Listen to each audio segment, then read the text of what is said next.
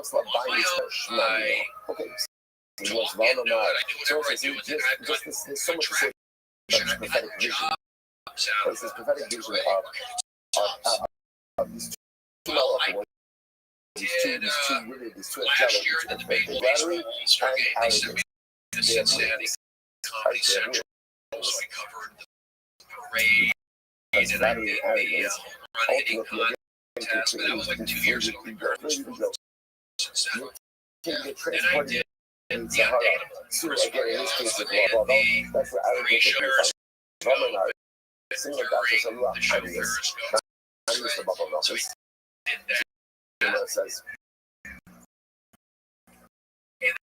that's what now let's do first. So kind of like sorry for the show is poverty.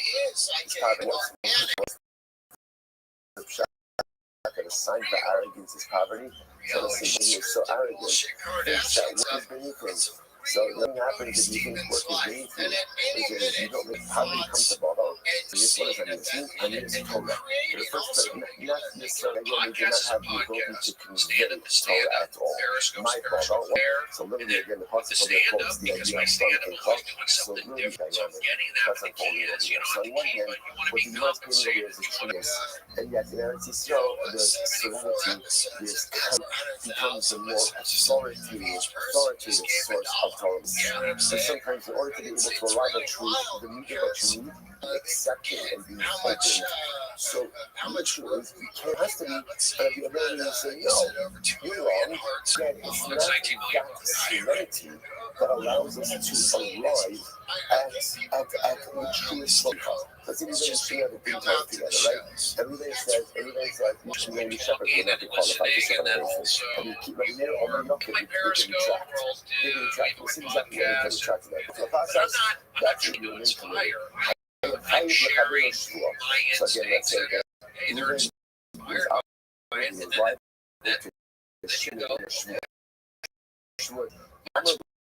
go. That's how you check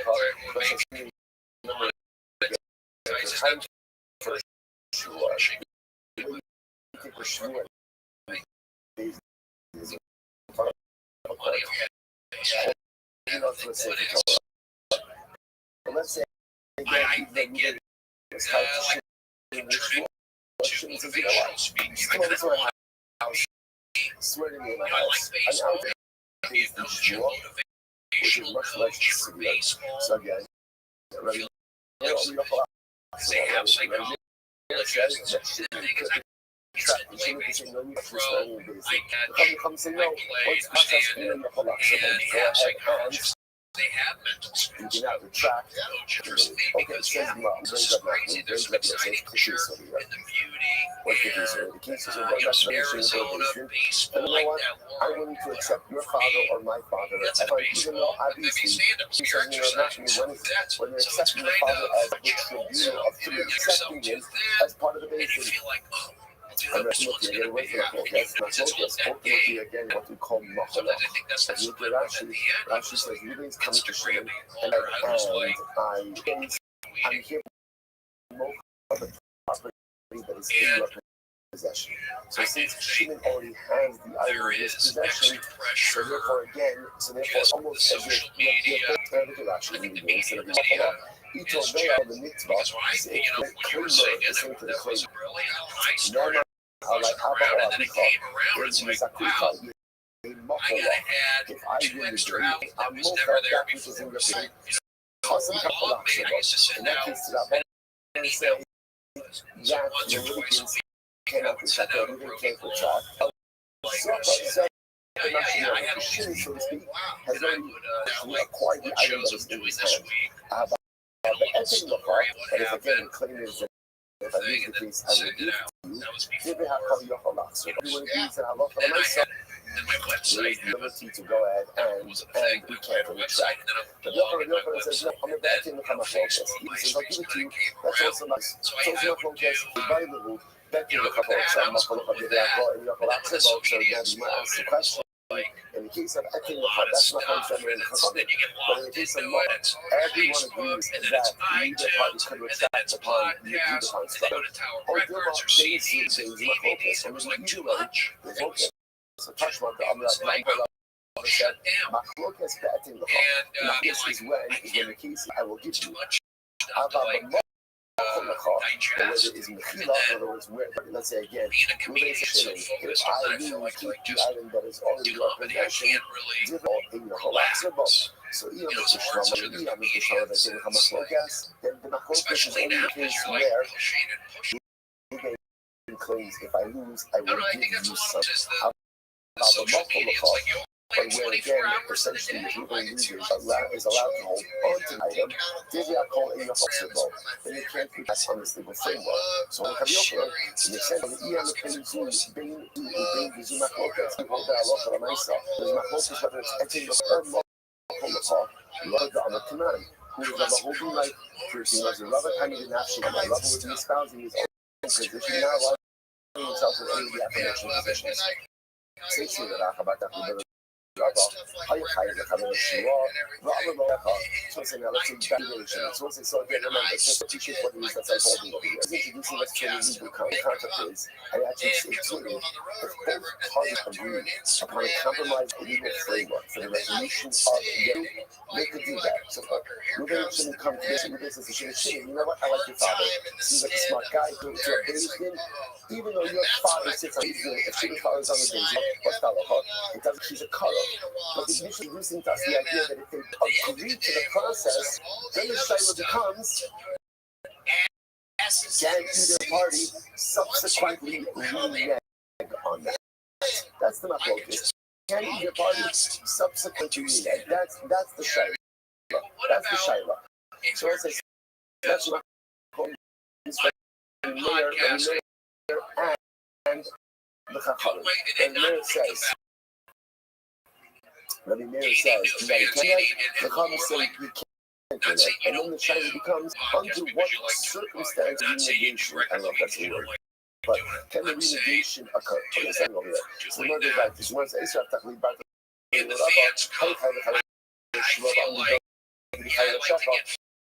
let's say you've been oceaning a shvua and over to my house. You can swear to me in my house. So and then right there over there says, collapsible.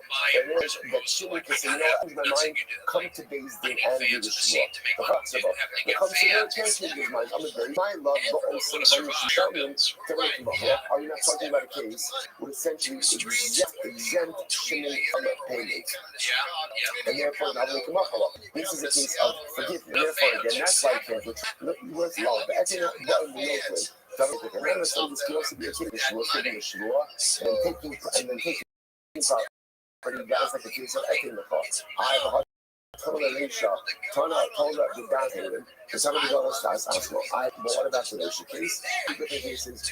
One is the case ultimately again of total and that heart, and ultimately we're talking about total that's that's what Havok again. That's what that's the case of with underladies themselves. That's a hated, if when it's just a vacation of God, with the other people, what kind of marriage, the much the other marriage, you can retract why. Gama in Matthew, because you know it says, the Amana is exactly right. Abadas Atzmo, that's a total Abadas Atzmo, in the Rabbi, ultimately right there would be the Rabbi. We actually in Baha, just said the other case, Baha coming out of Baha, he can then open the door, and there's, I will say, I apologize, I don't know what's going on. And again, I apologize for that. But again, this time you said which cases we allow for retraction, which cases don't allow for retraction. So essentially, we'll have to stop over. I'm going to record the rest of this document session up to the mission before Shabbos. That Shabbos a fighting chance of getting to the block.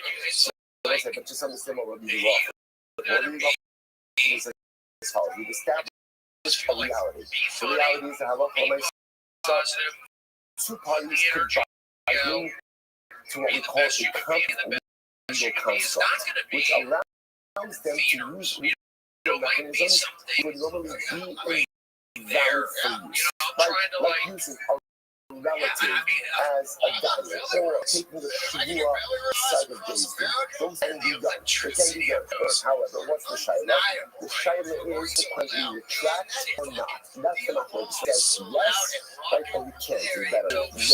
Then the Machlokas, under what circumstances can a player who says you can, right, you can retract your allegiance to a compromise system, retract, and then that's just according to that will be cloudy on that, so it says shkoyach. Kids from Los Feliz or whatever, I can dig into them like me.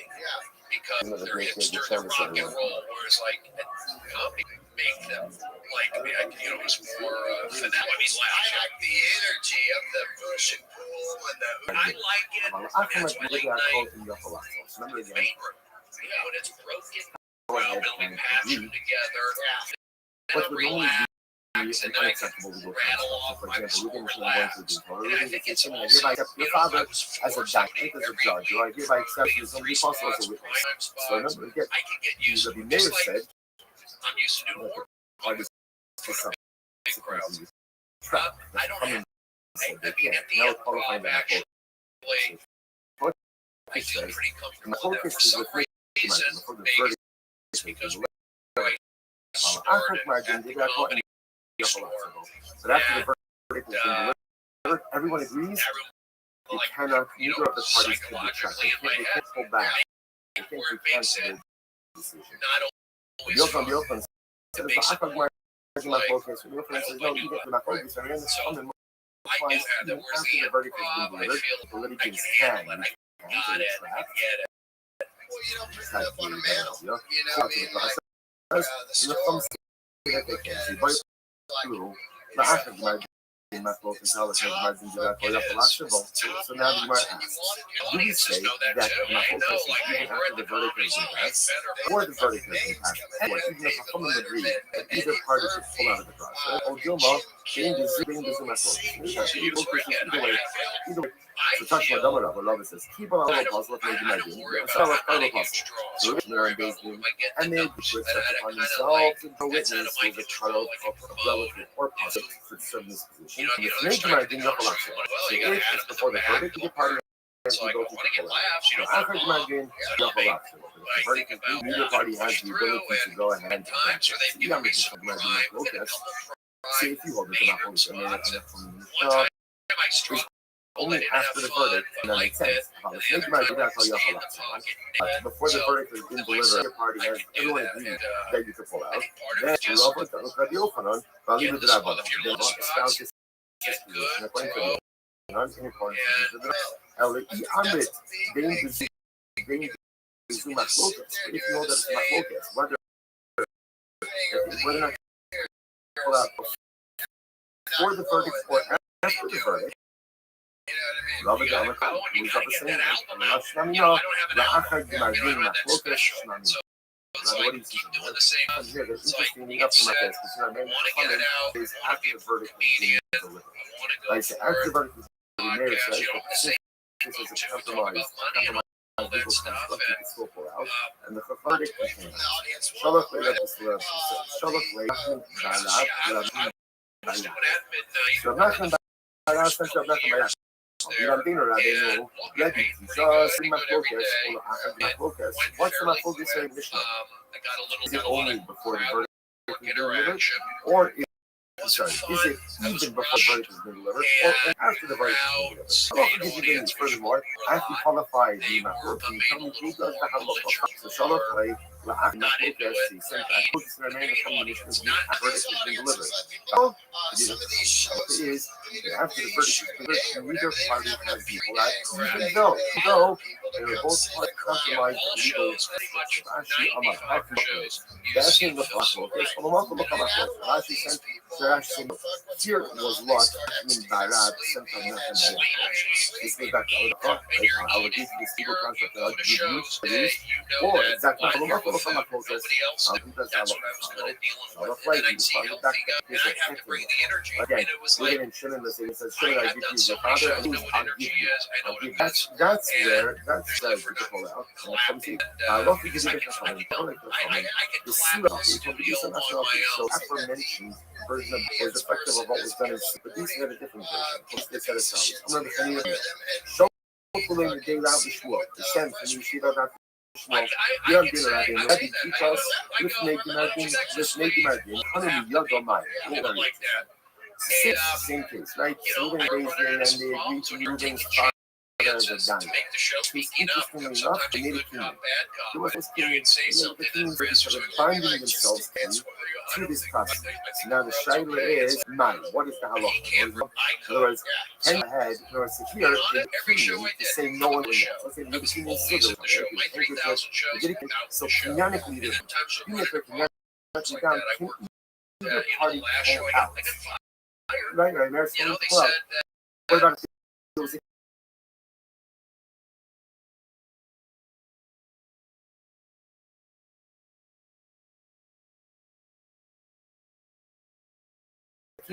Very mercy, how the Gemara says, Shalach late, Shalach lose sent back. Decide audience members drugged them said I was too aggressive. The bounty here, here on the show. So let's talk about this spend a few moments. And this is give you a fascinating idea where you see two parties committing to a legal structure that under normal circumstances unfit and unreasonable. They're agreeing to it. What is the nature of that agreement? Number one is the legally binding. Once the either party subsequently happy with the process. And thirdly, if there was a union does that change anything. It's really fascinating. Each halach parable possible being the end of this. So we're going to turn our days thing. And the parties, except upon themselves. Who's someone who is possible, right? Possible, whether because he's a Muslim, whether it's the valiant, a judge, or a witness.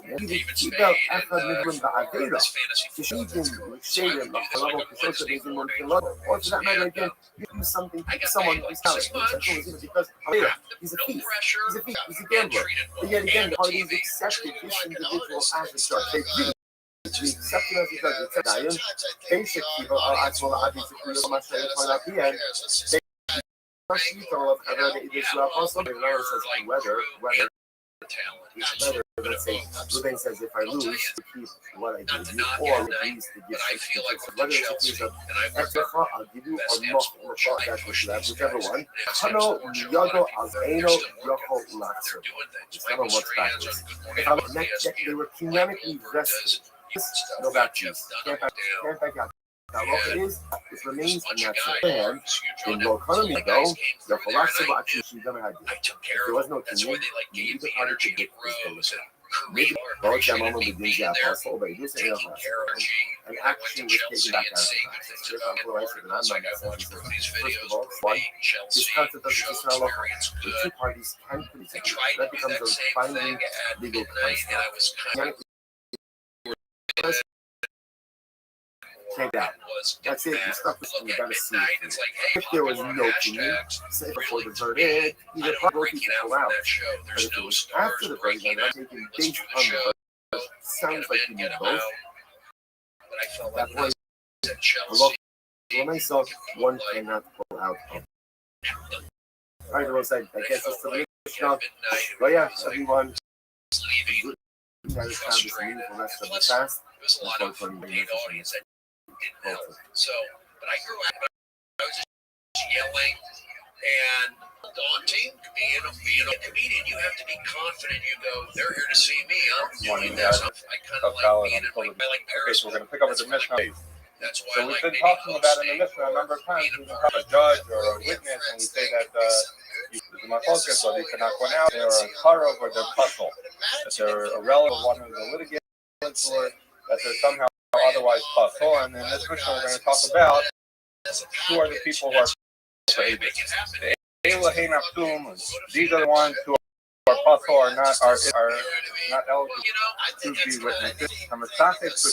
Someone who plays dice, that means a gambler. Ramal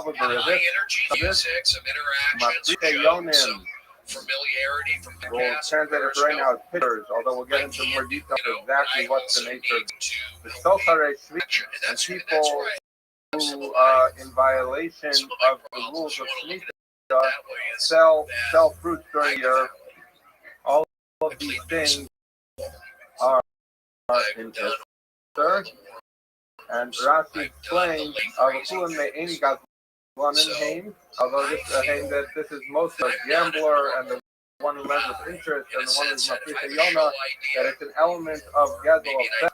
La Torah Amra says Al-Tashis Russia aid the culture can die, and so you can't if someone in Russia does a virus, then they witness, and for sure they can't be a dying. So we're going to analyze each of these cases in the mission, understand in what way is this an element of self-righteousness.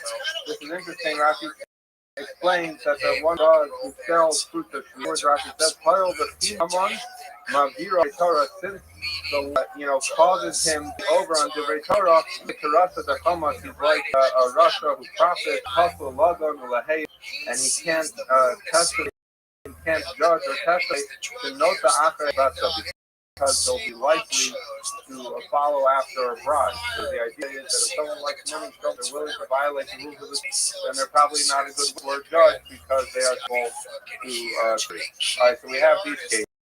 Amar of Shimon and says that Sila Hayatara Oshte Shmiyas, they initially called these people the ones who Shmiyas, and he said, Rabu Ha'anasim, when the ones who force people, who are honest people,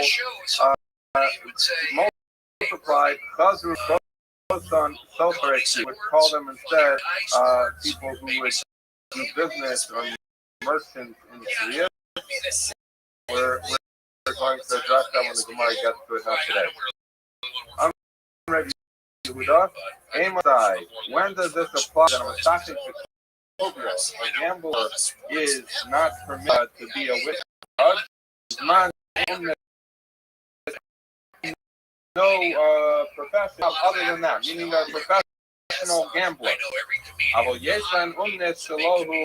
they have a job that's not this one, meaning have another job, then share in their kosher. We're going to discuss exactly whether Rabbi Yehuda is arguing with and whether the Talmud agrees with Rabbi Yehuda, or Rabbi Yehuda is creating a distinction that the Talmud disagrees with. So we'll address that in the Gemara. So that's the Mishnah.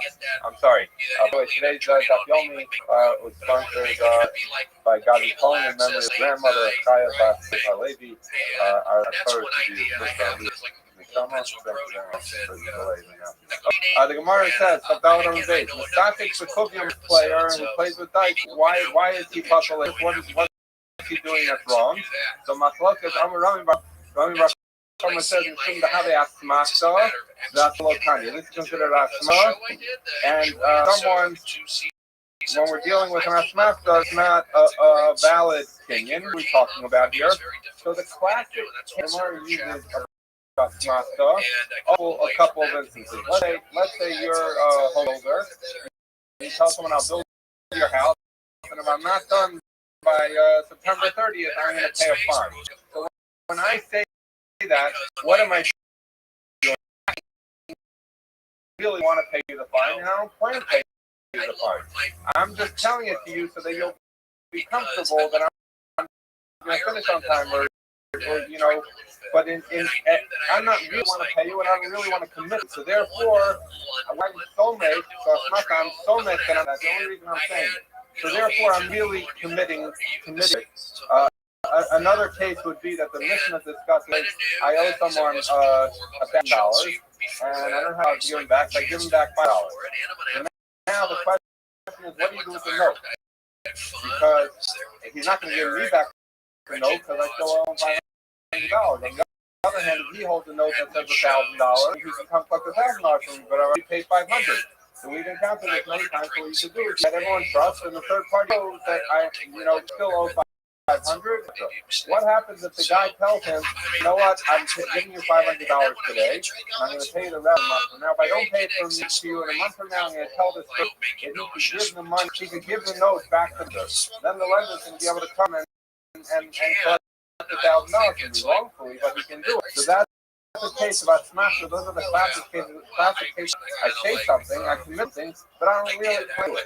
So how does that apply to gambling? The idea is as follows: that when someone goes to gamble, in their mind, even though they can lose money, in their mind, the only reason they're doing it, at the end of the day, he thinks he's going to. And so therefore, when he enters into this transaction and he loses, and he didn't really want to pay, he didn't play, and so at some level, he's committed to a transaction that he is not wholehearted in handing over the money, and therefore, accepts that money from him. The person on the other side of the is taking money from him that he doesn't have, and therefore that's an element of gezela, of stealing. So that's how Rabbi Barchama understands it.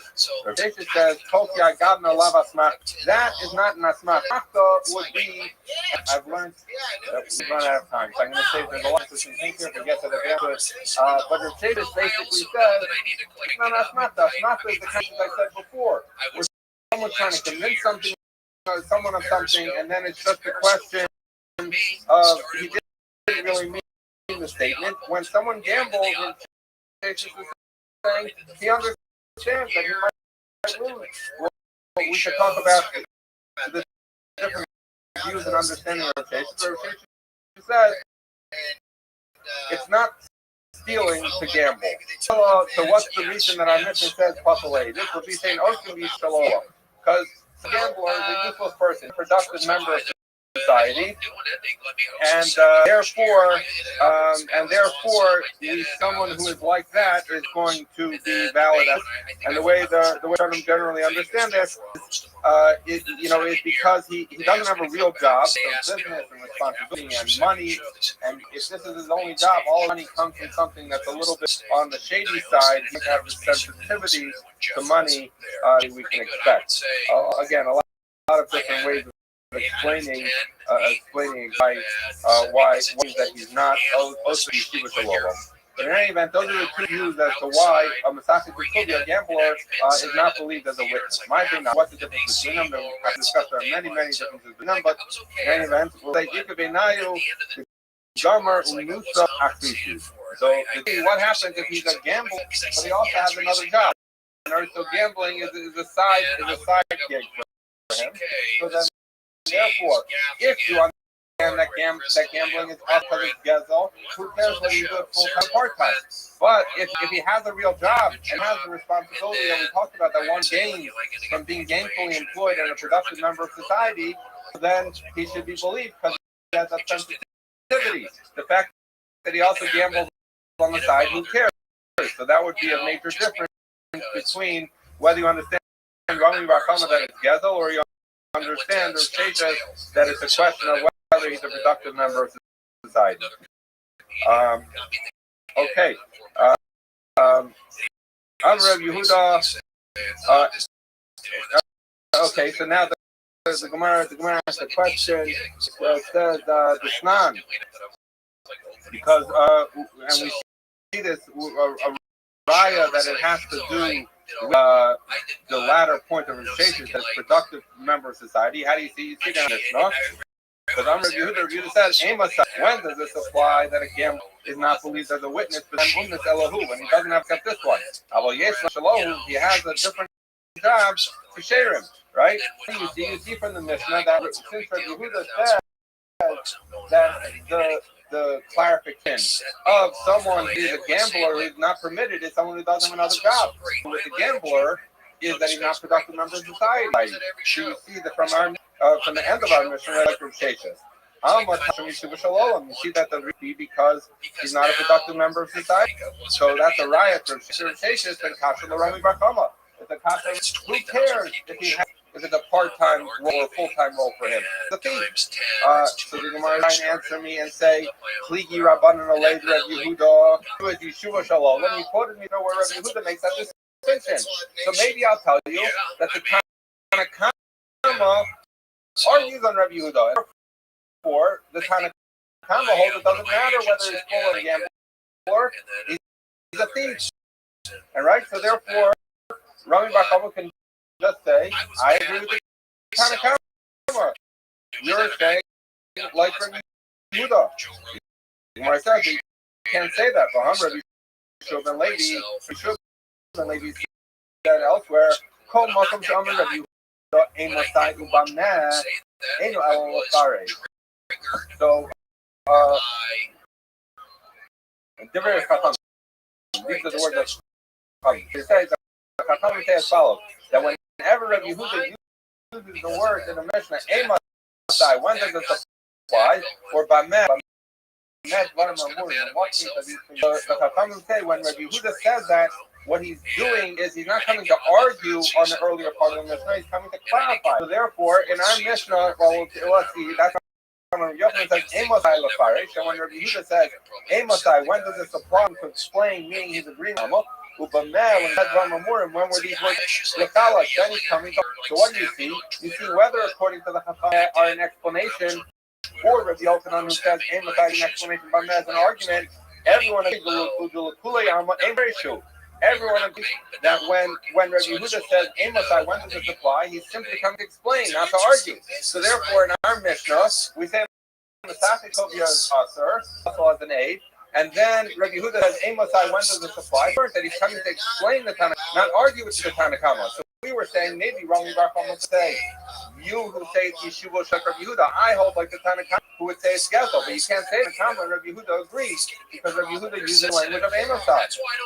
The Gemara says, Gabra Karamis, you're asking me the fact that Rabbi Shua ben Levi says this rule of what Rabbi Yehuda means doesn't mean that Rabbi Bar Chama has to agree with it. Marsa Pligi or Marsa Lo Pligi.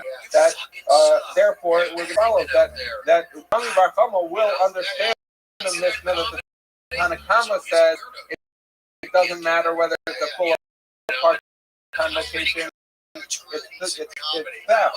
And Rabbi Yehuda says, no, it's only if it's because Yeshiva Shalom, it's only the full-time application. Whereas Rabbi Shua ben Levi, they don't argue, and therefore you can understand that the reason underlying our Mishnah would have to be Yeshiva Shalom and not an issue of theft. Now the Gemara asks, Tanya, is it true that they don't argue? We just finished saying Shua ben Levi that anytime it says the word Amosai, it means that the Tanakhama and Rabbi Yehuda argument. But Tanya, we learned in a brayso saying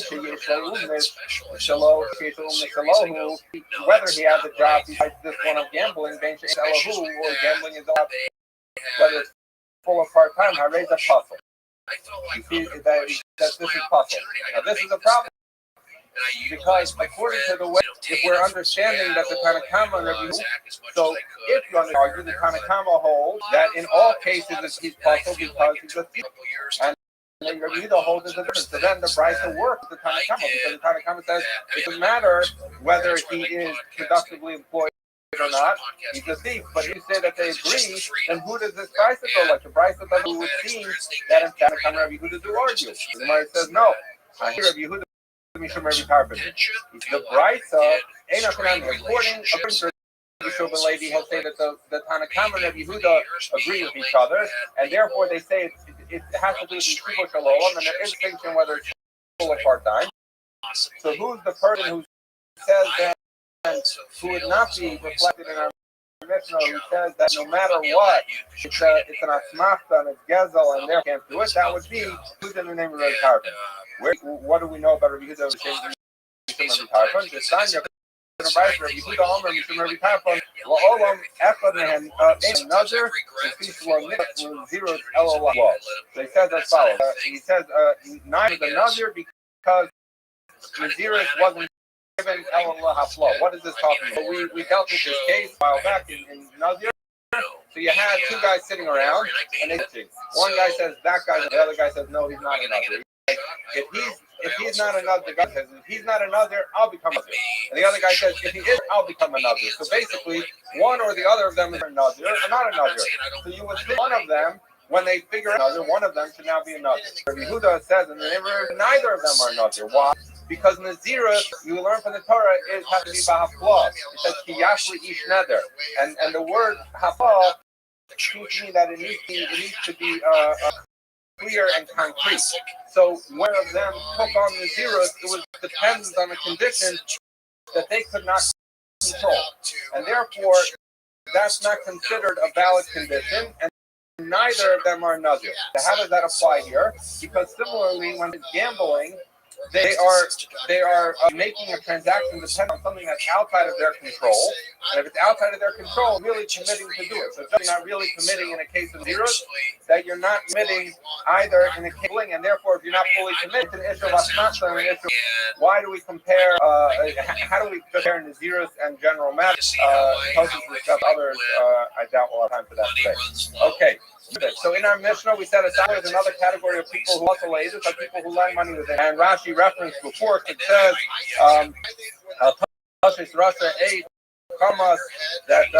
that you shouldn't have a Russia be an aid, and someone who does Averas, we're actually going to call them. We're going to discuss in Gemara shortly whether it's any one of those, any Averas, specific Averas, but in any event, the lender, someone who lends money, is postulated. Amarava, not only is the lender who lends money with interest postulated, but the borrower is postulated. My question is shown in this Midrabanan and Midaraisa that the borrower would be also further machlokas and depending on a different machlokas, the buyer of the letter. What about the other people, the Indian, the Sofer?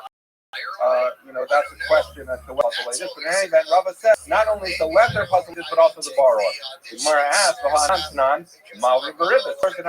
someone who lends with ribbon, with interest. So that seems to apply that who only borrows is puzzulated. The Gemara says, no. Understand that our Mishnah is saying Malva Ribbis means above the ribbon. If there is a loan that happens with ribbis, the parties to it are puzzled, not just the lender, but also Bar Benito So this is not actually related to what we said before. We're talking about disqualifying someone for lending you interest. Bar Benito, that there were two people that testified that he was lender of money with interest. So one section with someone where he collected interest, one witness. The other person says, so, and the second guy came on and said, I know that Bar Benito is a lender because different times he lent me money with interest. Right? So this is a borrower, not in this transaction. In another instance, I know he's an interest lender because he lent me money with interest. Cosplay Rabbi Bar Benito. So Rabbi says, fine. I now have two witnesses that says Bar Benito is a lender of money with interest, and therefore he's Pasaledos. I asked, Rabbi is the one who just said that a borrower, someone who borrows money with interest is Pasaledos, and he's a Rasha.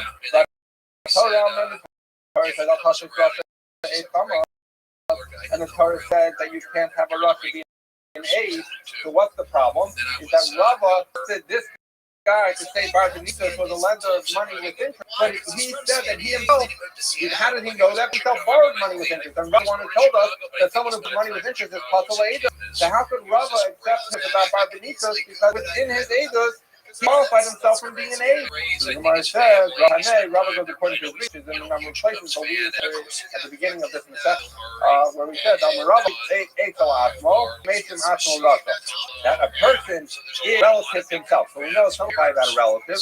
Who's like a relative of me than me? Relative. And therefore, I'm not believed, I'm a Karav, and therefore I'm testified about myself. So if I say that I did an Isser, not believed for that purpose. Where it is the next stage of that, discussing that passage, the idea that we divide his words. Even though he stated one thing, he said that Bar Benito lent me money with interest. So we don't believe him about incriminating himself because of Beitul Asmos, but we do believe him about Bar Benito. Why? Because since he didn't disqualify himself, so we don't believe him about himself. So we're basically taking one statement in a kind of instant way. We're dividing it where we don't believe him about himself, but therefore it makes him conscious to have Bar Benito. That was what we encountered with Rabbi, and that's the explanation about how Rabbi was able to topple Bar Benito on the basis of testimony of someone who's self-incriminating. Okay, another case. Unfortunately, we've had cases like this a number of years ago, but they found out a certain butcher was selling trace meat. It was cheaper to buy trace meat, so he was selling trace meat. Hasler of Nachman v'Avre. What do you see? That of Nachman hassles him for Agus, and he was the butcher was an appointed position, like there's a Moel and there's a rabbi, there was a shofet. So that Nachman removed him from his position. You also see that he hassled him for Agus. So you see another instance in which you hassle someone for anything wrong. In any event, also he went, Rabbi Maziev to pray. Rashi said that he let his hair long and his fingernails grow long, which Rashi said was part of his process of Higdil Sarah Tziparnov Lanaval to make himself disgusting last week. Basically, he was going the process of tshuva. He took upon himself. He grew his nails, his hair long, etc. So Rav, okay, it looks like the guy did tshuva. Let's act and let him be the butcher. Rabbi said to him, that maybe he's just tricked us. Maybe he made it look like he's doing tshuva, but how do we know he really did tshuva? So then, what can to restore his status as butcher? It's like Rabbi who said, someone who is suspected on treifus, there's no remedy. So until he goes to a place where they don't recognize him, he says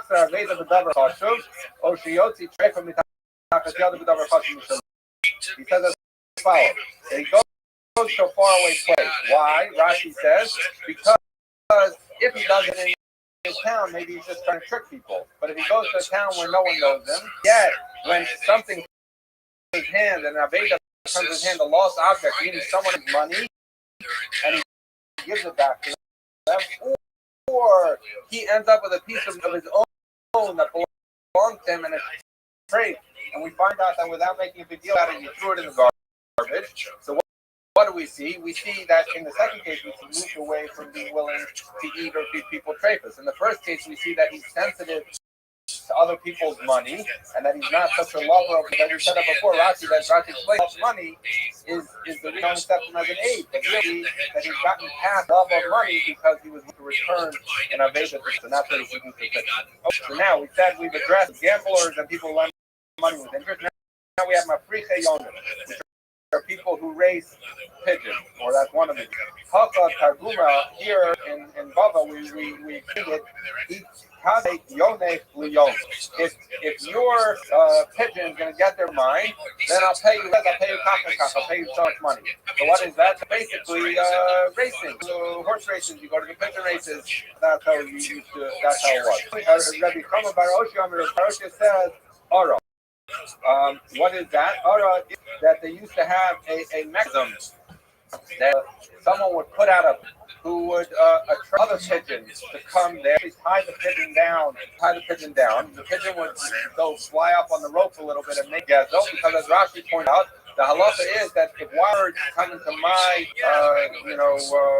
house, I don't own them. They just came there, they could leave. So therefore, if I put up a can attract them, that's not gezel deraisa, but now Shalom, the Rabbanan said you shouldn't do it. So it does that, even though Dr. Shalom that it's also, we don't be an aid because he's not sensitive to other people's money. So one says it's pigeon racing, the other says it's where you're drawing other people's pigeons to come to you. The one who says it's pigeon racing might not want to say that it's where you attract other pigeons. That's not a real real gazela. It's technically not totally allowed to do it, and the point that's second is that some we're not going to make them population. Okay, and the one who says that the Yonim are the ones who attract other pigeons, why wouldn't he say that it was pigeon racing? The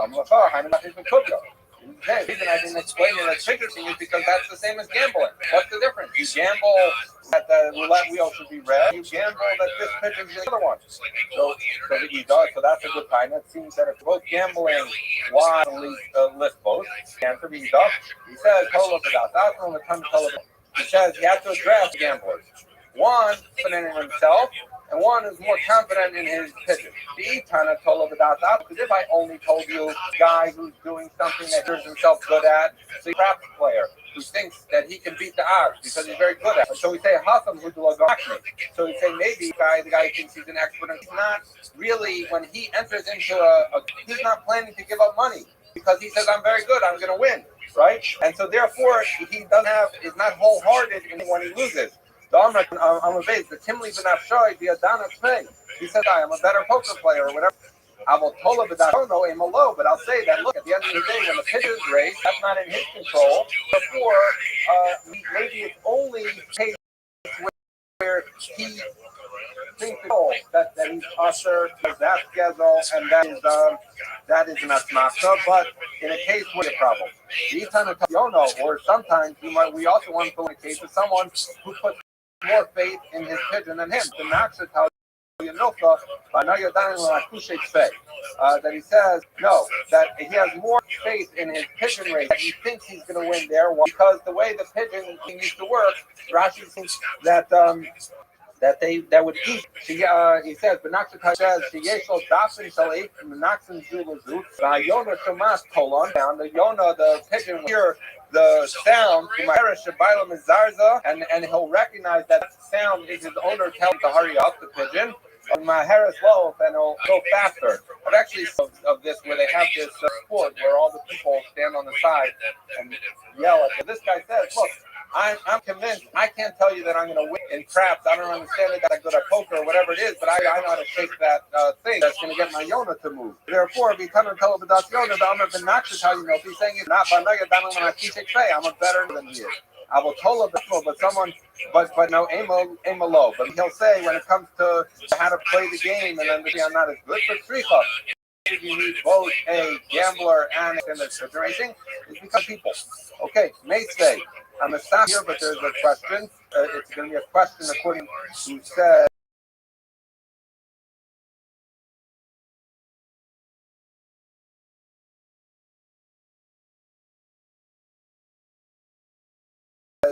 that it is drawing pitches.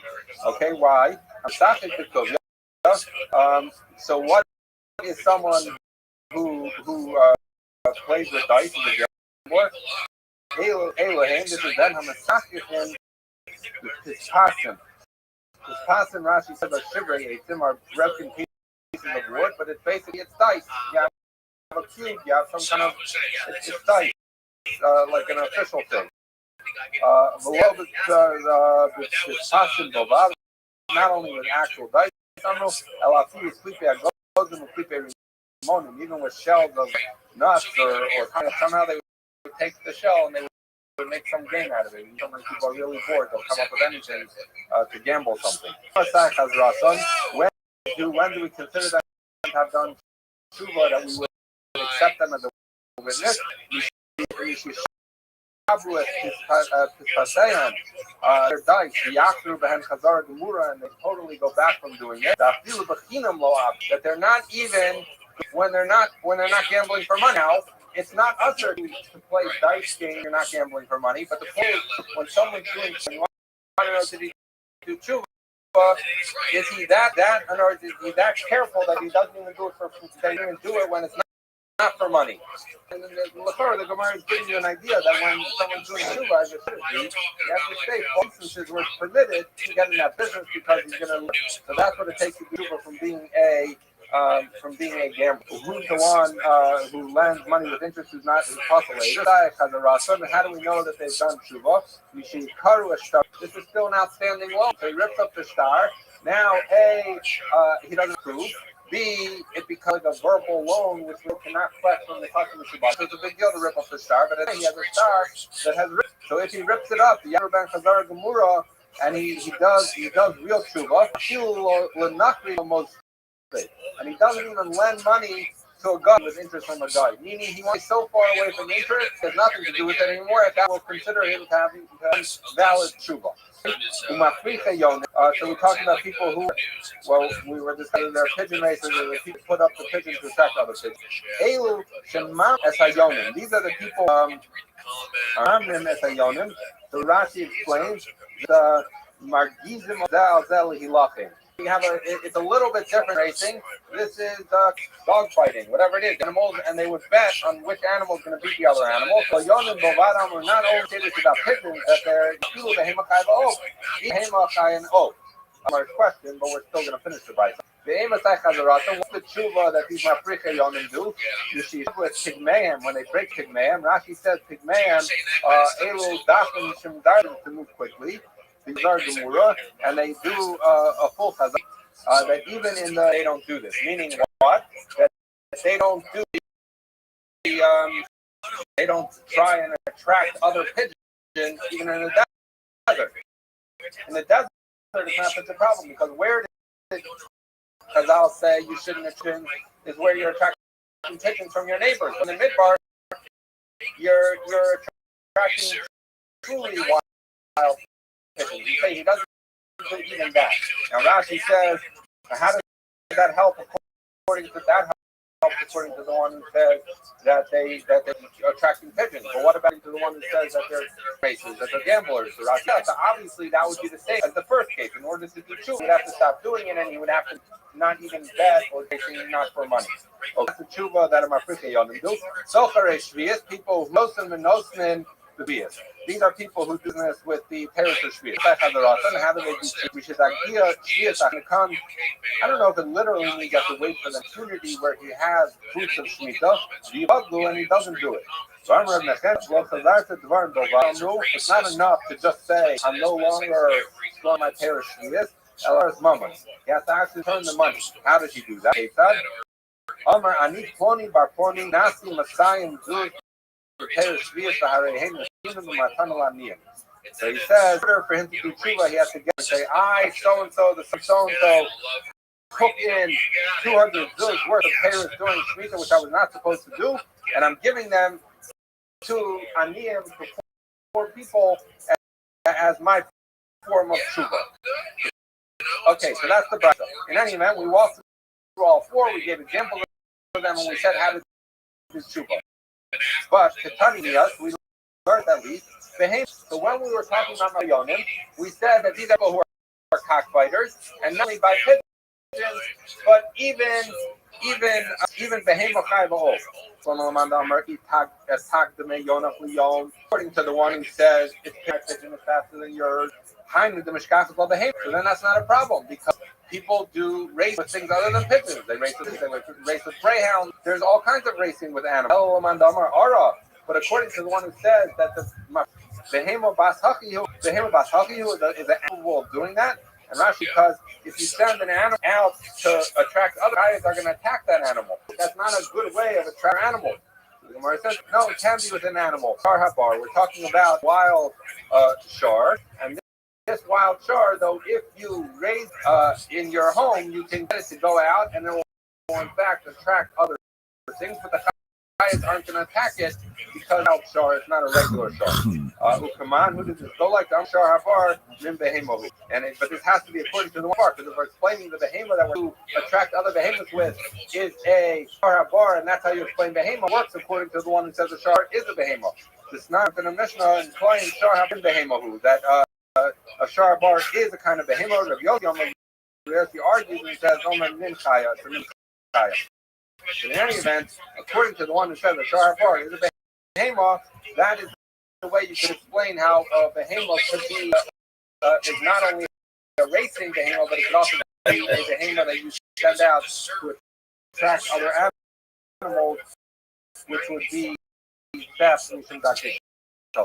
Okay, Kana, we're now going to go through a series of items that add additional things onto the four cases referenced in our Mishnah or some of the populated. So they also said that a thief, a gazlan, kamson is someone but he forces the guy to sell it to him. So I go to Mike, I take his watch, $1, but he didn't want to sell it to me. Those are puzzle-laters. The Gemara says, Gazlan, you're telling me that a Gazlan later that they added that later? Gazlan of their Isahu. That Hura. It says, eight Chamas, that you can't have it. So the Gemara says, well, Nitzarcha, when the Brisa said that they added a Gazlan, it's not talking about a real Matthias Cheresh starts the cut. That it's talking about when a shot of a cut do a transaction, it's not a valid transaction. So therefore, if a Cheresh shot or cut finds a Mitzia, even though they don't really own it, right? Because they can't acquire something. Cheresh picked it up. I go grab it out of it. Technically speaking, I've not done something usher. I said you shouldn't do it. It's not nice, but Chazal said because now you're going to cause fight. The neighbor is going to be angry that you shouldn't do it. So someone who does do that and violates Chazal's edict about not doing that, Meikar or Nishit. So why do they only add it? Meikar or Savar in the beginning that it's not common that it happens, and therefore they need to make it zera. Inami doesn't need to make him puzzle. This Inami needs to make actually sell him ba'alma, or it just wanted to prove. It just wanted Chazal decided that if someone is violating, initially they thought if they're just violating Shalom edict, then that's not a problem, and we're not going to make him puzzle ages. But then they decided that they should. The self mamono who the kashakli paslinu rabbanon. So that since so Chazal look, at the nature of this, they're taking money from him, and that shows he's not sensitive to other people's money, and therefore he would not witness until they passed this kind of ganas be taken away from a Kirshot to the cup.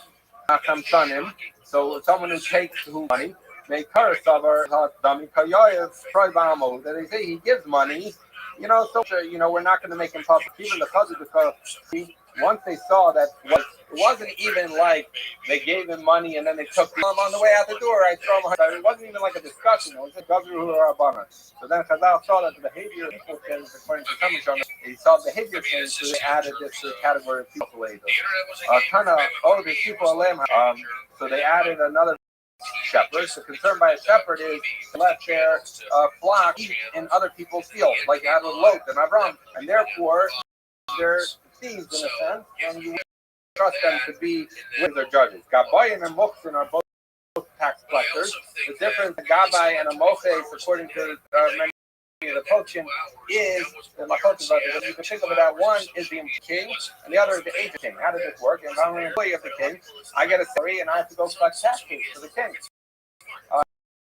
If I'm the agent of the king, what would happen is someone would be the region. This is my region. I would make a big payment to the king, and then I have authority to go collect a little more than that from all of the people. That's how it works. So those people, they said they're not valid witnesses or judges. So the Gemara says, why? Roem, in the case of Roem, they said that, look, mostly they're careful that their animals shouldn't eat, but if they're passing the field and their animals eat, not such a big deal. We don't have to pass. Keeping the chazal become a chavni v'shad. But once Chazal saw that they purposely sent animals into other people's fields and speaking Roem were not careful, so therefore they were gozer and said to Basaledas. Hagaboyim tax collectors, what made Karasavar initially, they might the kids slew Shakli, that they were collecting taxes that they were supposed to collect. The king gave them Masusadina, they're allowed to collect it. Even though Shakli is Seira, but when they saw that these guys were just going roughshod over people and raising money, then they were supposed to Paslinu, and they said they're Paslinu. Rava said, Rava points out, no matter whether he's a shepherd of little animals like sheep or goats, or whether he's a shepherd of big animals like cows. So the Rabbi himself said, who is a roa of in Eretz Yisrael, they're Pasalatus, they're kosher. Why in Eretz Yisrael special? They wanted to have a higher standard in Shnakei Shalom in Eretz Yisrael. But he says, roa behemagasa, roa, and therefore wants the roa in Eretz Yisrael who would let their other people's things. Roa behemagasa, people that so big animals of cows, even in Eretz Yisrael kosher. So what do you see? You see that people who keep cows don't eat other people's grass. So how could Rava say that even it's cow people. Rabbi's other statement that cow people left their cows in people's fields. My life, I'm sorry. So say, who the Megadlin it's Yo, what up, Billy? No, he's saying when did there's a distinction between Billy. little animals and big animals? Is if you're growing them in your Big dog. if you're growing them in your pet. Okay, yeah, I replied. Those are pictures. Can you do video? You have not to do video. You have to create. Why did I say pictures and not video?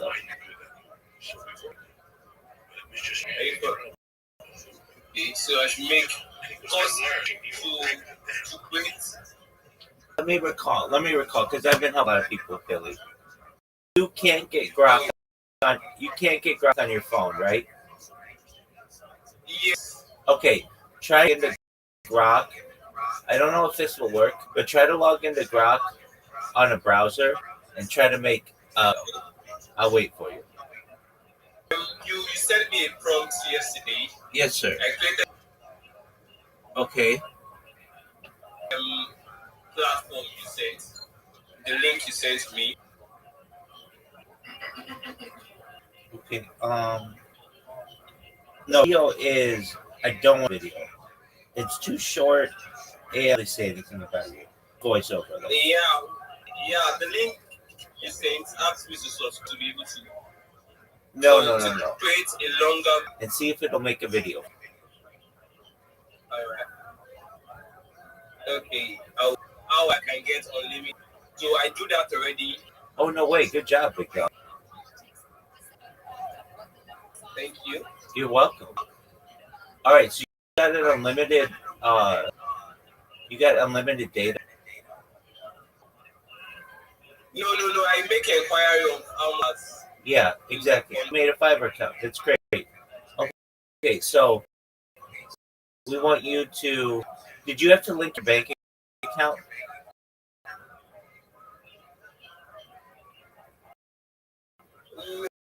For it to be, no, I can just link. I'll fight and I'll subscribe with my bank account. Yeah. Okay, but I didn't know if they made you do that yet. Okay, did you join as customer or did you join as contractor? Is it for the Fiverr account? Yeah. I joined as. Okay, excellent. All right.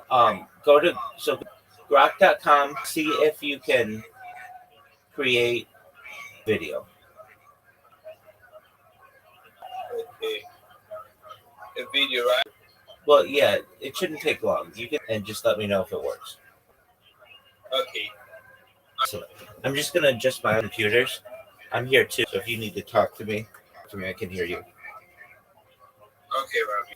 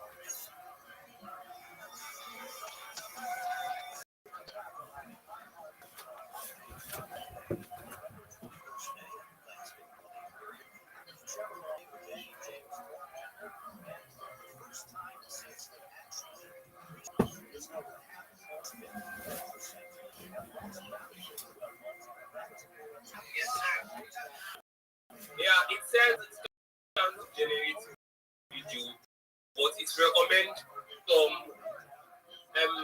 what's it called? It's recommend some links that can use to generate it on the link. The link can be able to use their platform. Okay. No big deal. We just won't have video on your social media for right now. A huge deal. All right, Billy. You make 10 images like you on apologies. Okay. Exactly. What's your comment on what I said? Okay. Yeah, it's futuristic. It's cool. That's fine. You know what? Okay. So Hold on a second. Before you do that, let me make sure there isn't anything else. Let me. Okay, I'm gonna watch that short video you sent. Billy, web marketing team.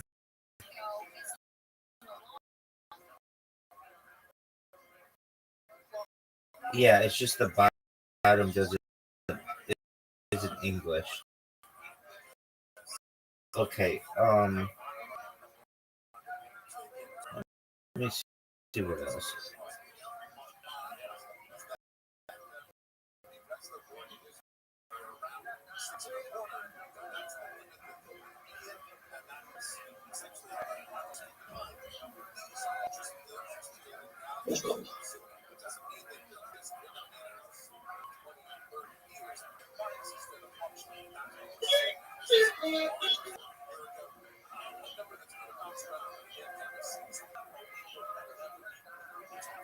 Okay.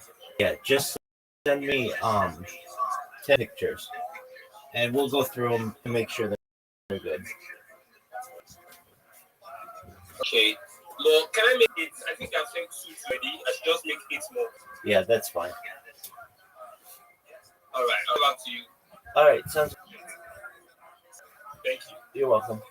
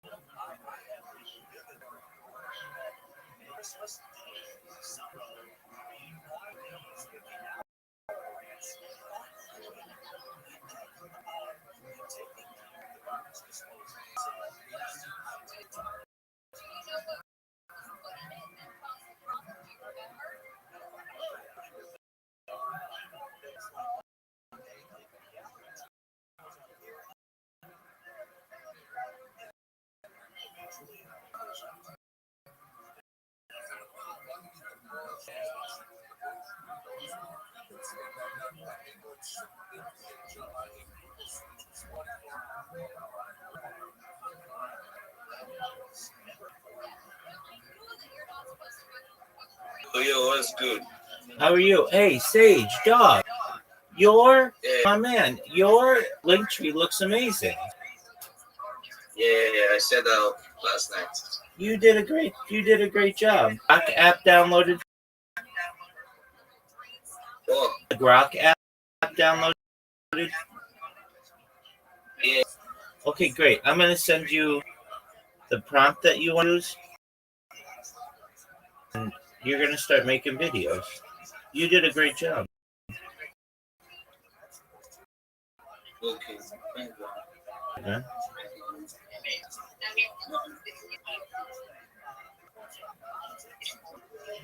I want to see that guy.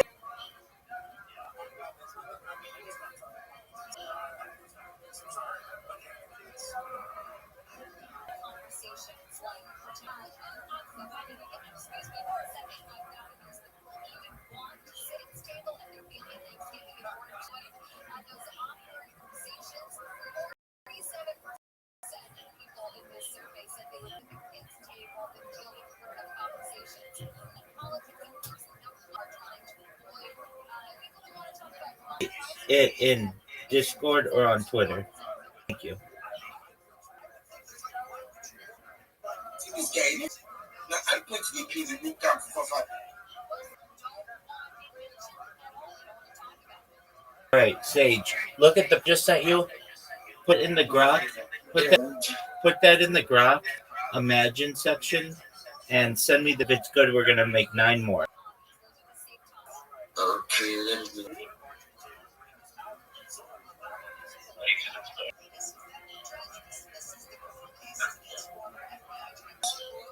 It comes up with what? Okay. Are any of them good?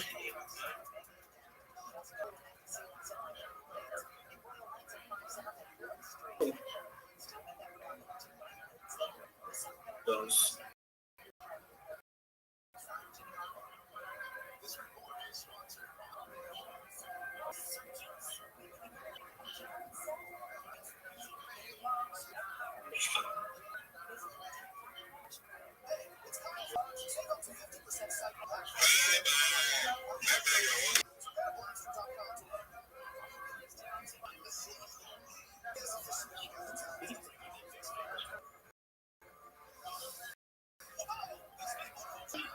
What is it? About really to pour this long back. But if like see the beat around the bush, you know they really stay the main. You know the people big English, they confuse people. And it,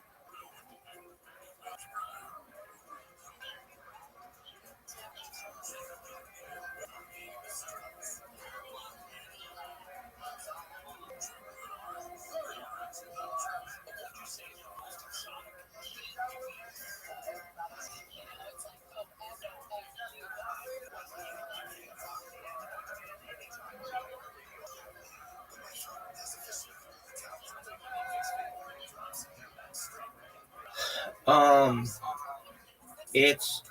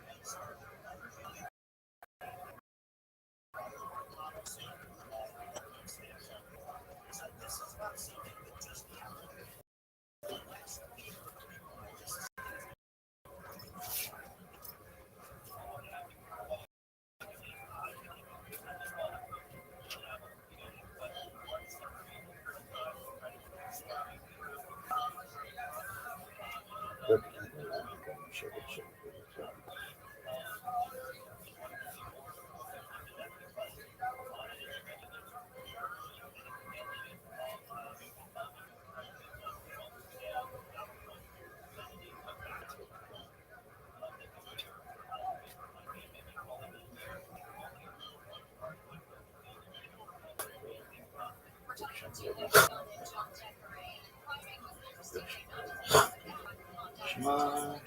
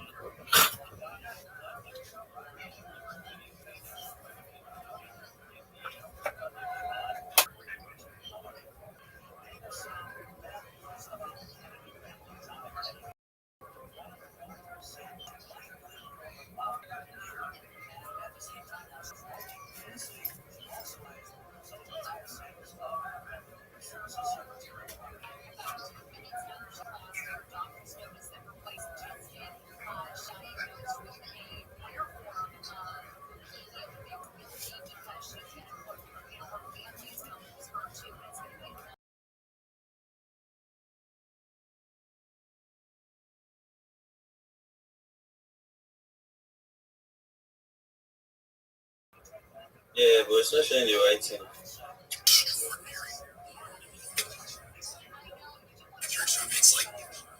I can't. Good. Send them to me. I'll approve. Okay. Dude, and again, your link tree. When I saw that, I was really proud of you. So really great job. Thanks. You're welcome, my friend.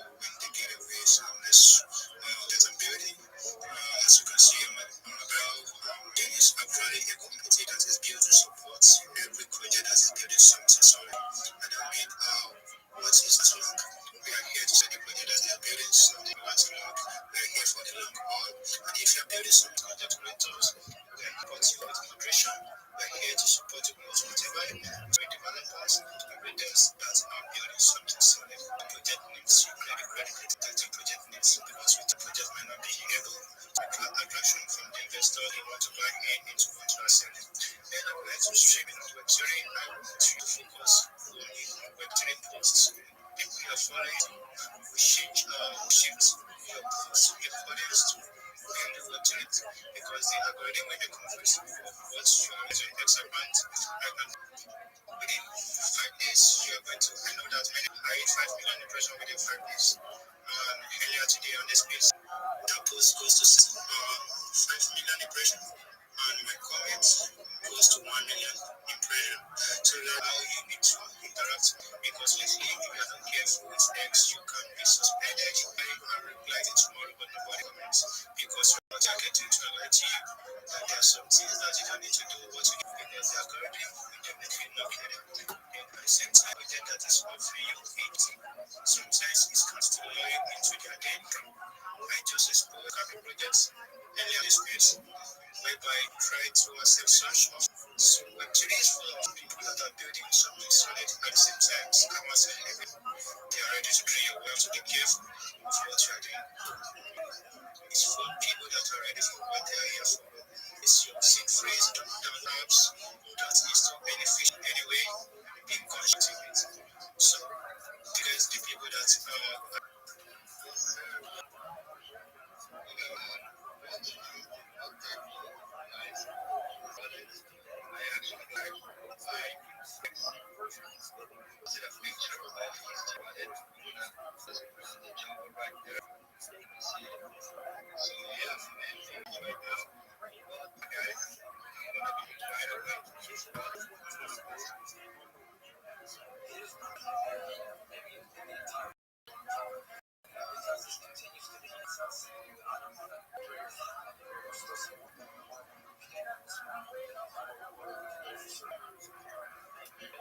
Yeah.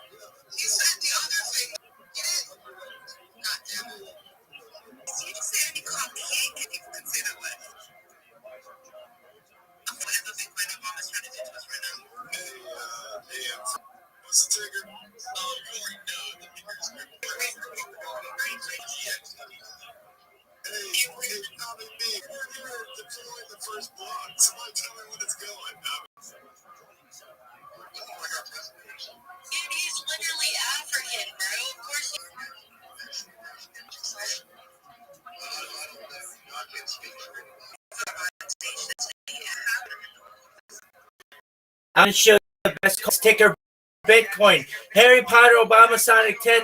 Join our Telegram T.0I, our website POS10i.com. We have over 12 community you're going to find in web.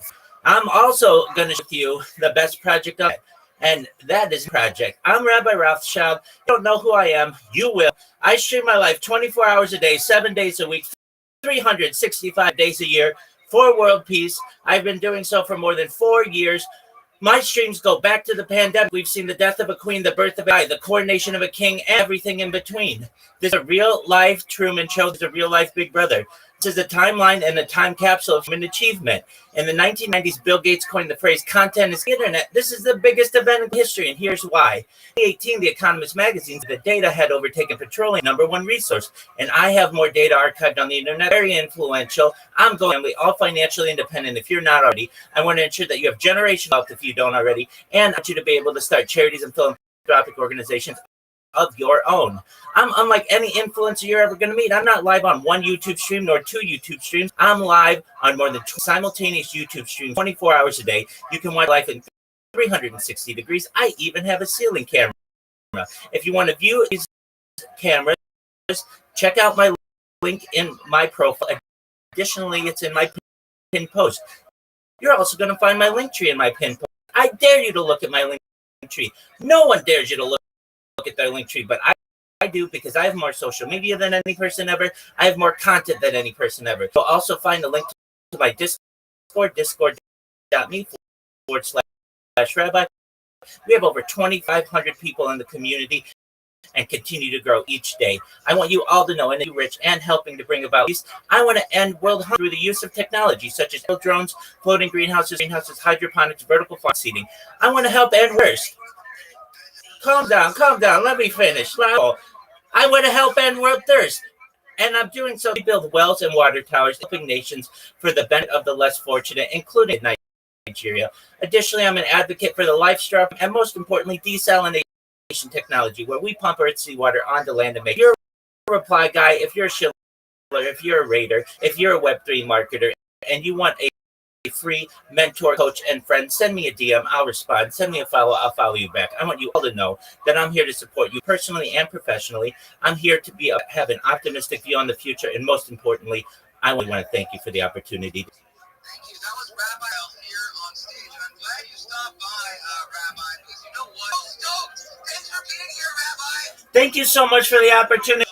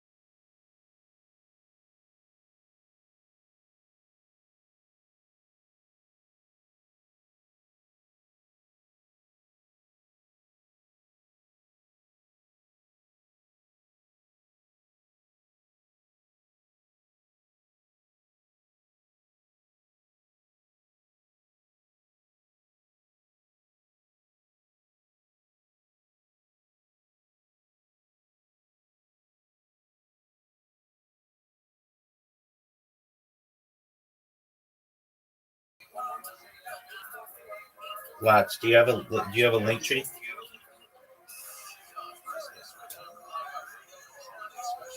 Lots. Do you have a link tree? Sorry, my network's. That's okay. Do Do you I have have a a link tree? Do you have a link tree? No, I don't think so. Okay, so you want to either download the link tree app or create a link tree.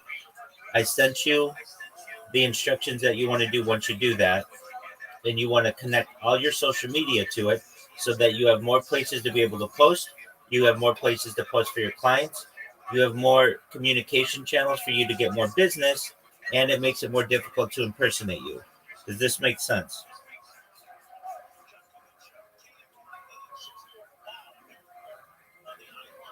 So the social media link tree will open different accounts and connect it to it. That's what you're saying. So you create a link tree. A link tree is one website that contains all the links to all your social media. Does that make sense? Yes. So here's what I want you to do. Look at the Discord message I sent you. Read through it. And then ask me any questions that you have, okay?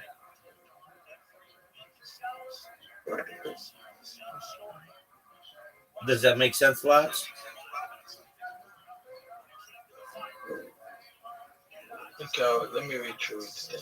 Please do. So even like it's every single one of them, what of one account on. Yeah, it's only a few hours worth of work. And the reason why is you want as many communication channels with your clients as possible.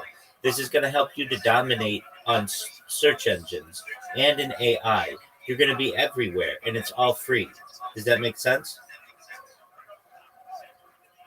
Yeah. And you don't have to download all those apps. You can create them in a browser. Okay.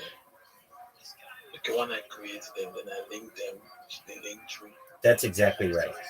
And you should know That is this honey badger. that's an example of one that you want yours to look like. Okay, then how do I get the link tree? You go to linktree.com or download the app on the App Store or Google Play. That's I'll connect with them. Okay, I'm here if you have questions, okay?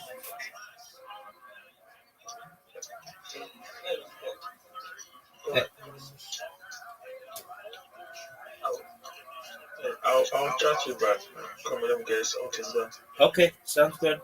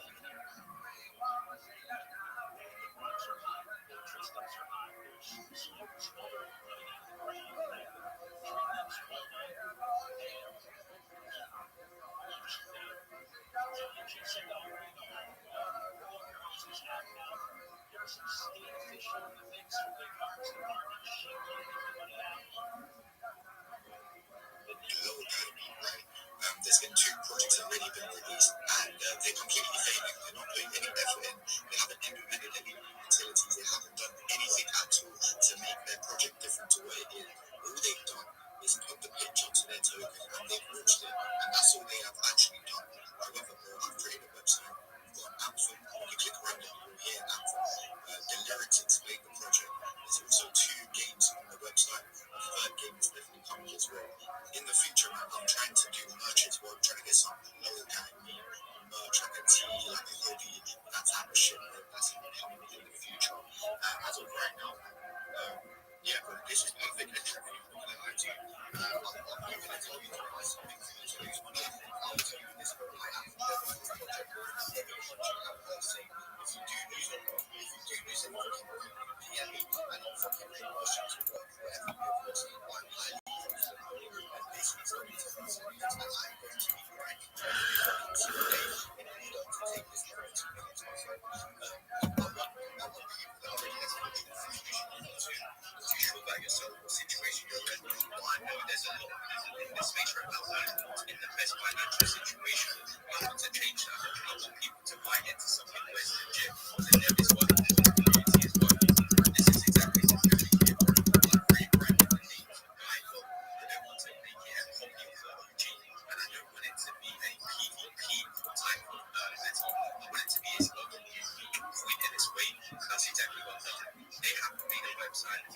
have made it work so they haven't in these games. The reason I don't see is because I feel like it just adds something different to the gym. And just hearing the community's advice and what a lot of people are telling me, I should allocate a point system with these games. So if you play these games, you'll be able to win. So whenever you win that, so you can either throw it back into the draw, you can keep it. It's up to you. But that is something I talk to my game developer about, see if he can implement that into the games. And it will only make everyone come together and understand that this isn't about myself. This is about giving back. I'm also doing milestones, bro. Every single milestone we reach, I am doing a giveaway. So 100k, I'll be giving away 1 soul. 200k, I'll be giving away 2 soul. 300k, I'll be giving away 3 soul. And the list goes on the higher we go, bro. And those situations and that thing showing up from as a couple people and ready to give those giveaways away. But yeah, Jay, man, ape in a bag, bro. Your funds are definitely safe. Like I said, if something does happen to this draw and it does get you hit me up, I'll fucking reimburse you. But I'm highly confident that we will be hitting multi-millions.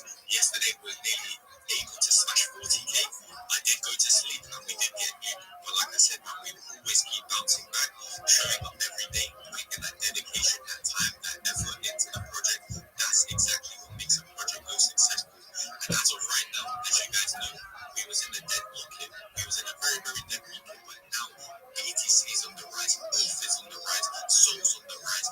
Bull run season is coming in December, my friend. And we all know what happens when there's a bull run season.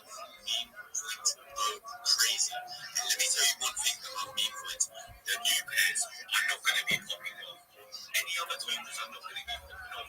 The ones that survive through the dead market with decent volume, with decent market cap levels, those will be the coins that get cried to fuck. And I promise you right now, bro, we have been 5 days in strong.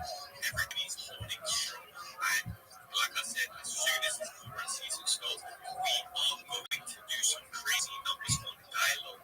Like I said, we have 2 games implemented. I'm trying to implement a reward system as well, playing these games, and merch is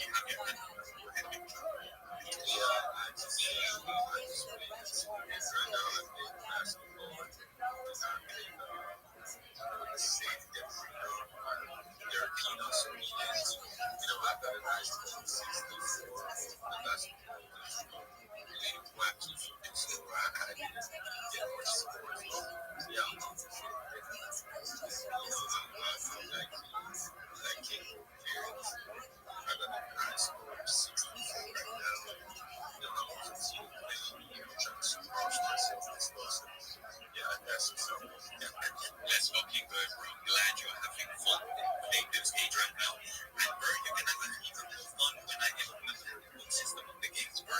Because even if you're down bad, you don't want to trade. The fucking game, you win some fucking soul. Doesn't anybody like free money? Everybody likes free money. And this is exactly why I'm here. I'm here to help you guys out. I see we have a requesting this. Well, sorry, I didn't even say. Let's get AI on the stage right now, and Rabbi will come to you right after that. What's good, my friend? How are you doing? Very well. It's good to hear. Go ahead, man. On the stage. So what I see is we're trying to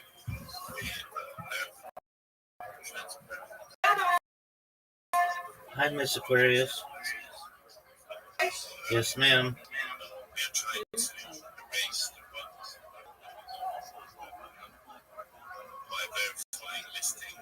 You're about to state. Yes, ma'am. I just talked about.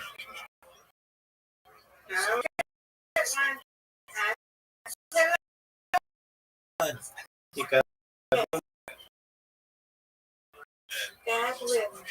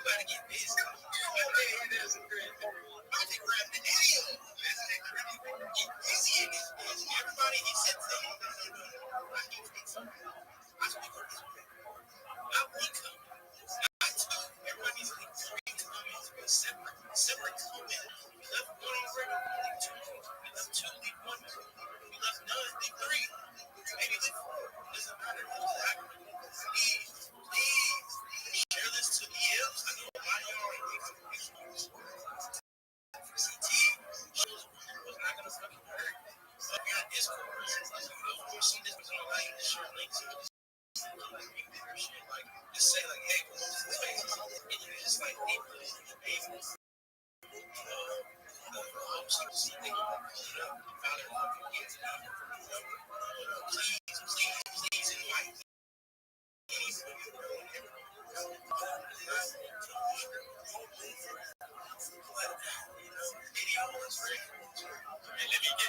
let me get shifted here right now.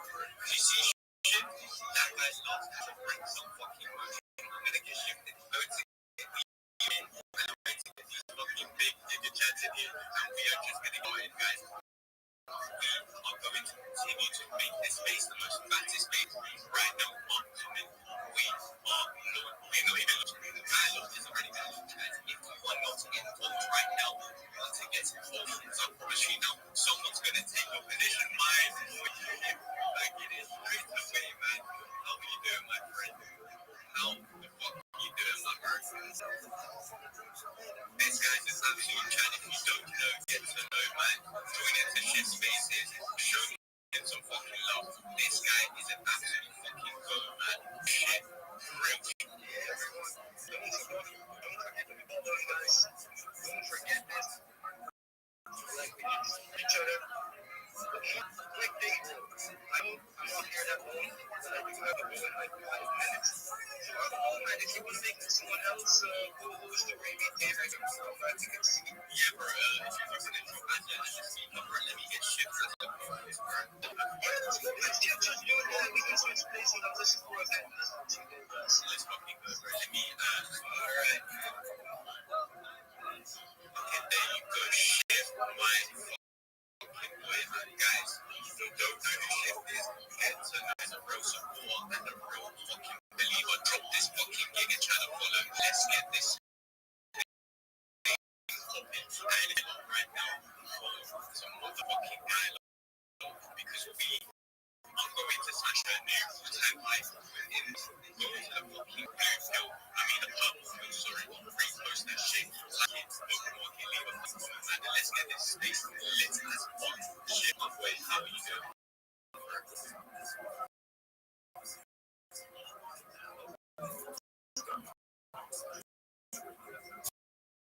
Let's fucking chicken grind.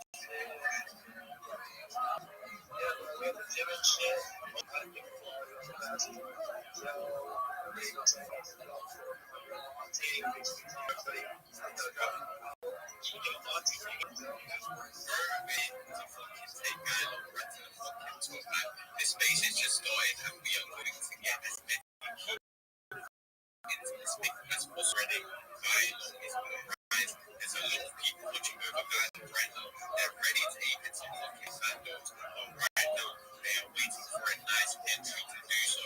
Guys, I'm here to support the community and I want you guys to be as rich as possible. Once you're financially free, we can be able to sit in this space.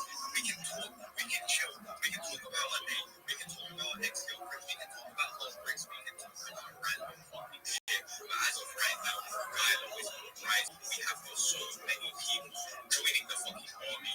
We are going to go on top. We're surviving through this dead market. Just surviving this dead market alone shows exactly how powerful dialogue is right now. Obviously, I have to set the space. You guys are feel free to come and show whatever project you have. Like that. I said, our main focus is dialogue to voice their project. Feel free to. I like to connect with others. I don't want to be greedy for this to be on stage. I want everybody to have their own voice and their own opinion. So yeah, if anybody would like to come up on stage, raise your hand right now and I will get you on the stage and we can talk, we can communicate. If you have any ideas, let me know. But guys, if you are here in this space right now and you are not a guy low, then you actually let me not even say that everybody's accepted, but get yourself a time. I promise you now, once we break 100K, shit is about to get ridiculous. We've got Tame on board, we've got Check Chart on board, we have got all the giga chats on board, and we will continue to spread. I've just invited Neo. Neo's holding the bag as well. Let Neo into the space as well, and let's Let's get this fucking space popping. I'm only seeing 23 comments underneath this space. What the fuck is going on, guys? Get down into that fucking club. Comment as many times as you want. Repost, like, bookmark. Bring a lot more fucking engagement to this space. And let's get this space fucking popping. We are just getting started, guys. Check John. I see your hand up. And Rabbi, I've been waiting patiently, my bro. Like, do you see you there? Let's let Check John's going to invite you on the stage next, my bro. Hey, everybody, emergencies, man. I just need one thing. One thing. I need a post with the CA up top. But we know the CA.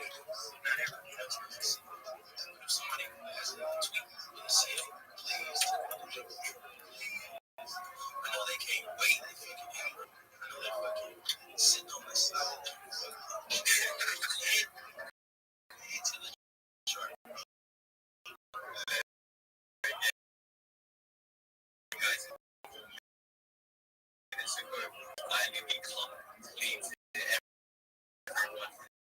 And said he has no with guy going to if we ran read fuck out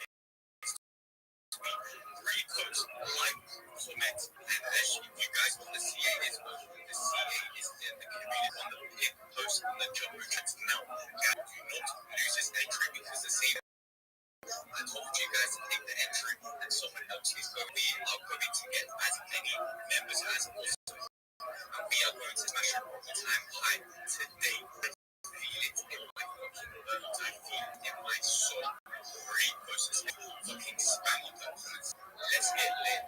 Let's get fucking wild, guys. If you're not part of dialogue, then you are definitely being guided. Look at the Giga Chat on stage right now. They are holding dialogue. Why? Because they believe in what we are building here. Do not get left behind. So I promise you, I'm going to talk with you, without you. 6 days into the project that we're still standing and we will remain to stand no matter the day. And guess what, guys? This is not just a one-time space. I hold spaces every fucking day.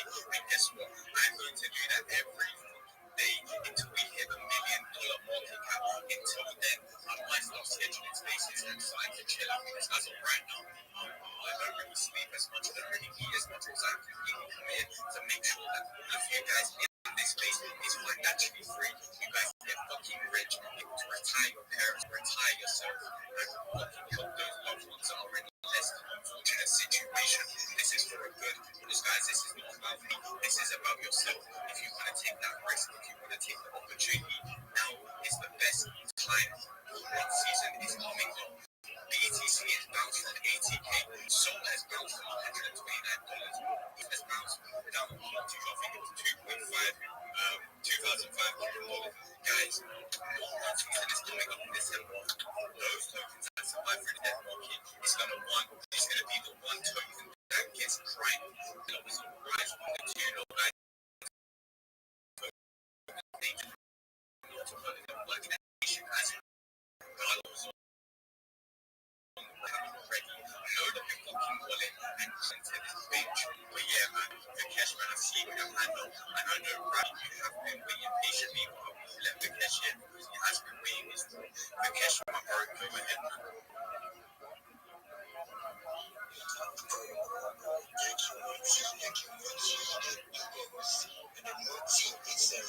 Thank you for hosting this special. My name is Vikesh.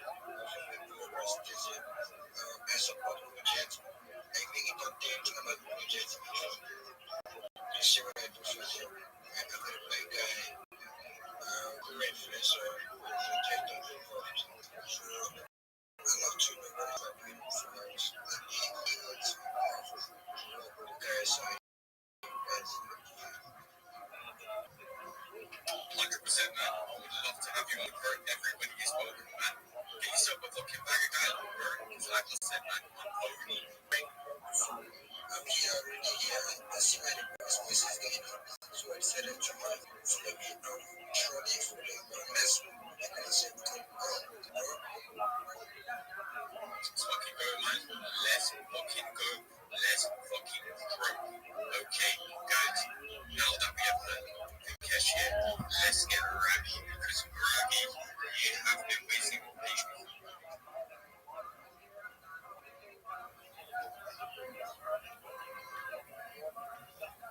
Thank you so much for the opportunity. I'm Rabbi Rothschild. If you don't know who I am, I stream my life 24 hours a day, 7 days a week, 365 a year for world peace. I've been doing so for more than 4 years. My streams go back to the pandemic. We've seen the death of a queen, the birth of AI, the coronation of a king, and everything in between.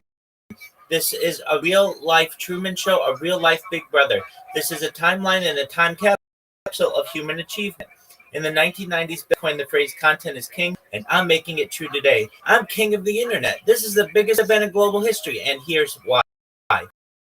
In 2018, the Economist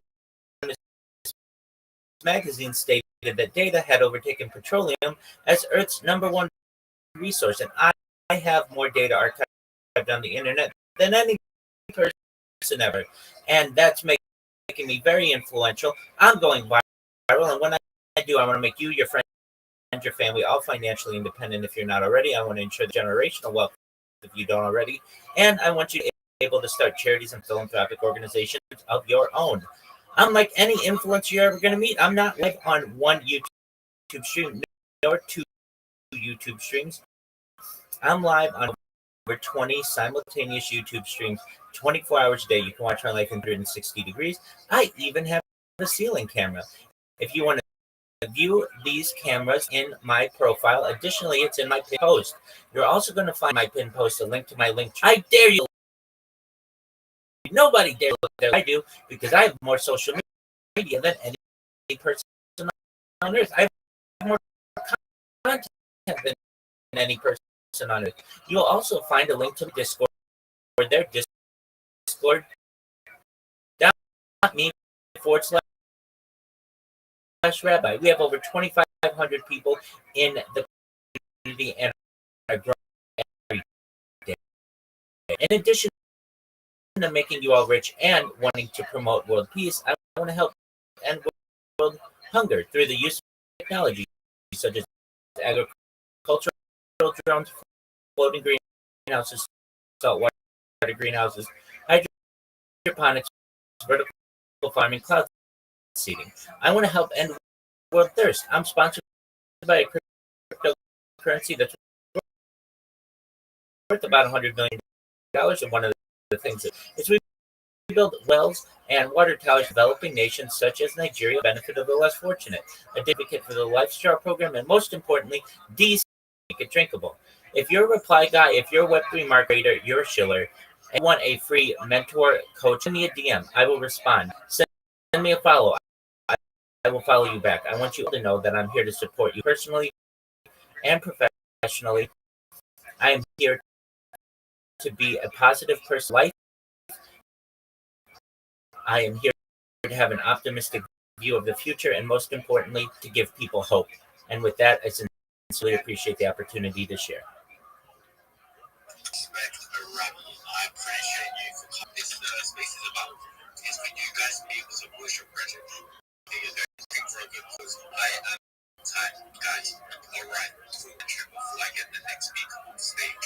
I want to thank you for the opportunity. Please join the big step as Discord, which is discord.gg/big step.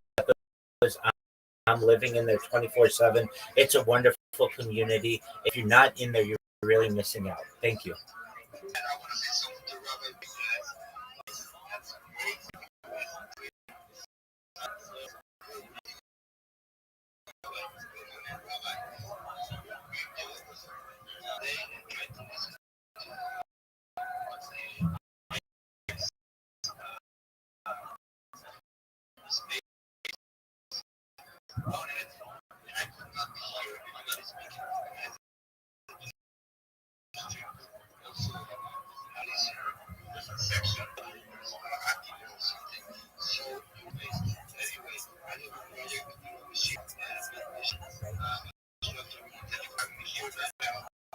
Rare. Listen to you making this for my stream. My friend, I'm on 20 different YouTube streams. If you can't hear me on one of those YouTube streams, then I suggest you go check your hearing, because on one of them, you're going to be able to hear me. And a complete exception, if you couldn't in the future, people will be able to turn up your volume to 11. So no worries there. We are archiving everything. Thank you. I will do my best to see if there's any way to manipulate an iPhone to make it any louder than it currently is. Thank you. Let's fucking go, Rabbi. You want to do it, man? Go and get a friend. But yeah, guys, raise your on the stage, raise your hand, and I'll put you on the stage. Go one at a time to keep things professional and keep things clean. And if they jump, I'm gonna be able to hear myself. Well, guess.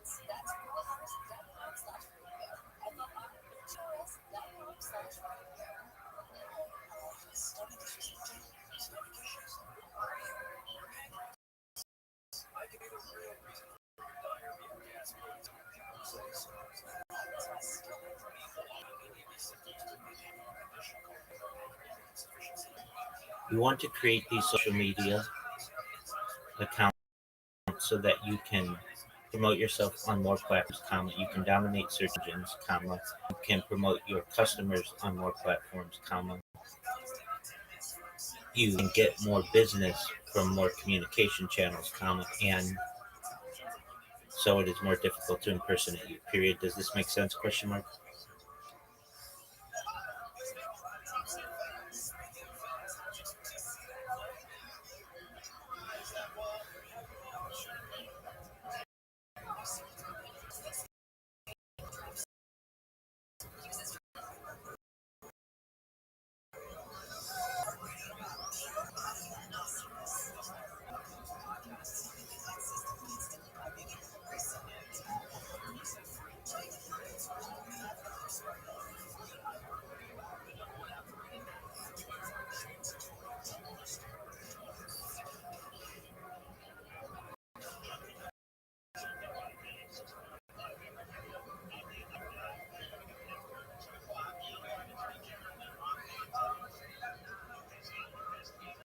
$666 posts.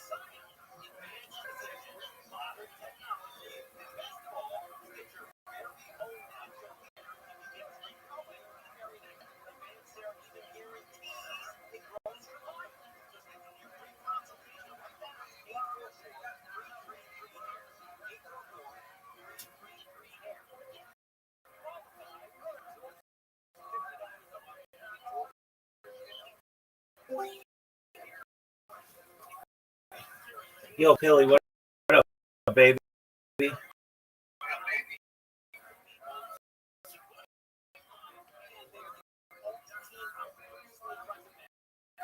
Pilly.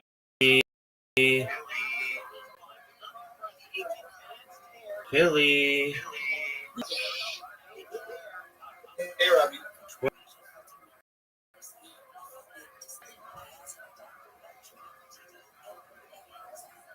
Pilly. Did you send him to me, Pilly?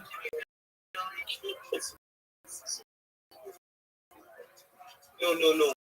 Can I,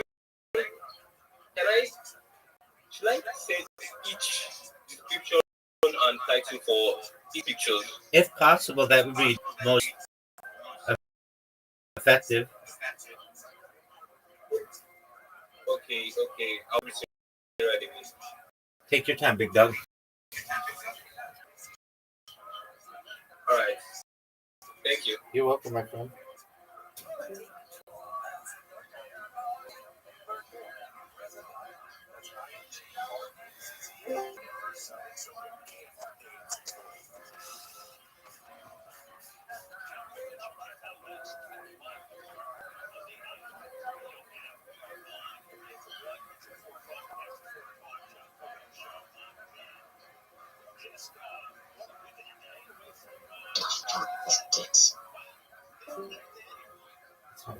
Man, son.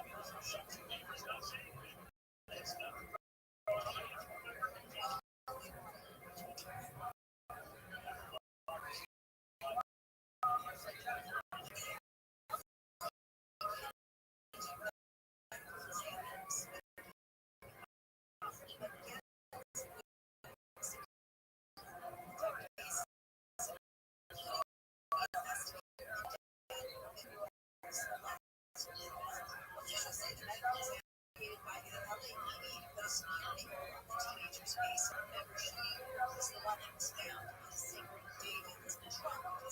Brought together to that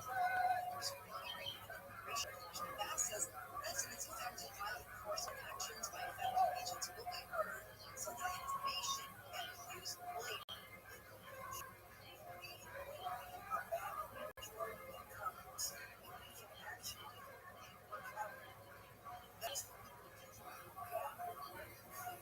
Garcia is the ranking member of the House Oversight Committee. He says Democrats have created a new online dashboard for enforcing violations by immigration agents. The driver of the student SUV crashed in a police car, killing one of his passengers and allowed Emerald police officer Chase is in charge of murder.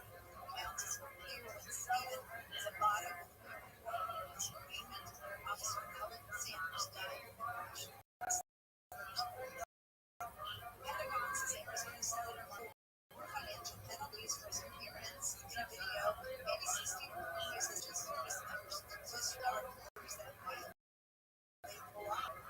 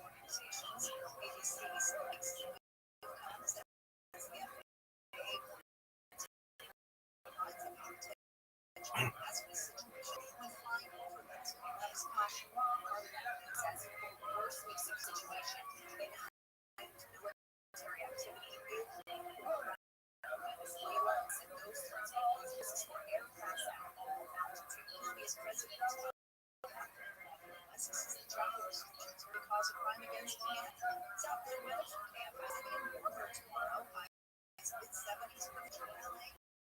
Mid-70s for Mountain Valleys. Upper 50s and 60s. In the high desert. In the beaches. Mid to upper 70s. Right now, 68 that one astronomers say it's been crash on one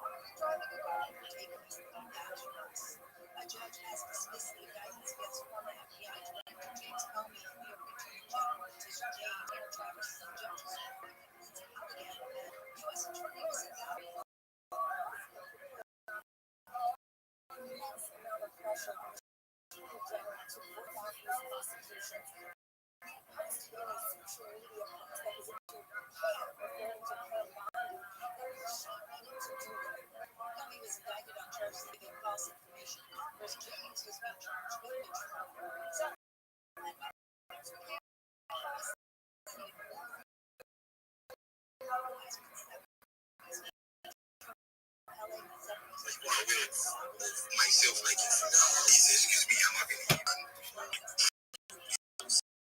you get worse. You kind of, yeah, to be honest. They are.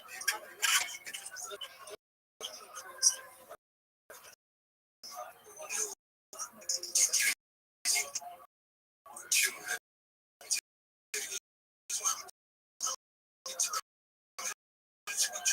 because I eat a lot of junk. That's why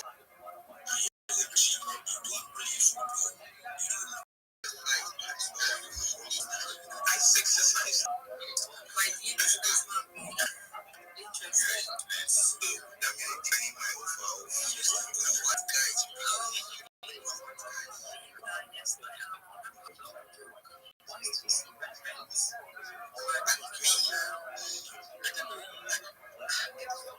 Yeah.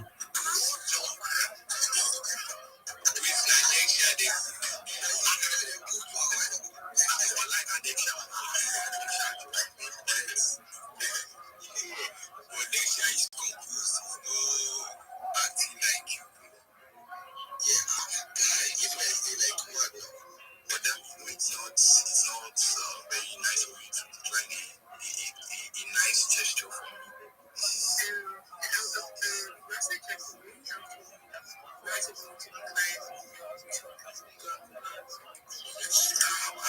I'm not black, I'm fair actually. I'm fair. You're a black guy. I'm fair.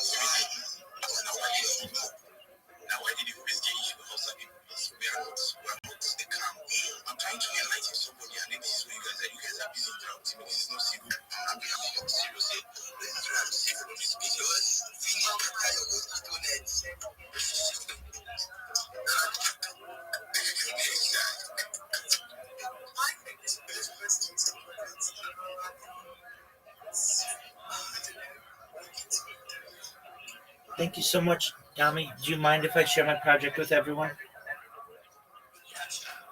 Thank you all so much for the opportunity. I'm Rabbi Rothschild. If you don't know who I am, you will. I stream my life 24 hours a day, 7 days a week, 365 days a year for world peace. I've been doing so for more than 4 years. My streams go back to the pandemic. We've seen the death of a queen, the birth of AI, the coronation of a king, and everything in between. This is a real Truman Show, a real life Big Brother. This is a timeline and a time capsule of human achievement. In the, Bill Gates coined the phrase content is I'm making it true today. I'm king of the internet. This is the biggest event in global history, and here's why. In 2018, The Economist magazine stated that data had overtaken petroleum as Earth's number one resource. I have more data archived on the internet than any, which is making me very influential. I'm going viral and will make you, your friends, your family financially independent. I will ensure that you have generational wealth if you don't already, and I'm able to start charities and philanthropic organizations of your own. I'm unlike the influencer you're ever going to meet. I'm not live on stream or 2 YouTube streams. I'm live on over 20 simultaneous YouTube streams 24 hours a day. You can watch my life in 360 degrees. I even have a ceiling camera. If you want my streams, the link is in my profile. Additionally, it's in my pinned post. We'll have an opportunity to see me. Hey, wait, don't finish.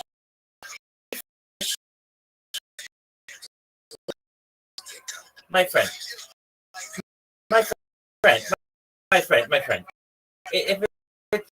If you're gonna let me share, save your questions till the end, and I'll answer anything that you can. But it's very rude for you to interrupt me. My friends, you're never gonna have people who want to share their posts in here if you're gonna insult them. Let me continue.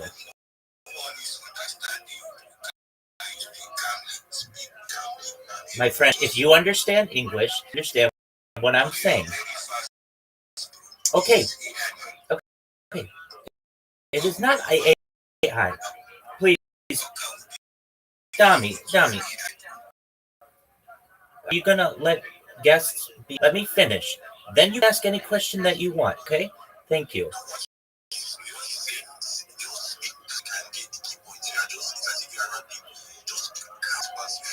Absolutely. My friends, this is English what I'm saying. If you cannot understand someone who speaks quickly, then you need to understand that go back to the recording and slow it down for yourself. I will. My friends, I have told you, I stream my life 24 hours, 365 days for world peace. I've been doing so for more years. My streams go back to the pandemic. We have seen the death of a queen, the of AI, the coronation of a king, and everything in between. I said that you can watch my life on more than 20 different streams. These streams are available on my profile, also in my pinned post. You can find my link tree. It's linktree.com/Rabbi Rothschild. I have more social media than any person ever. I have more content than any person ever. You can also join my Discord, which is in that pinned post. I have over 2,500 people who have joined. In addition to making you all rich and wanting to promote peace. Okay, that's fine. Look, guys, I'm going to be honest with you. This is not a chill space if you interrupt like this. I appreciate it, and I hope everybody had a good day. Thank you, Dami, for the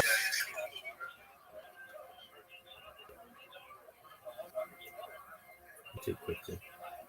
Do you not know English?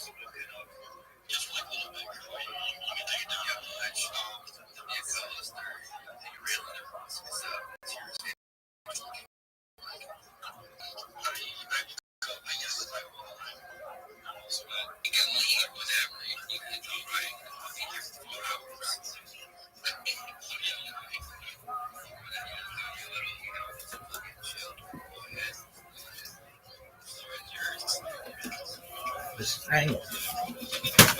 Let's speak quickly.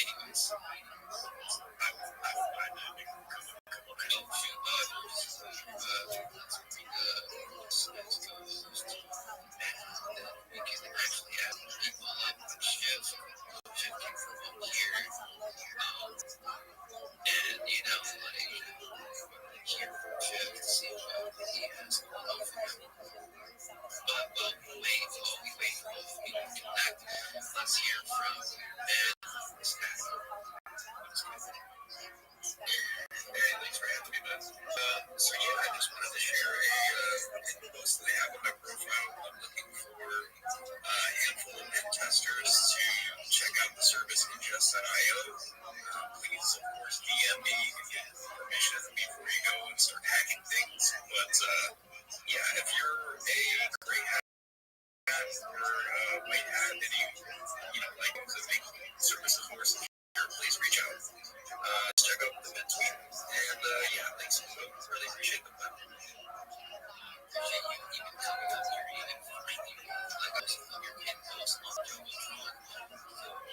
Read it. Yeah,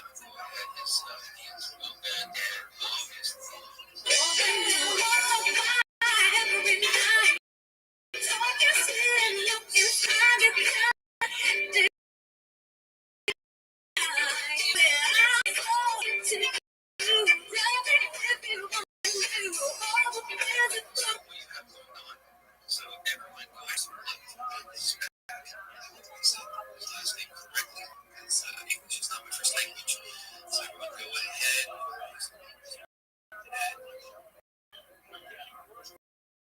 Yes, hands up.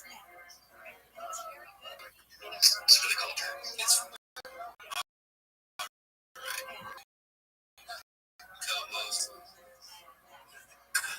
Anyway, businesses, Batman, hands up. It's a good fan.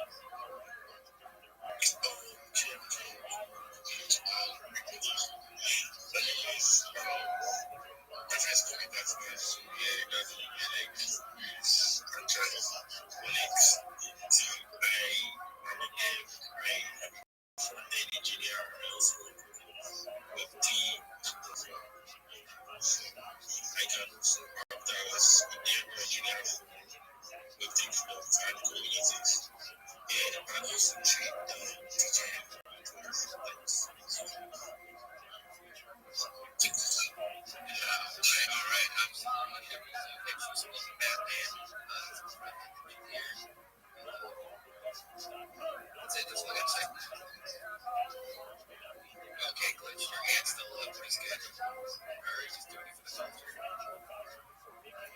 Yeah. Oh, God. Oh, my God. What happened? He came out here. What?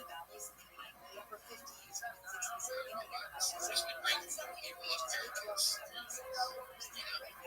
new shifts not even seven issues with connection issues. He's having issues with connection issues. Yeah, so that means that I bring people up. Let's hear from Jade. Jade, bring the hearts and tell them what's playing. Jim, H, Jim, Sheila, Guy, everybody who's his champ.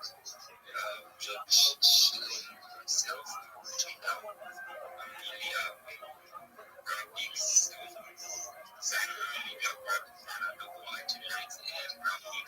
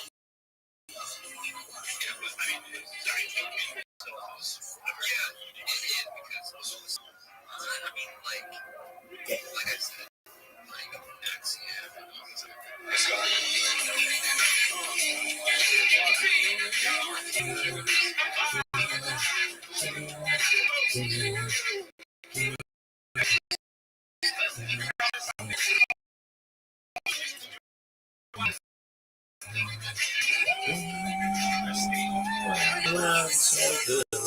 I don't wanna let go. I should. I can't leave you alone. Don't forgive something.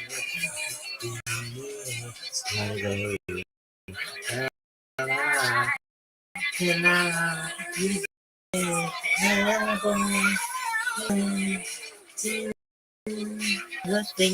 things you wanna do? The way I used to be with you. Anything. Break my heart, break you got the best of me, but just keep on coming back and censoring me. Oh, why did you have to run your game on me? Don't you have no break from the heart? You go and break my heart.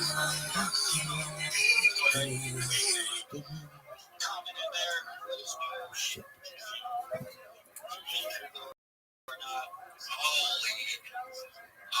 Everyone, go ahead, smash the gauge of that bell. Let me know if you I know he is a hater. I also heard that he is a KOL. Very interesting. I don't know if it's all lies or if it's just myth, the legend, just a story that goes around. Like this verse that happens. He still appears to be for like a year now.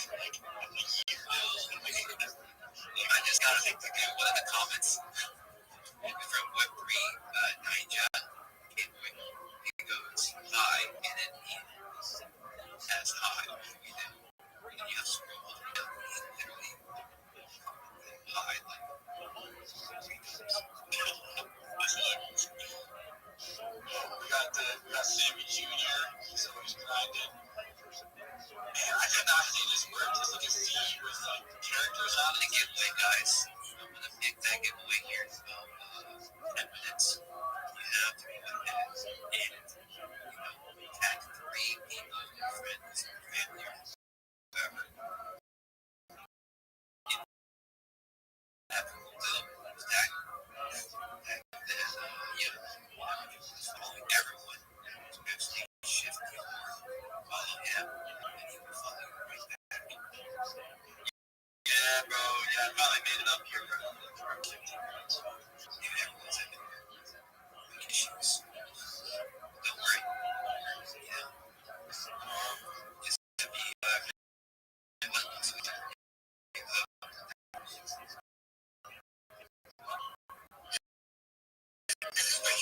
That's how comedy is when he saves someone. He says exactly like that. He's like, I'm here.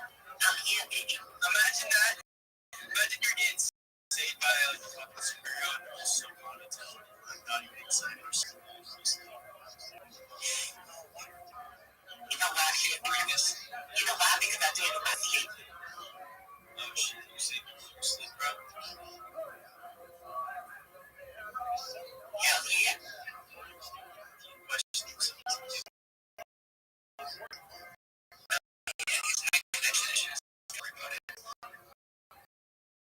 Still worrying about it. We're here, alive. That's good. Hey, shift.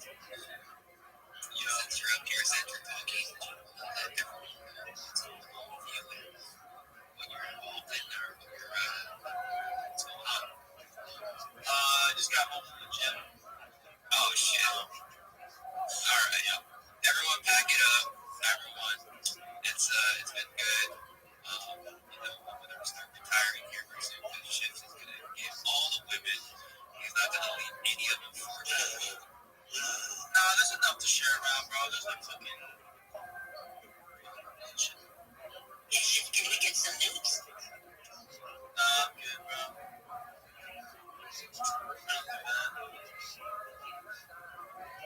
Sorry, baby. Thank you.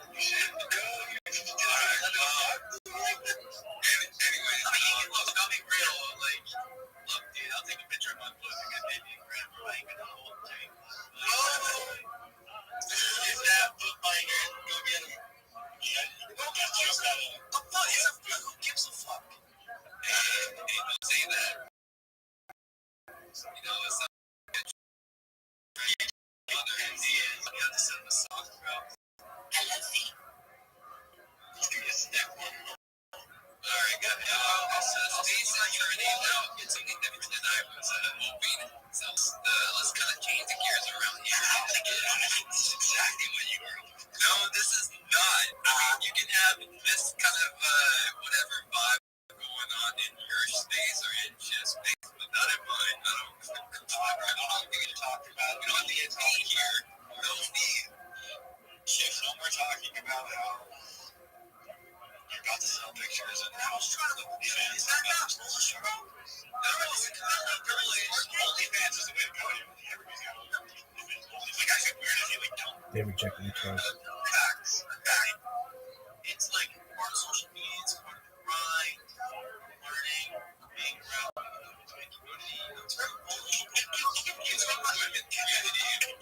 Tell us shit. What is this women community? What are you talking about? Are they like trying to best word? Well,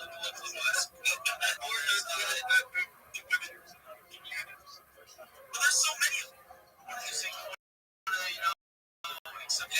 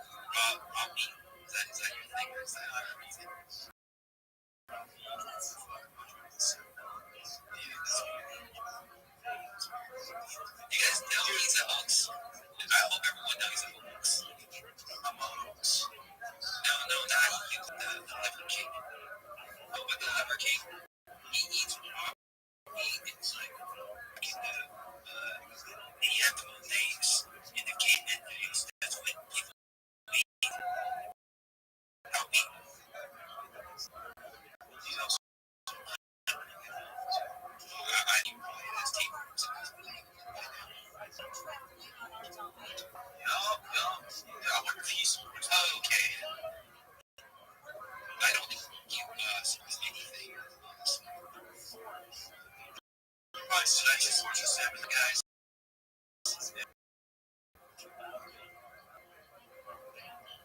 What you got? What's up, bro?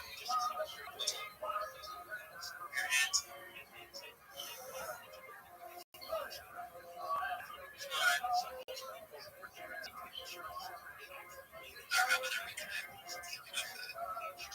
He was doing it for the culture.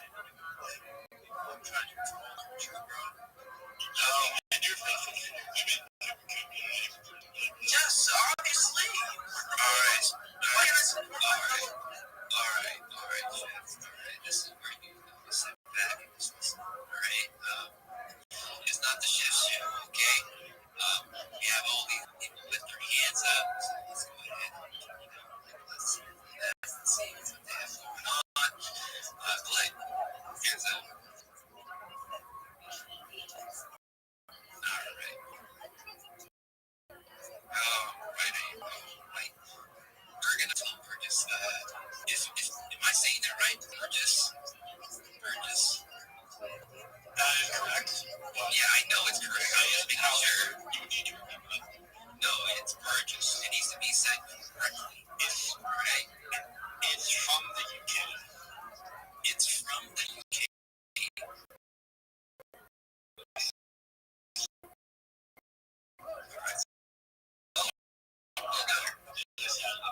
They're focusing on one thing, safer, smarty. Go ahead, check out Virgin. Yes, I can't wait till open it up in next year.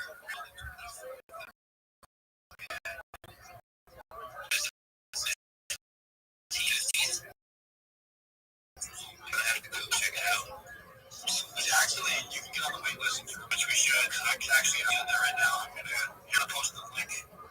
Actually, I think on Shift's page, Shift had he's got a link to their. Yeah, where's their roadmap? What's this? Shift is, I'm gonna put up in the Jumbotron. Thank you. Yeah, here it is. The 15th of January, 2026 is launch date. There's a wait list there. Like in Shift Post, if you go to the wait list, you can go to Bridges.com and you can get on the wait list so that you can get to start using that tool, start getting it there early. I remember you were talking about like doing DJ shit earlier. No, I wasn't. That was you. You're talking about DJ stuff. Yeah, I just stuff on the internet, man. That's like that. Bro, what? Like, I understand, like, we're partners, seminar, but yeah, I think they have to do it. Listen, alright? Just give me all the hate. I just want to say what it is. Speak from the chest. How much raw meat do you eat? What the?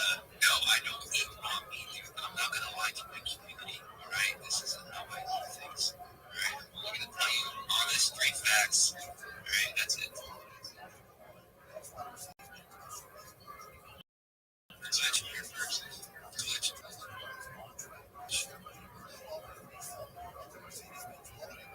Yes, Clash. Absolutely.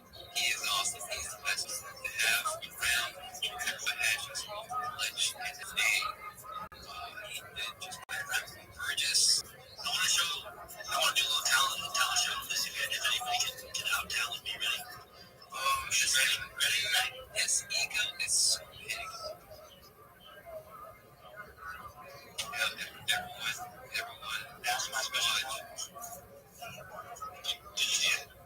I have the alpha. If you guys don't know how to do that, just DM me. No, you know how to do it. He's just saying that he does because he wants to do that. He's just saying he's down. Like, how cool it is. No. Let's have the lunch if you want. No. I think you should. No, guys, I'm busy. I'm changing the height. Yeah, maybe it's smaller. It's out of smaller. I'm going to give you your face. Change the title of this. Yo, guys, this is their entry to the women community. They're having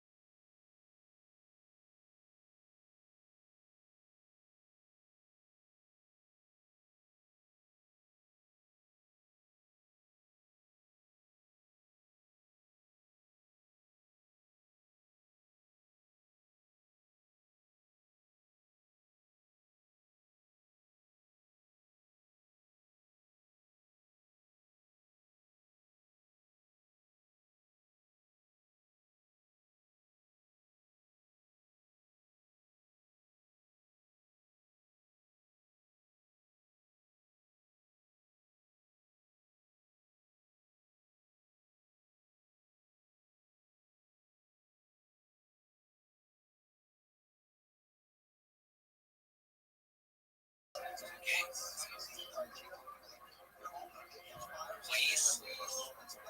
Please follow.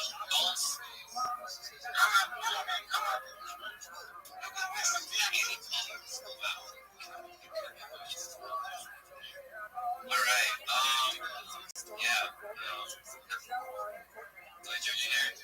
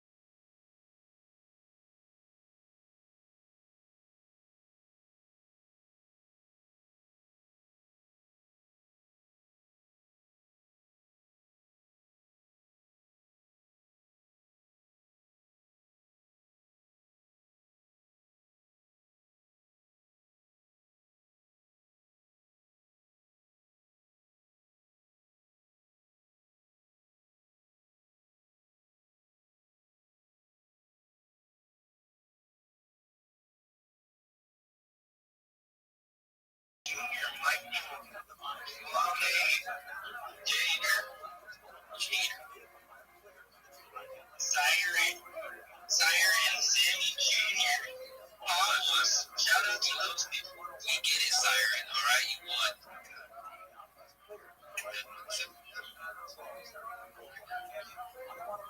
Waiting for him to message me or DM me.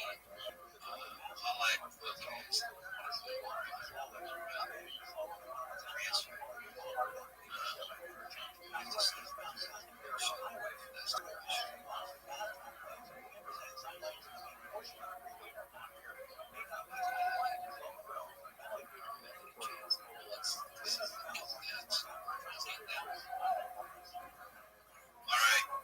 Sent it. Done. Over. Alright. Alright, good. Yo, I just sent that. Yep. Alright, let's hear from oh yeah, no worries. Thanks for your issues and all the directions. So let's hear from Rabbi. Thank you so much for the opportunity. Everyone, if you are not in the Big Steppers Discord, you need to be. That's discord.gg/Big Steppers. You can watch my life in there 24 hours a day. If you don't know who I am, you will. I'm Rabbi Rothschild. I stream my life 24 hours a day, 7 days a week, 365 days a year for world peace. I've been doing so for more than 4 years. My streams go back to the pandemic. We've seen the death of a queen, the birth of AI, the coronation of a king, and everything in between. This is a real-life Truman Show, a real-life Big Brother. This is a timeline and a time capsule of human achievement. In the 1990s, Bill Gates coined the phrase, content is king, and I'm making it true today. This is the biggest event in global history. I'm king of the internet. And here's why. In 2018, The Economist magazine stated that data had overtaken petroleum as Earth's #1 resource. And I have more data archived on the internet than any person ever, which is making me very influential. I'm going viral. And when I do, I want to make you, your friends, your family, all financially independent. If you're not already, I want to make sure that you have generational wealth if you don't already, and I want you to be able to start charities and philanthropic organizations of your own. I'm unlike any influencer you're ever going to meet. I'm not live on one YouTube stream nor two YouTube streams. I'm live on over 20 simultaneous YouTube streams 24 hours a day. You can watch my life in 360 degrees. I even have a ceiling camera. If you want to view these links, check out my profile. We have my YouTube there. You also have an opportunity to look at my pin profile. There's my YouTube link there. You're also going to find my link tree. I dare you to look at my link tree. Nobody dares you to look at their link tree, but I do because I have more social media than any person ever. I have more content than any person ever. You're also going to find a link to my Discord, discord.me/Rabbi. We have over 2,500 people who have joined the community and are growing every day. In addition to making you all rich and helping to promote world peace, I want to help end world hunger through the use of technology such as agricultural drones, floating greenhouses, saltwater greenhouses, hydroponics, vertical farming, cloud seeding. I want to help end world thirst. I'm sponsored by a cryptocurrency. It's known as Harry Potter Obamasonic 10 Inu. The ticker's Bitcoin. It's worth about $50 million. And one of the things that we do is we build wells and water towers in developing nations such as Nigeria for the benefit of the less fortunate. Additionally, I'm an advocate for the LifeStar program and most importantly, desalination technology, where we pump earth seawater onto land and make it drinkable. If you're a reply guy, if you're a Web3 marketer, you're a raider, you're a shiller, and you want a free mentor, coach, and friend, send me a DM. I will respond. Send me a follow. I will follow you back. I want you all to know that I'm here to support you both personally and professionally. I am here to be a positive person in your life.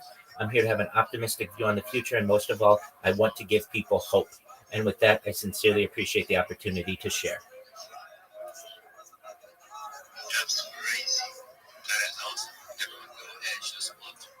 I'll be there in just 1 second, Noah.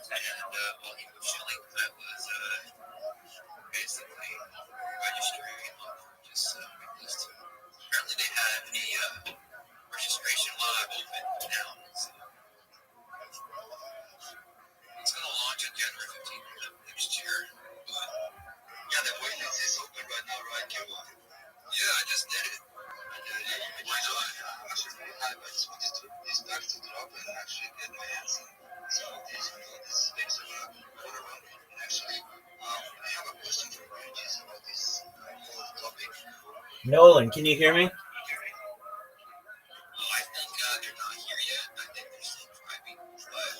Nolan.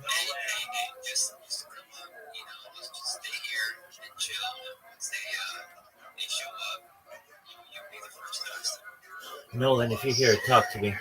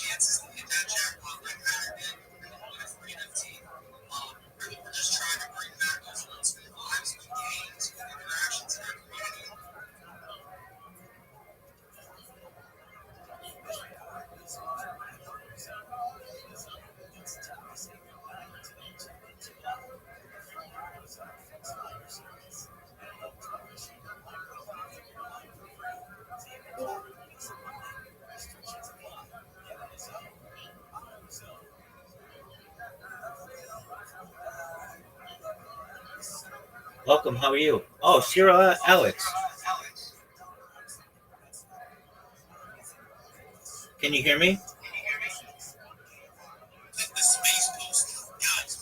Cyril Alex, can you hear me? Cyril. Hello?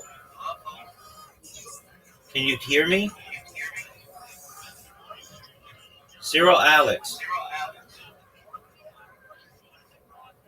Can you hear me? Cyril Alex. Can you hear me? If you can't hear me or you can't hear me but you can't talk, leave and come back and see if your mic works. If you can hear me, I know you need to make a CV. Go put your information into ChatGPT as best you can, what you do, what you want to do, and it will make a CV for you. Cyril Alex, I hear you breathing or something. Can you talk? Yes, there you go. All right, you need a CV, right, Cyril? Yeah. I'm active. Okay, I know you're active. Do you know what ChatGPT is? Yeah, you say he's coming in. I don't hear you. Do you know what ChatGPT is? You said? Do you know what ChatGPT is? Yeah, I do. Okay, so you put in your information into ChatGPT. You say, I need a CV. I want this kind of position, which would be a marketing strategist. I have this experience, and I've been working in this field for however long. Please make me a resume, and it will make you a resume. When you're done, come back here and let me know how it went, and we can work on your other aspects of your becoming a brand strategist, such as your social media. Okay? Okay, no problem. So let me give you okay, can I send you a screenshot of like my conversation with my employer? Why do you want to do that? Like, what you can, but what is that going to do? Okay, like I already I already sent him something like a resume, but I don't know how to do it. So I don't know, maybe you can take a look at it and like give me an interview. Yeah, certainly. You can send me that. But I want you to go to ChatGPT and have ChatGPT make a CV for you, okay? Okay, no problem. Surely I will do that. Okay, and then what you're going to do, you're going to create a link tree. We're going to make sure you have all the social media. You don't have enough social media to call yourself a brand strategist. That's fine that you want to, and that's a cool dream, and we're going to help you accomplish that dream. But you need a lot more social media out there, and I'm going to help you with that all for free, okay? Okay, no problem. I really appreciate that. Excellent. Don't ever forget, the number one brand that you represent is yourself, okay? No problem. That's true. Excellent. All right, so go to ChatGPT, have it make a resume for you. If you need it, add stuff to it or take away stuff to it, and then you can send that to me as well, okay? Okay, no problem. Let me try. Excellent. There is no try. Cyril, there is no try. There's only do. There's only do. Sorry. You're good. I'm not trying to like let me do that right away. Absolutely. Absolutely. Like, I was trying to like send you. You're good, a screenshot of what I just said. You're good. No worries. There is no try. There is only do. Okay, sir. Excellent. Okay, send me whatever you want, and then make your CV, and then make your link tree, and we'll help you. Okay, sir.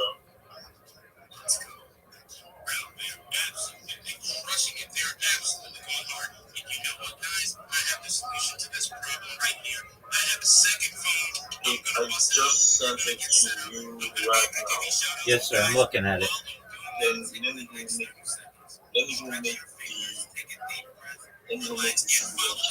Yeah. Okay. So here's what you do. Cyril, take that message that you put in there that says, "I am Cyril Alexander, and I am deeply passionate about the potential decentralized potential." Take all that, copy it, put it into ChatGPT and ask it to make a CV for you. Okay. Okay. And then come back. You're welcome, big dog. You're welcome. We're gonna make you into an all-star, big dog. Cyril, did you hear me? Yeah, I heard you. Excellent. All right, go do it, my friend.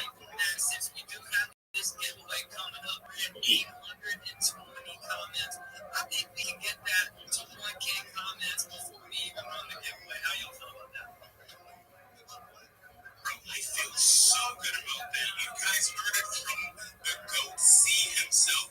Let us get that purple pill up to 1,000 comments. Guys, we are crushing it tonight. This is absolutely divine. Let us hear from our very next speaker. Who do we have here? How about Anti? Just shot you a follow back. How are you doing today? Yeah, man. Now we have a connected. Yeah, energy's crazy. You are a very good co-host, so obviously our team only knows the best. But I'm just surprised that we haven't run into each other. So good evening, and all of you future baby billionaires, real life billionaires, because we are obviously here at a good time.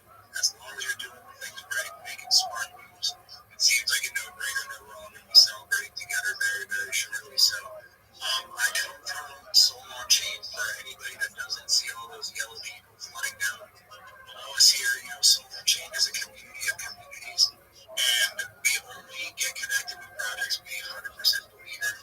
I want to just say why I really believe in the baby billionaires. It's not just something that we're going in every single day and pushing the timeline. They've been building for so long. It's one of those projects where you've seen them around doing their thing. You've seen their PFPs. You know who they are. You don't even know that they were behind the scenes, putting things together, making connections, setting up huge foundations for this project. And you don't even know the project is happening. They were working on this for as long as I have known them, as long as I've been in the space. They've been setting this up behind the scenes, so it is going to go off flawlessly. It is going to be a revolution, and that is why I'm also saying that professional this and any other project we've been involved with recently. I'm not just saying that. So maybe that's fine. Anyway, I don't care. But anyway, the best thing to say is, I need to hear a show from communities. I can't believe we haven't connected yet. Like I said, my friend last year, I need to hear to shout out to you. Thank you for those kind words. And he is speaking the facts. That is why we are here, baby billionaire. Absolutely crushing it. I'm personally so excited for this. I'm so excited we had a chance to partner, to collaborate, put this space together. And you don't know what, my guy, if you're going to twist my arm about the ship, I guess I had to do it. Listen, guys. Anyone that hasn't heard of the Yucky Ducks, we are a community first Web3 brand. We are built on real value, real rewards, and real impact. We share our success with our members through something that we call the Yuck Pot. The Yuck Pot is our perpetual reward system, but it's also our community stash. In that stash, we hold Ethereum, we hold NFTs from other artist communities, and we hold charity donations. So multiple times a week, we're giving back to our community in the form of Ethereum and NFTs and charity donations. Our goal is that as we win, the community wins. We're trying to position ourselves as one of the strongest NFT ecosystems supporters in the space. That means we're collaborating, we're buying, and we're featuring other collections, and all part of our mission. The project's new, guys. We just started in the last 4 or 5 weeks. We've got a ton of support. Our model Discord is absolutely on fire. We're making collaborations, we're making partnerships, and we're gearing up for our first mints likely in Q1 of 2026. These are NFTs with real utility, such as merch discounts, private Discord access, airdrops, most importantly, it puts you in position to constantly participate in what we call the golden hour. And all that is a form of horizon. With significantly larger prizes directly after the Met. Our first giveaway is for about $20,000. So that means directly after the Met, we're going to be giving away $20,000. I'm sick of being fallen. I'm tired of going around and saying what they want to call me. I'm gonna let me on me. I'm gonna let me get. I'm gonna keep it running. So guys, thank you guys for showing up. Thank you for vibing with us. Let's keep growing. Let's keep getting it done. Really quick, I'm going to give a shout out to some of the absolute kings and clowns in this web. That was so sick. Who are killing it on the Space Coast. In no specific order, we have Jam, we have Click, we have a ton of baby billionaires themselves. We have Rip, we have C, we have Jim, Navy, Sadiq, Vinny, Hicks, Sadiq, and Kid. Guys, you guys are absolutely pushing this Space Coast. Please repost it, get some more bodies in here. It's growing everyone in this space. No account in this space is too big to follow someone else. Guys, let's lock in. Let's support each other. Let's keep building. Let's keep growing. And let us hear from our very next speaker. We have up here the heavens. I see my Darren is back. Am I saying that correctly?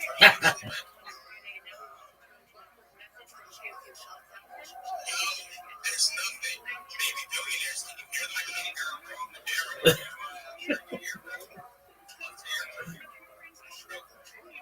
I think he is running. We're going to bring up some more speakers. But while we do, baby billionaires, I'm going to use the spot yet again. Tell us more about this mint. Tell us more about your mint price and the number that you're minting. Because some people in the community don't know all the facts. Please share with us. So the value that we have is $6,000. The mint price for whitelist is going to be 0.15 Solana. If you get a whitelist spot, you're going to be able to mint 3 of those.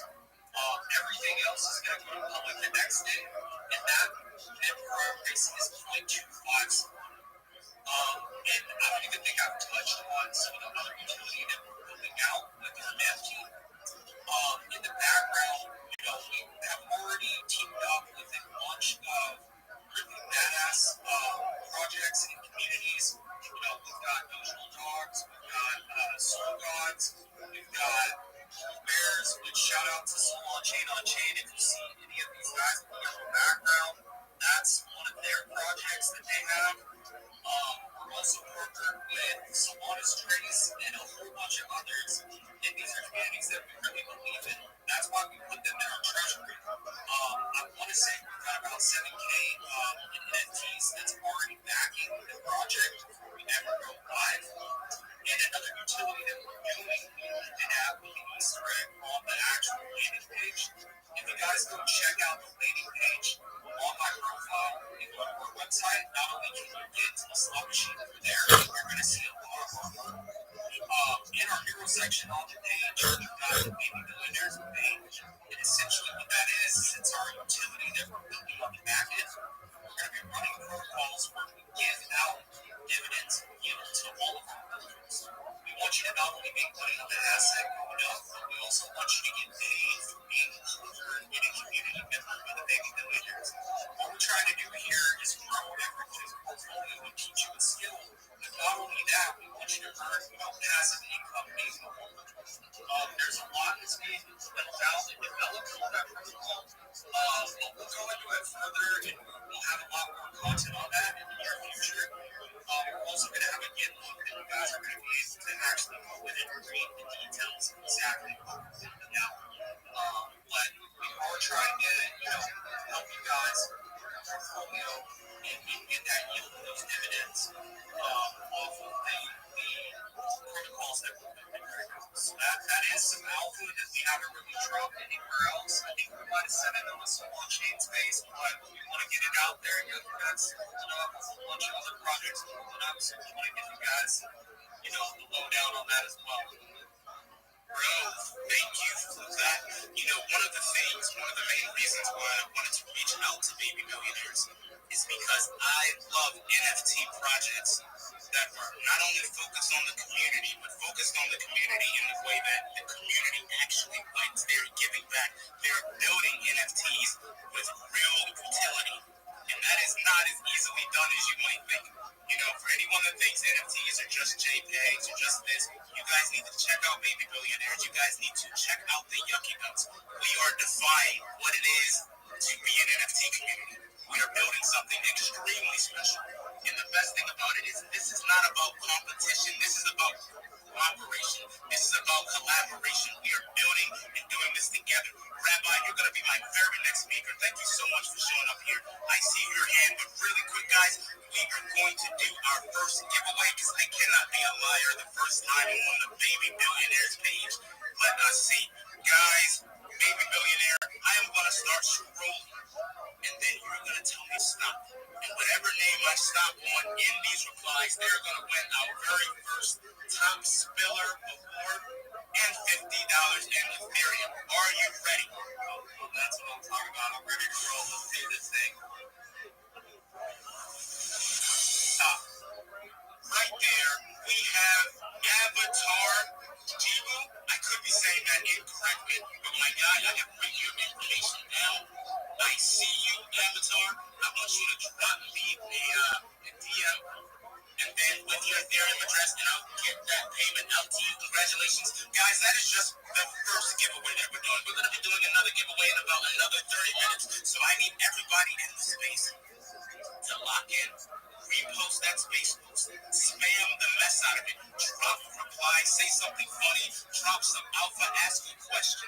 Do something engaging. And then follow everyone in this space. Follow all of your listeners, all of your speakers, all of your hosts, your co-hosts. Guys, let's grow together. Let's build together. Let us win. Rabbi, my guy, you showed up. So glad to see you. How are you doing today? Every day is a holiday. Every meal is a feast. Yucky Ducks. Shout out to the Yucky Duck community. Shout out to the baby billionaires. Shout out to Soul Unchained. I'm Rabbi Rothschild. If you don't know who I am, you will. I stream my life 24 hours a day, 7 days a week, 365 days a year for world peace. I've been doing so for more than 4 years. My streams go back to the pandemic. We've seen the death of a queen, the birth of AI, the coronation of a king, and everything in between. This is a real-life Truman Show, a real-life Big Brother. This is a timeline and a time capsule of human achievement. In the 1990s, Bill Gates coined the phrase, content is king, and I'm making it true today. I'm king of the internet. This is the biggest event in global history, and here's why. In 2018, The Economist magazine stated that data had overtaken petroleum as Earth's #1 resource, and I have more data archived on the internet than any person ever, which is making me very influential. I'm going viral, and when I do, I want to make you, your friends, your family, all financially independent. If you're not already, I want to ensure that you have generational wealth if you don't already, and I want to ensure that you have the opportunity to be able to start charities and philanthropic organizations of your own. I'm unlike any influencer you're ever going to meet. I'm not live on one YouTube stream nor 2 YouTube streams. I'm live on over 20 simultaneous YouTube streams, 24 hours a day. You can watch my life in 360 degrees. I even have a ceiling cam. If you want to take a look, I've got a link to my YouTube streams in my profile. Take a look at my pinned post as well.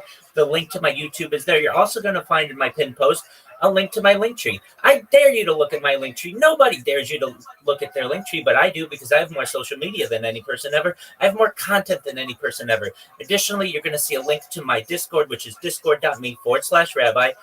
We would love it if you would join our community. We have over 2,500 people strong and are growing every day. In addition to making you all rich and helping to promote world peace, I want to help end world hunger through the use of technology such as agricultural drones, floating greenhouses, saltwater greenhouses, hydroponics, vertical farming, cloud seeding. I want to help end world thirst. I'm sponsored by a cryptocurrency that's worth about $100 million, and one of the things that we do is we build wells and water towers in developing nations such as Nigeria for the benefit of the less fortunate. Additionally, I'm an advocate for the LifeStar program and, most importantly, desalination technology, where we pump Earth's seawater onto land to make it drinkable. If you're a reply guy, if you're a Web3 marketer, if you're a raider, you're a shiller, and you want a free mentor, coach, and friend, send me a DM. I will respond. Send me a follow. I will follow you back. I want you all to know that I'm here to support you both personally and professionally. I am here to be a positive person in your lives. I'm here to have an optimistic view on the future. And most of all, I want to give people hope. And with that, I sincerely appreciate the opportunity to share. Bro, we appreciate the opportunity to hear from you. Thank you for showing up. Thank you for showing out. Guys, you heard it from the best. He is here to collaborate. He is here to network. Definitely drop Rabbi a follow. And while you are following him, you guessed correctly, follow everybody in this space. Guys, let's grow. Let's build. I know that X has some very new features that makes it difficult to do rapid follows. That's okay. I want you to follow until that little client error message shows up on your screen.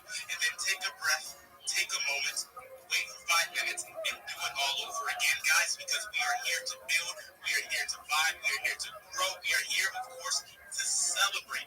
Celebrate this collaboration, celebrate the mint coming from baby millionaires who are absolutely crushing it right now in this space, guys. Lock in and dial it up. MJ, I see you. And OG Yucky Duck, how are you doing today, MJ? GM Yucky Duck, GM Baby Millennia. I'm good. How about you? We're doing so good. I'm so happy you showed out for us. It's so tough for so many members of my community to show up because come around 7 o'clock, they are knocked out. They're asleep on the other side of the world. I appreciate you staying up late with us and vibing with us. Why don't you give a little shit on yourself? Okay, thank you, Yucky Ducks. It's really amazing to be up here. I'm glad to be here. So, basically, I'm a community manager, I'm a community moderator, I'm also a growth strategist. So what I do, I study the community, I also study the project, and then I'm with the team, and then I turn those insights into like clear initiatives, and I structure growth plans that will help me grow into community growth. So I have actually been in the Yucky Dog circle for quite a while. It's been a long ride, and I'm highly excited for what Yucky Dogs is bringing to us. So, Yucky Dogs community is very, very fun. It's welcoming, and I really hope that everybody here is wanted this world. Thank you. No, thank you for speaking. Thank you for showing up. Thank you for those super kind words. We're so glad to hear from you. Guys, you guys are going absolutely crazy on this space post. I see you. Remember, we have another giveaway soon. We're going to give away another $50 to our top spiller. That is the person who is engaging the most, the person who is really showing up, who really has the vibes. Guys, so lock in and do what needs to be done. I'm going to do a quick shout out to some of these people. Adder, I see you. MJ, the person who is really showing up, really has the vibes. Guys, so lock in and do what needs to be done. I'm going to do a quick shout out to some of these people. Adder, I see you. MJ, Mike, yes, Madara, if I'm saying that correctly, Madara, again, I see you. Yes, MJ again. Guys, you guys are absolutely crushing it. KOJ.edge, I see you. KOJ.edge again. Guys, you guys are killing it in this space. Let's keep it going. Let's keep vibing. We are just getting it started. Let's hear from our very next speaker. How about we hear from Lucky? Lucky boy, we just shot you a follow.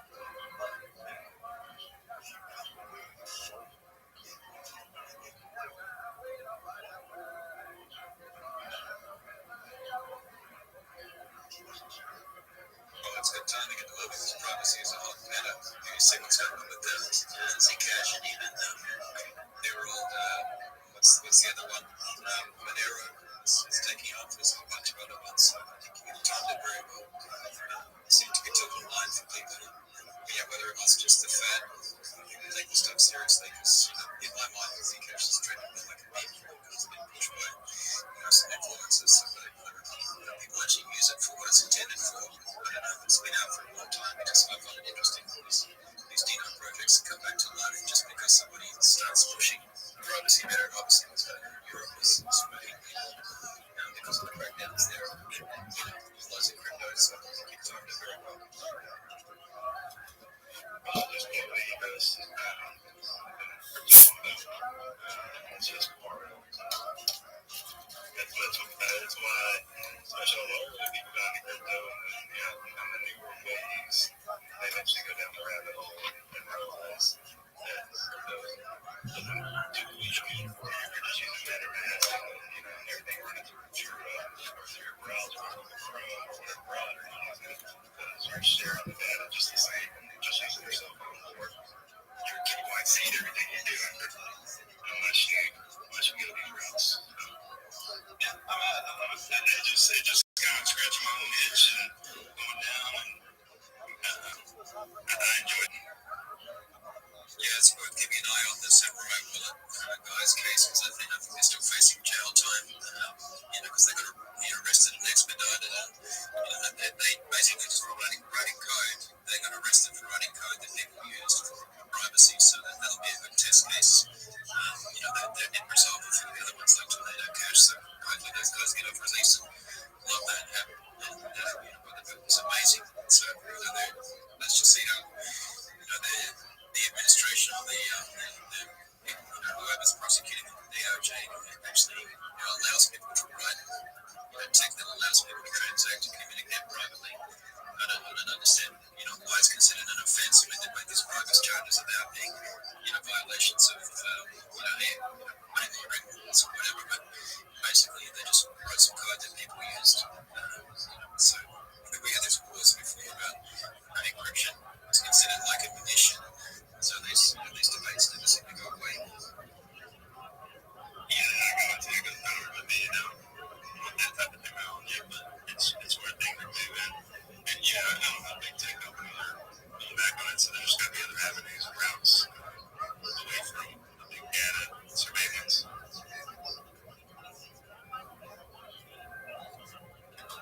Sure, we could. Beamer Boy, you had your hand up for a minute. You've been here.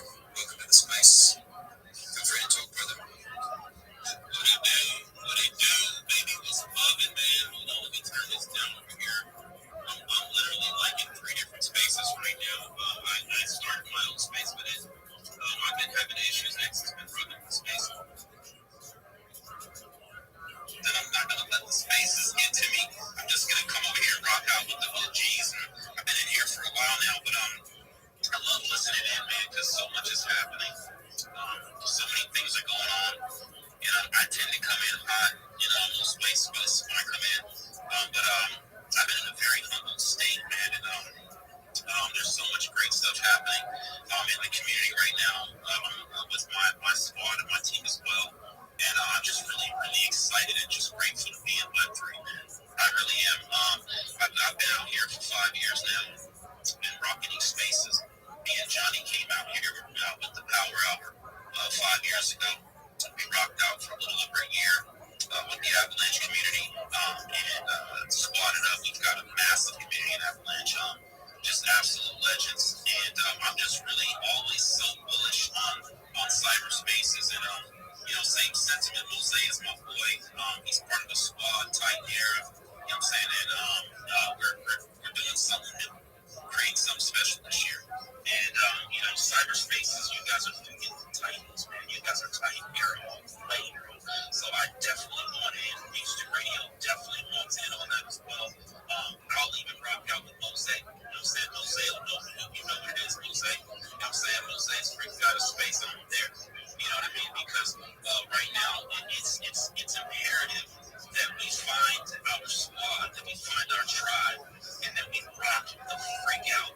You know what I'm saying? I'm very, very conscious of my language right now. I'm not going to be dropping tons of F-bombs because I could, believe me, but that's my sailor mouth line. Just wanted to express itself like a real military beast. But I'm freaking bullish, man, and the freaking spaces are hot. The freaking communications are hot. These communities are blasting off. It's like there's so much happening day to day on top of everything, on top of this and on top of that. It's like, how do you keep up? Why try to keep up? Just freaking do what you do and just log in and just make sure whatever it is you do, whatever it is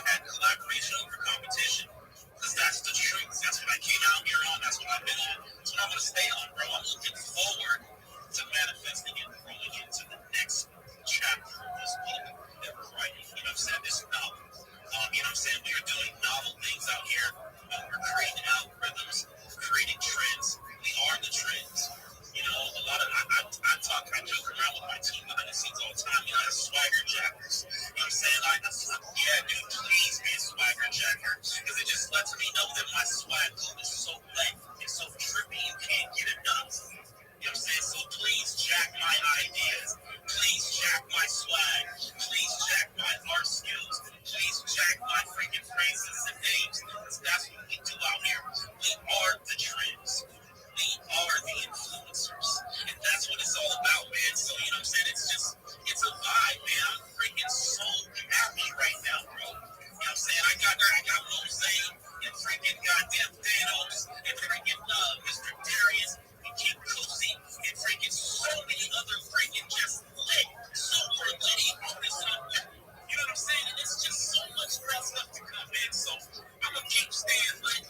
I'm gonna stay on fire for God. I'm gonna stay on fire for Web3. I'm gonna stay on fire for me. Because at the end of the day, if you're not on fire for yourself, then who the fuck is gonna be your greatest fan? Who's gonna be your greatest cheerleader if you're not ready to cheer on yourself? Straight up, bro. That's what it is. You know what I mean? So, Cyber, big blessings on blessings, fam. Much love to you. I appreciate your space. Thank you for giving me an opportunity to come up here and to preach. You know what I'm saying? Because it's church up in here. You already know what time it is, man. When I come in here, I come to burn the block up. You know what I mean? And that's what we're doing, man. We're burning up the block. You guys are all Titans. We created that idea when we came up with the Titans, the Titan era. It's because that's what this is. We are in Web3. This is the cryptocurrency era. This is the era of technology and spirituality. If you're not locked into the source and connected to the album, then you're missing out. You know what I'm saying? Become a Titan. Get locked in, get connected to the source, and become a part of this album. We Cybers fuck out here. We are cyber as fuck, man. Look, that's why I didn't even have to say nothing. I was like, man, this guy's tearing the shit up right now. This is tearing the spaces up right now. People are going up every time. Since the first day I met you, you know, the support has been mutual, man. Back and forth, man. What you do and the people that you bring around is just amazing, right? Not only that, but what you talk about, your energy, the communities. And you know, every time I get a chance, I'll be playing all the music from all the blockchain artists. Not only that, but same thing. There's a theory that I have, and thank you for believing in what we're doing, because it wouldn't be what I do is so that we don't hold any type of kingdom. We are the kingdom. You said it best yourself. You know, we own it, right? He said it one time. He says, this is our Web3. You're paying, and then when he said that, I thought, you're right. We're paying for the phone. We're fucking thinking it. We're putting the email. We're jumping into the spaces. This ain't their Web3. This is our Web3. Don't let anybody make you think differently that it's their Web3. You're the one pushing the buttons. You're the one jumping in there. You're the one choosing, so it's your Web3, right? And another explanation that I like to, where I see it is, we're on such a smooth flow that when the pond runs dry, there's only going to be so many fish left in that pond to be able to swim right to the next monsoon. And as the pond runs dry, and everybody's favorite KOLs and everybody's favorite place starts to fucking suck dry, and nobody wants to go there anymore, and then they disappear and shrivel up like tiny ass fucking dicks inside fucking cold weather. That's what they're gonna do. They're gonna shrivel their asses up, and they're gonna go inside, inverted. Yo, what up? What retro raid? I can't talk right now. I'm gonna crash out. All right, big dog. Do what you I'm about to can. say 6 letters. I'm about to say 6 Okay, I letter can't talk right now. Apologies, retro raid. I wish I could. I'm in a space right now. I'm sorry, big dog. Apologies, big dog. Eventually, you guys, when things start going down, they're gonna say, "Who the fuck is continuing and where all the communities at?" Beamer, you know it, right? You're the community of communities of communities. It's gonna be constant flow that they're just gonna want to slot because they're like, "Well, why run their own space when you can get it here, right? Flow it there." And you know, to be able to have so many people like even the Quickie Nation right here running a space with us. Now we have Jose and then everything that you're doing, Beamer. Absolutely. Get into a time frame with us. Let us know. And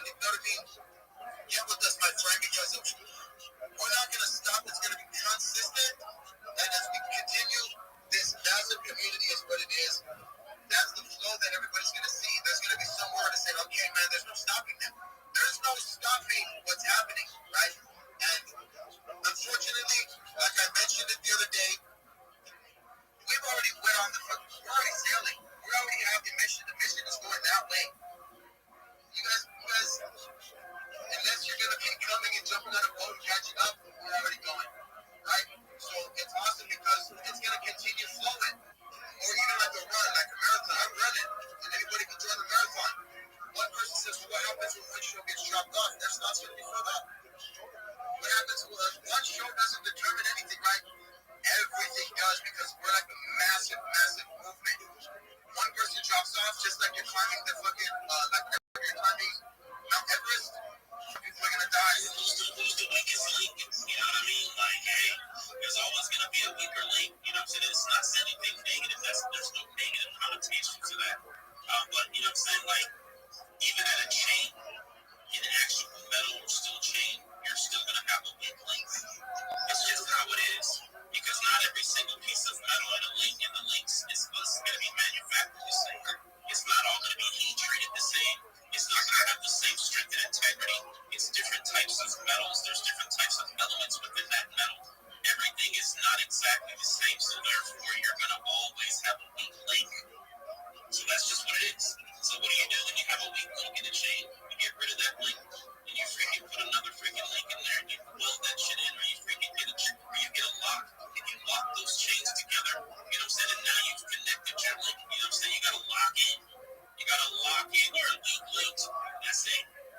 Absolutely, and you couldn't have said it any better, man. I don't even have anything on top of that, because that's the truth. One drops off, you gotta connect it, you gotta keep it going, you guys, and that's how it is. Like, I even said it to myself. This is humble, you guys, for myself. Eventually, even cyberspace's show, my 3:30 to 5, even though I started this shit from the fucking beginning with the Spaces on X crew, right? Even I can be replaced. And I'm the co-founder of Spaces on X, but I don't mean me replaced. I mean, even if some show comes bigger and say, you guys, that they want that spot, you know, if they're a bigger community than me, then yes, I'll humble myself down and say, yeah, you guys take that slot, man, I'll figure out another slot. And that's the reality of this. If even the co-founder himself can say, dude, my show is even big enough to say that nobody can stop it. Somebody comes in here and has a $150 million token, they want our 330 slot, 630 slot, and cyberspace is the slot, you better believe that I'm going to sit back down, because that guy, like the way I described it, if I started a fight club and there's only 6 of us fighting in that fight club, and eventually it got so big that I didn't have to fight anymore, then I'd prefer that, right? But if it got so big to the point where we have so many amazing artists on here and amazing shows that cyberspace's show wouldn't even be relevant anymore, then that's even better. But I don't want to do that. At cyberspace, I love my show. But as I mentioned, even my show can be taken away, guys. So not one person on here can say I'm the best shit and everything's run off of me. No, it's run off of everybody. Sometimes the conductor of the train, he has to pull his weight all the way to the caboose. You know what I mean? So every single section has its part of what's happening. And it's we described it as an octopus, the main brain and a bunch of arms around it. You know, let's all continue and make this shit huge, and not just make it whatever. And that's how it is, you know. The weak links can go, but also even the fucking top chain can be replaced. That's what I was talking about. Like, man, I'm always up to say, I'm more than welcome to say, hey, man, if bigger joke comes here, I take this slot, I'll find another one. You guys' organization, it's it's governed by the people. Yeah, man. Hey, Beamer Boy, I will say though, man, I love everything you do and all your energy, and not only that, but your support, man. It means a lot. Always listen to cyberspace. The same thing with us. I always tell people, Beamer Boy out there, man, it's been so fun to listen to. Yeah, man, I met you back in the day playing my ukulele and then just going space to space. I think I was in Drop Jesus fucking space one day. Yeah, we was talking basketball, we was talking Vegas and shit, like all kinds. Bro, I'm like, come on, bro. Know what time it is, man. I'm fucking with you, bro.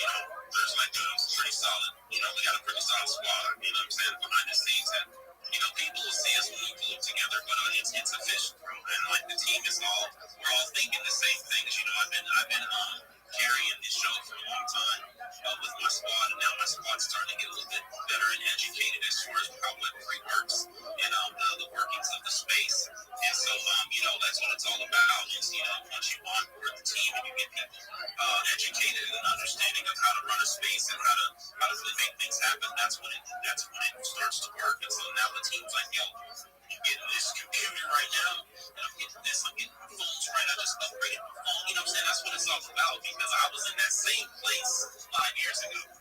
Like, I didn't know what no freaking wide spectrum was and all these different things, bro. You know, I had to go through all of that. And I had to upgrade. I've upgraded phones like 4 or 5 times, getting ready to upgrade again. Because I'm dealing with issues and the X is messing with me. So now I'm like, okay, all right, I see what it is. It's all about the technology. You gotta stay up on game. You gotta stay up on your technology. You gotta stay with the times, because Web3 moves way, way fast, and as well as the technology. And if your technology doesn't keep up, then you can't keep up with Web3. That's a fact. You know what I mean? So we gotta stay locked in, man. But I'm definitely bullish. I know the team's bullish. I'm not gonna get on the freaking silver freaking light, you know what I'm saying, jet stream and fly this plane for the next 10 minutes. I just wanted to say what's up, man. And like I said, I'm out here, man. I'm in like I said, 2 other spaces. I was in 3 other spaces, but I'm in 2 other spaces right now. But I'm just rocking out, man. It seems like my signal's working better in 3 spaces than it is when I'm doing my own space. So I think that's gonna be the thing, man. I'm about to just be in everybody's spaces, bro. You know, like, it is what it is, bro. That's what we doing out here. So blessings on blessings. I learned that from Shiny Gal. You know what I'm saying? Big shout out to Shiny Gal.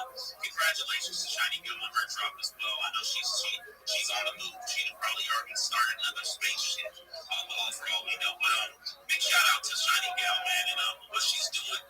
You know, I sent her a message where I think it's really important for us to support these queens, and especially, you know what I'm saying, the sisters and stuff, man, because at the end of the day, you know, out there in Africa, it's a tough place, it's a tough environment, and you know what I'm saying, it's a hell of a freaking, you know, big sea to swim, in that country, man, and then for her to do what she does and to put in this work, and to have come out with a phenomenal project, and have gotten the community behind her to help her create something beautiful. I think it says a lot, and the actual project itself, it speaks like a million words as far as who she is and the type of artwork that it represents. It totally does fit her. It just represents her, you know, and it really does. And then I think that's the greatest thing about these projects is when you see the final product. I don't think these people know how they just go on and on and on.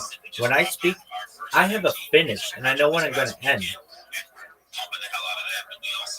You know what time it is. You know what it is. Shout out to these queens. Shout out to Beamer. Shout out to Spaces on. I'll say that, then I'm going to move on.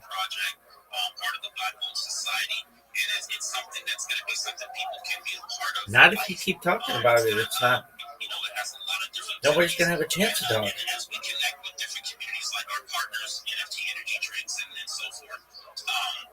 We've got a lot of people that are stepping up, and they're going to be throwing in, you know, pieces to the puzzle to help with the utility as we build out and as we grow out Black Oak Society. So I'm saying you guys stay tapped in with Beach 2 Radio. You know what I'm saying?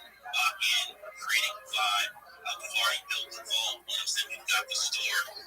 You know what I'm saying? You know what I'm saying? You know what I'm saying? For anyone in the future, yes, I know what you're saying.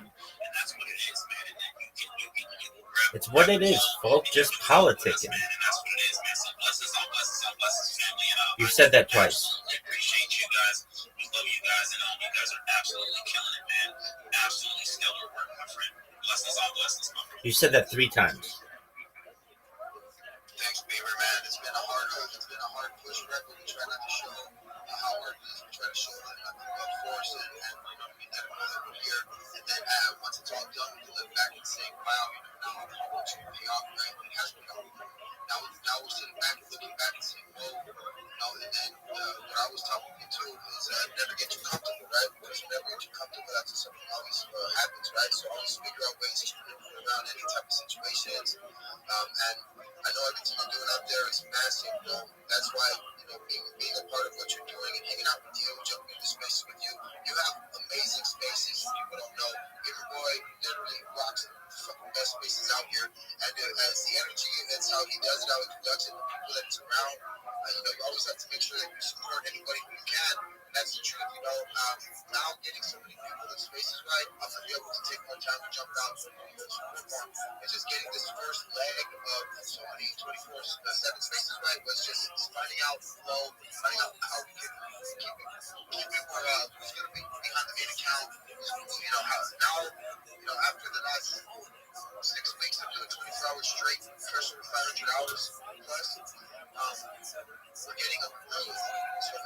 could jump into other people's spaces. I could have more time to pop out of here, go over there. You'll be seeing me in your space a lot more. Like this morning, I jumped into the PFP community, chilled there for like an hour. Jumped out, jumped into the manual community, jumped in there for about an hour. Jumped out, so I have more time to go around. And that's where we're trying to build a balance, right, between, okay, how many times, we can pop out and go over there. So, yeah, man, like, we're building it down. The crew will hold it down, just like you said. People can host that role, and then now you can do more instead of always having to be the starting point, right? Now everybody has their own starting point, and that's where it's going to grow more. But it's awesome, man, that you're over there really helping people too, being a boy, helping them out, teaching them how to get the spaces, teaching them how to talk, what to do, and setting them up for success. That's what we're here for. If you can't really help somebody out, I mean, I feel shitty sometimes, you know what I mean? Just going out there and knowing that in the market we can't do nothing about it. We can't do shit about it in the market. It's just the market is the way it is. The market is the way it is. Everybody. Blessings on blessings. And the thing is this though, that Not the thing is. whether the market's good or down. Damn, this girl is smoking hot. She's beautiful. This girl is so beautiful.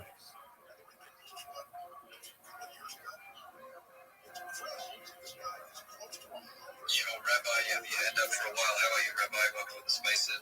Thank you so much. Every day is a holiday. Every meal is a feast. Shout out to Spaces on X, spaces.media. Thank you for providing the service. I'm Rabbi Rothschild. If you don't know who I am, you will. I stream my life 24 hours a day, 7 days a week, 365 days a year for world peace. I've been doing so for more than 4 years. My streams go back to the pandemic. We've seen the death of a queen, the birth of AI, the coronation of a king, and everything in between. This is a real-life Truman Show, a real-life Big Brother. This is a timeline and a time capsule of human achievement. In the 1990s, Bill Gates coined the phrase content is king, and I'm making it true today. I'm king of the internet. This is the biggest event in global history, and here's why. In 2018, The Economist magazine stated that data had overtaken petroleum as Earth's #1 resource, and I have more data archived on the internet than any person ever, which is making me very influential. I'm going viral, and what I do, I want to make all of you, your friends, your family, financially independent if you're not already. I want to ensure that you have generational wealth if you don't already, and I want you to be able to start charities and philanthropic organizations of your own. I'm unlike any influencer you're ever going to meet. I'm not live on one YouTube stream nor 2 YouTube streams. I'm live on over 20 simultaneous YouTube streams 24 hours a day. You can watch my life in 360 degrees. I even have a ceiling camera. If you want to check out these views, my link is in my profile to all my YouTube streams. It's additionally in my pinned post. You're also going to find in my pinned post a link to my link tree. I dare you to look at my link tree. Nobody dares you to link at their link tree, but I do because I have more social media than any person ever. I have more content than any person ever. You're also going to find a link to my Discord, which is discord.me/rabbi. We have over 2,500 people in the community and continue to grow each day. In addition to making you all wealthy and helping to promote world peace, I want you to know that I want to help end world hunger through the use of technology such as agricultural drones, floating greenhouses, saltwater greenhouses, hydroponics, vertical farming, cloud seeding. I want to help end world thirst. I'm sponsored by a cryptocurrency that's worth about $100 million. And one of the things that we do is we build wells in developing nations such as Nigeria for the benefit of the less fortunate. Additionally, I'm an advocate for the LifeStar program and most importantly, desalination technology, where we pump Earth's seawater onto land to make it drinkable. If you're a reply guy, if you're a shiller, if you're a raider, if you're a Web3 marketer, and you want a free mentor, coach, and friend, send me a DM. I will respond. Send me a follow. I will follow you back. I want you all to know that I'm here to support you both personally and professionally. I'm here to be a positive person in your lives. I'm here to have an optimistic view on the future. And most importantly, I want to give people hope. And with that, I sincerely appreciate the opportunity to share. Thank you very much, Rabbi. I always enjoy hearing your shill, and I must apologize to Chaz Goldie, where I've been up here on the while on this stage. Didn't get a chance to welcome you up, but Rabbi, thanks for that. Chaz Gold, how are you? I know you've been singing for a while. Need to hear what you've got to say. Hello, welcome to the Spaces. Hey, what's going on, man? Sorry, I was over on Luma RSVP for like every freaking heart dazzle thing in the world right now. Somebody just dropped me a link to like all the heart dazzle stuff and like all Luma, and I was like, we're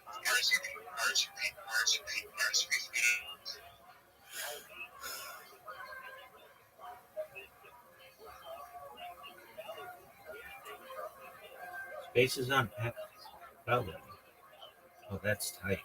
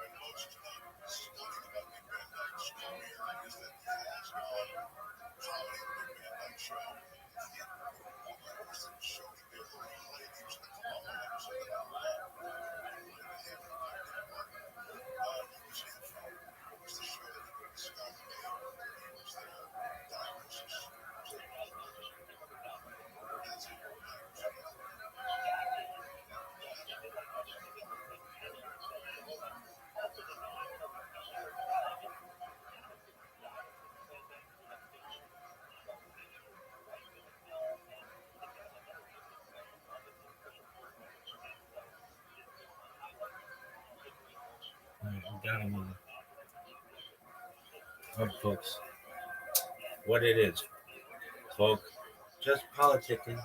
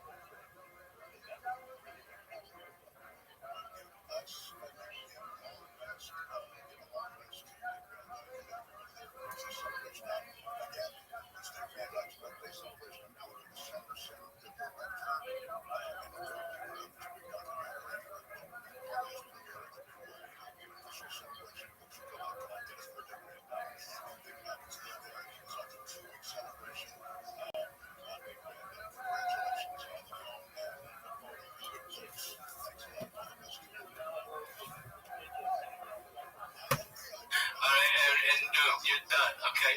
And then we get, then there was like the creepy guys who were like over the 21, who were always trying to fuck our high school girls, who had parties like the Red Cup party, Bon bonfires, and that's when I first smoked a joint. Was there at that party? My buddy Joel.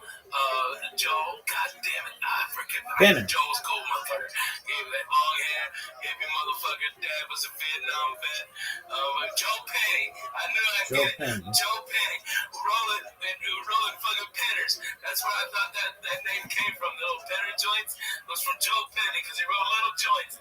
All right, and he saw me because that guy wouldn't. He thought I didn't pay for my red cup, and I'm like, you dumb. I was a wise ass. I was like, you fucking dumb. Was that fuck. George Kittle? I'm just walking around the woods with a big red cup, and I just happened to fucking bump into you, you fucking dummy.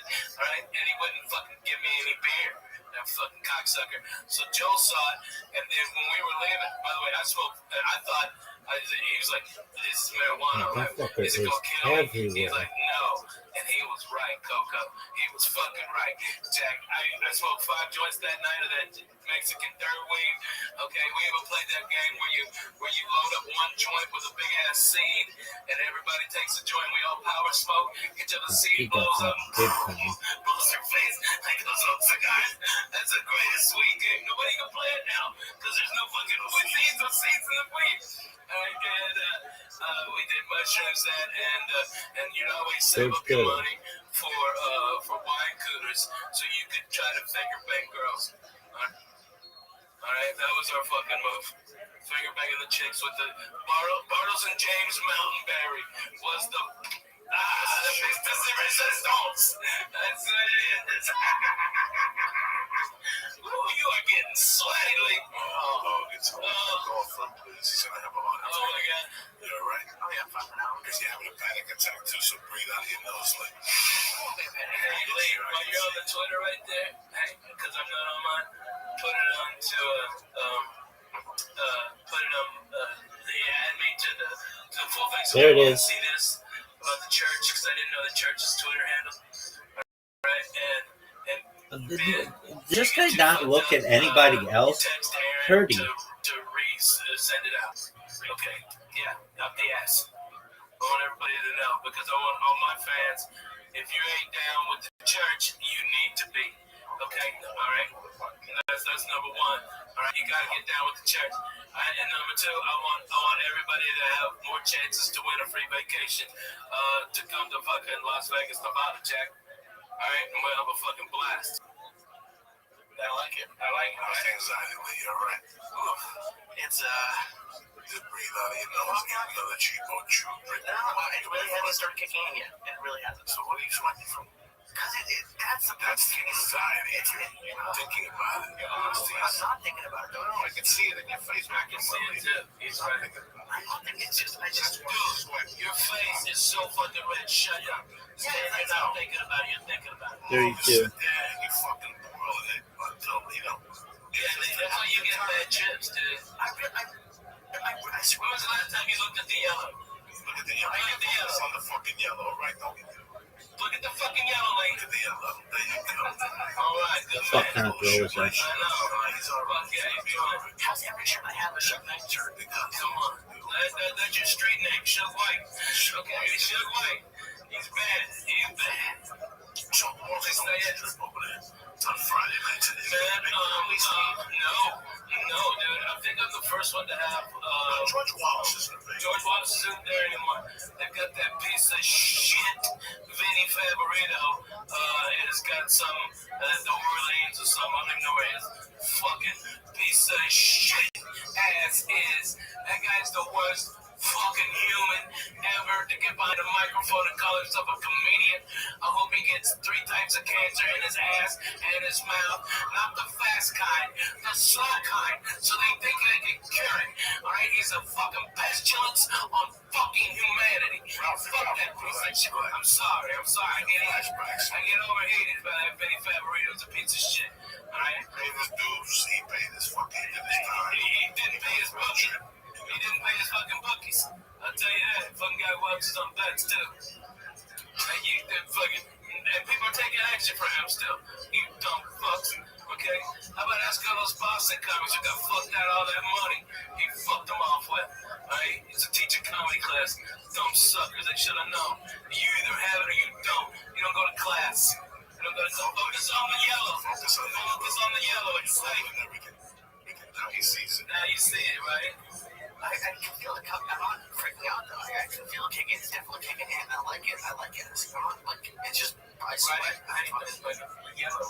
Yellow, just yellow, man. Just Yellow, think about yellow. That's all I'm thinking of all the colors. Just yellow, all right? That's it. I like yellow. You're my favorite color. Stay in Wrong. Stay in the zone. Okay, we're good. It's funny that when I got into comedy, especially when I came out here, I go, how long is it going to take for me to fuck up? Like, how long is it going to take for me to get somebody in a chair or rob one of these comedy clubs, you know? Because you can just sit there and get 10,000 for so long. Before you have to smash a little fucking... Mamma mia, if it was anybody else's wedding. Oh, if they only knew. Thirty-two. It's so crazy how we sit here and we fuck around and you crack jokes, but how sad is it that like Keith Richards with fucking Whitney Houston? Oh yeah. Like Ozzy Osbourne's out with everybody, and he's still doing blowing pills. She's trying to dump him 2 months ago because he was still getting fucking high and fucking the hairdresser. How old is this guy? They don't stop. What people don't realize is, I just figured this out too. Me and my tour manager Ben, we were talking about it.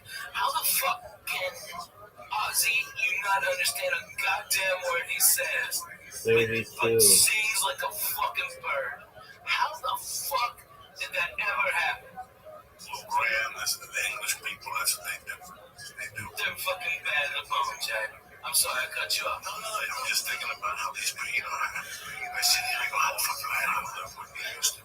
Like, especially doing the Martel cartel thing. Yeah. I always felt bad. Like, I never knew when the trust was going to end. I never knew at what point. I didn't know if it was going to be being on the road or having one day. You know, no, because when I He's lost all his teeth. yeah, when I first moved in, he used to. Well, what is that guy doing? He's offside. What's his name was still very hot. What's the Mexican guy? Paul Rodriguez. He was George Lopez, yeah. Lopez. I mean, that was Mark Babbitt. Mark Babbitt was driving back to Texas with 30, 40 G in cash. Yeah. Because he would take the money from the safe at the last stop and use it to finance his tours. She was a millionaire. She's still alive. No. He bought it. I mean, he didn't buy it. He didn't buy it. It was an old lady who. No. You're thinking of the Austin woman. Okay. Because Pete was a stepson or something. Yeah. Right. And she owned a bunch of country bars, but she just thought it was a good manager, and she bought it from Sandy Marcus, okay, and Sandy and her husband are the ones who started the last stop, and then Sandy sold it when she wanted to get out to this lady who was a multi-millionaire, probably worth $150 million more, because she owned like the men's club, she owned the biggest country bars, she had a majority of stake in Gillies when Gillies was on, and fucking the Urban Cowboy. This woman had so much fucking money, and this was just one of her things, and she liked comedy, but she wouldn't even come in, and that's how she got Pete in there. But before Pete, man, with 3 hands, Mark Babbitt was taking money out of that place. So he was taking the money out of the bank, and then he was blown what I was doing as a kid. You borrow $25,000 on Friday. As long as you have back Monday before the bank opens. Kids, Back $30,000. this could be it for us. Worked on the bank in the early 80s. That was the deal. Friday at 3, Monday at 9. But I had my money put back in that fucking bank vault. But I'm getting $5,000 off the top. And he did it every fucking week, this kid. Yeah. But it could never be like on a Monday that he only. Wow. You couldn't do that now? No fucking way. No fucking way you can do that now. Let me tell you how good they had a wife. This kid that I'm talking about in particular, I know we grew up one time when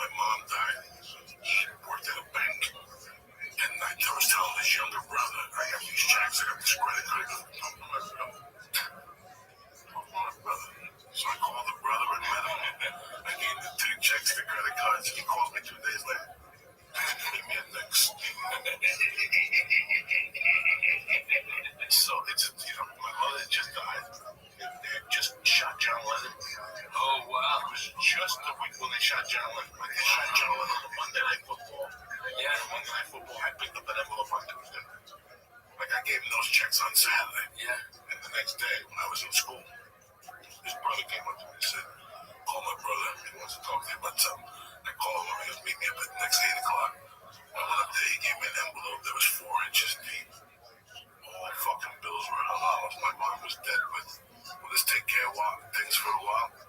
Forever. I got that money. I put under my. I moved in with this family. And I moved on. And I put the money under my underwear, and they would never fucking know. I would just. It was like a real ATM machine.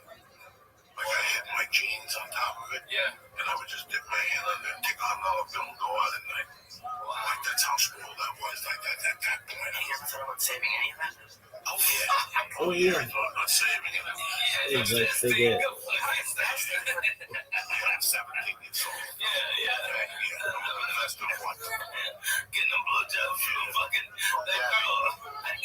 Gabby, that's what I'm gonna invest in. Like, there's no investment sleeve. You took that, you took that to the bar, and you invested. You want to hear something before fucked up, Lee? Is that not only did he just say, "Oh, that was fine," it was still working.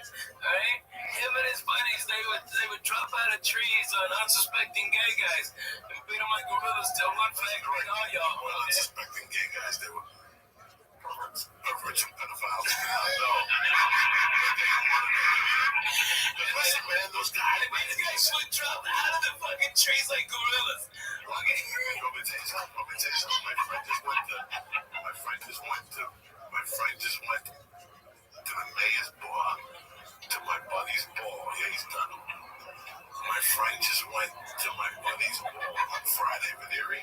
Yeah. Had his first ball on Friday, $175 a ticket. Oh, wow. Why does he have a ball in front of his legs? He's a commissioner, or he's an assemblyman. I love it. And he told me that the guy we used for bait his kids was there. I go, how does he look? He goes, bro, that dude hasn't aged a fucking day. He said he still looks like an Italian mom. Oh, wow. We used to take this kid, and the reason why we used him is because he had a connection. I know that if we ever got arrested, the shit would get squashed at the end. Right before they ready to press charges, this kid had too much juice. Right? That's the reason why I used to take him. It's right 50-50 right down the middle. But all he had to do was just bait. That's all he had to do was just bait. We did the fucking kick in the pool. Alright, so just explain to him. Okay, so he'd be out there and then horrible, dark, fun time. Never say that. Someday when you guys will be 50, that was a terrible, horrible, fun time in my life. It was that dark and terrible. Like it was like if I think about it now, it was dark. Like in the daytime, it was dark. There was no sunlight in my life then. And it was like my junior year. It started my sophomore summer going into junior year. We heard rumblings.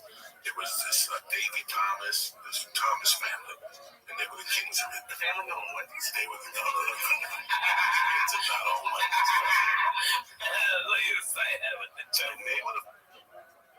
They were the first ones. That 64th Street crew were the first ones that started going up Boulevard East, and then the word started getting out. You can make some money.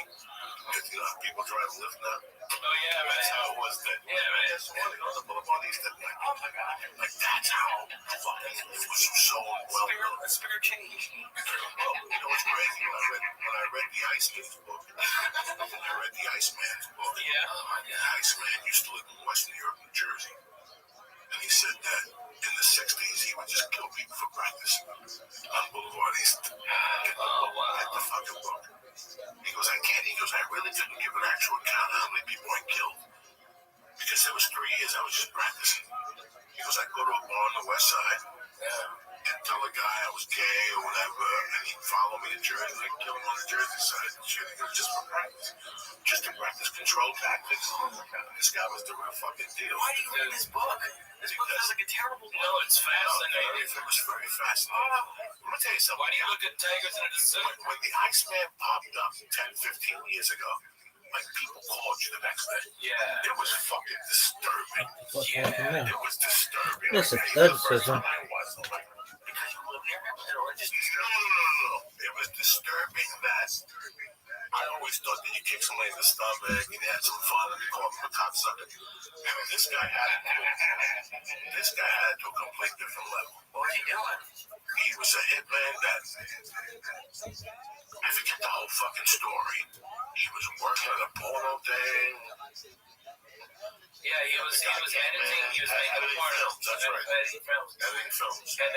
man, and he fucking whacked him.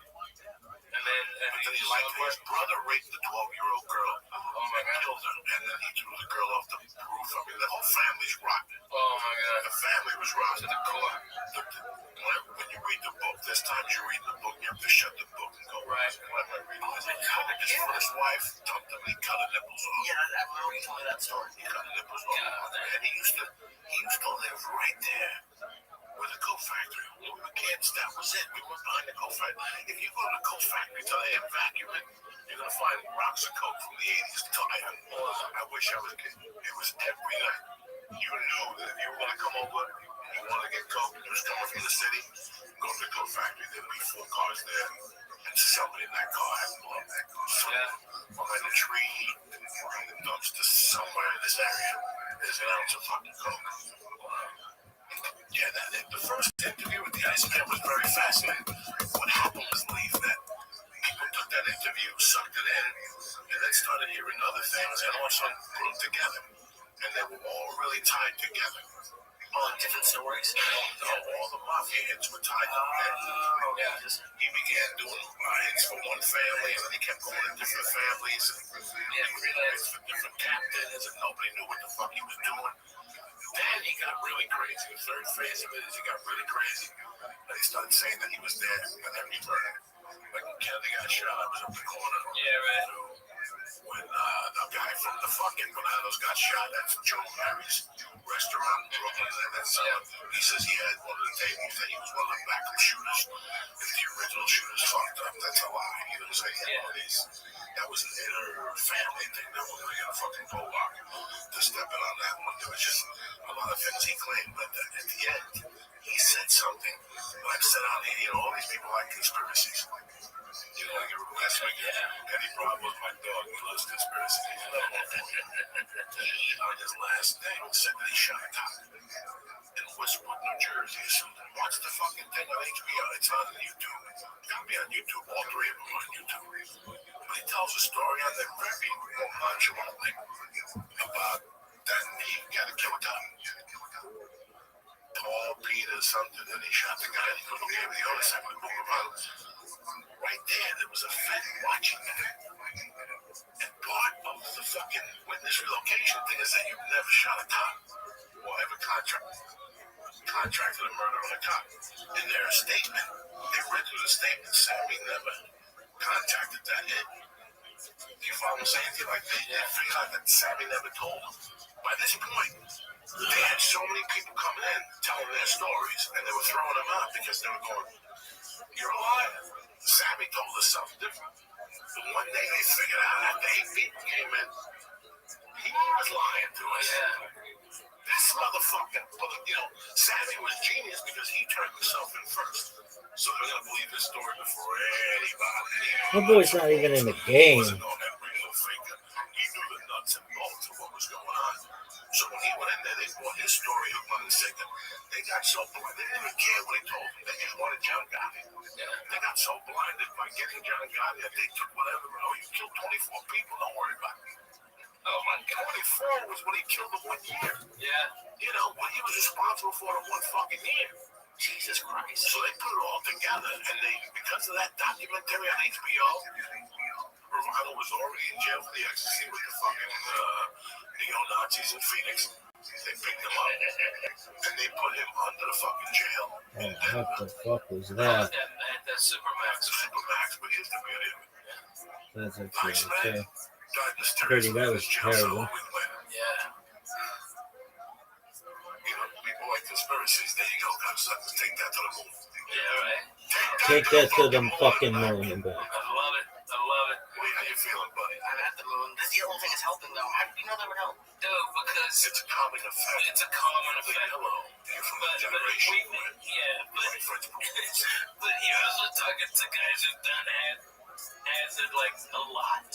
Okay, and you gotta have focus on something. 10 years, that yellow won't do big for you. No, but now. Face, you know what I'm saying? But now, tonight, you'll need that yellow. I think it's helping. Yeah, man. It's helping, man. You can turn the lights off for the rest of the podcast and just talk to each other with a candle. Look at this, you can say, down south, I don't know what Puerto Rico sounds. Come up with stuff. We come up with stuff even about that. So oh my god. We a little head is shiny. Oh my god, I just announced I can't stop sweating. I can feel the heat. See, this is the, and I'm not like last time Monday this, I was freaking out at this point. This is, now I am still a little nervous. We run the cheap. Okay. That huge. He's like, okay. It helps. It helps with that.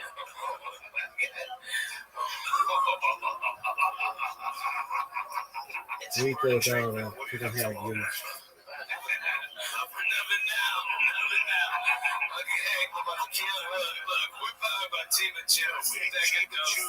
Transmission fluid. That's it. We can't keep doing this to ourselves. That's what I keep saying. But then next time Monday we'll be back here, fucking 18-year-olds coming. Have a new setup. I'll be having. We lost that strip of acid. We lost that for 6 months. A sheet of acid. Oh my god. See, that's the shit. That goes all the way back to what? That acid. Kid who gave me that, it was a chip chateo dude. That's the shit that Pink Floyd did when he quit the band. Chip. That's the shit. That's the cousin to the acid. Yeah. Take a piece of paper home, but you give it to the hotel money. I come in today. We're talking about the acid. I look on the shelf. The acid's been on that shelf right there for the last 6 months. See, people, I don't steal sticking. I thought he clipped this away. I don't do it. See, if I was smart enough, I would have done that, and I wouldn't have find it. I thought he clipped it sold on eBay. Oh my god, I should have. How you doing, man? Can you open it for me? I know you need help. Oh, easy pick. That was the beginning of Lee's downfall. Oh my god, yeah. He was a great. Until Easy pick. those cookies. I don't think he had it, though. I don't think he had it. He was bobbling the ball. Chiba Chews everywhere, though, man, and it is fucking good. He was bobbling the ball. I was fucking having a hard time with this too. I just went to Oh, he had it. Nothing. Apologies, I was not familiar with your game. Chiba Chews is still a great product. I missed eating that one. It was delicious. It's like a fucking Tootsie Roll. 200 milligrams. Fucking, you know. We need 5 of those today, being Lee. You know what he should Look at Lee's getting sick already and stuff. You're right. I'm fine with that, but I'm not gonna eat that, so yeah. You're not gonna eat it? No, give me one like a gimme. I will eat, but just go fuck yourself, Lee. You made me open it. You're eating it. I'm gonna eat it, but just you don't want me to puke on you, see? No, I don't want you to puke on me, motherfucker. You better not be puking. It's a cool one, so. Yeah, like you got spare t-shirts for me, motherfucker. Great, I'll use one of those size fucking medium. I'll wipe my titty fucking high. Put 2 strings around those pillows. This shit. Like one of those guys in the 50s. This shit. This is in town tonight. Billboard and shit. Fuck it. I'll take it to the car. Every time I come here, I gotta tell you this. The other day, I was tying on my TV, and I got this new fucking cable in Nashville where you just, I call it Stevie TV. It's like from Xfinity, but you just hold on to it and you say it, and I go, Outlaw Josie Wells. Boom, Outlaw Josie Wells. Anytime I fucking want it, boom, for free. All right, listen to me. When he's talking to fucking 10 Bears, and he's talking about, that's the most, okay, go fuck yourself. Go fuck yourself, these people today. All right, you Kevin Costners and all these assholes, go fuck yourself. You want to take acting skills to away for what they do. It's fucking amazing. To what it's, the people now make a big deal about it, and they never gave police any credit. No. You watch that scene. Oh, holy shit. When he's talking about 10 Bears and about their fucking, you know, his mark on the will jerk beef every spring, but man, motherfucker, talk about listen, I want to be an actor. If it's on, I have it on for 10 or 15 or 20 minutes. I can't turn it off. Josie Wales comes on, it stays on till I gotta make a move. 20 minutes, 30 minutes. Right. But the last 3 weeks, the part's been coming on. My all-time favorite was The Kids Bleeding. Oh, yeah? And he goes, give him the bucket. Shit. No. Give him the bucket. Where's the bucket? Over there. Give him the bucket. He's starting to see the devil. Touch the road. Yellow. Chimichurri.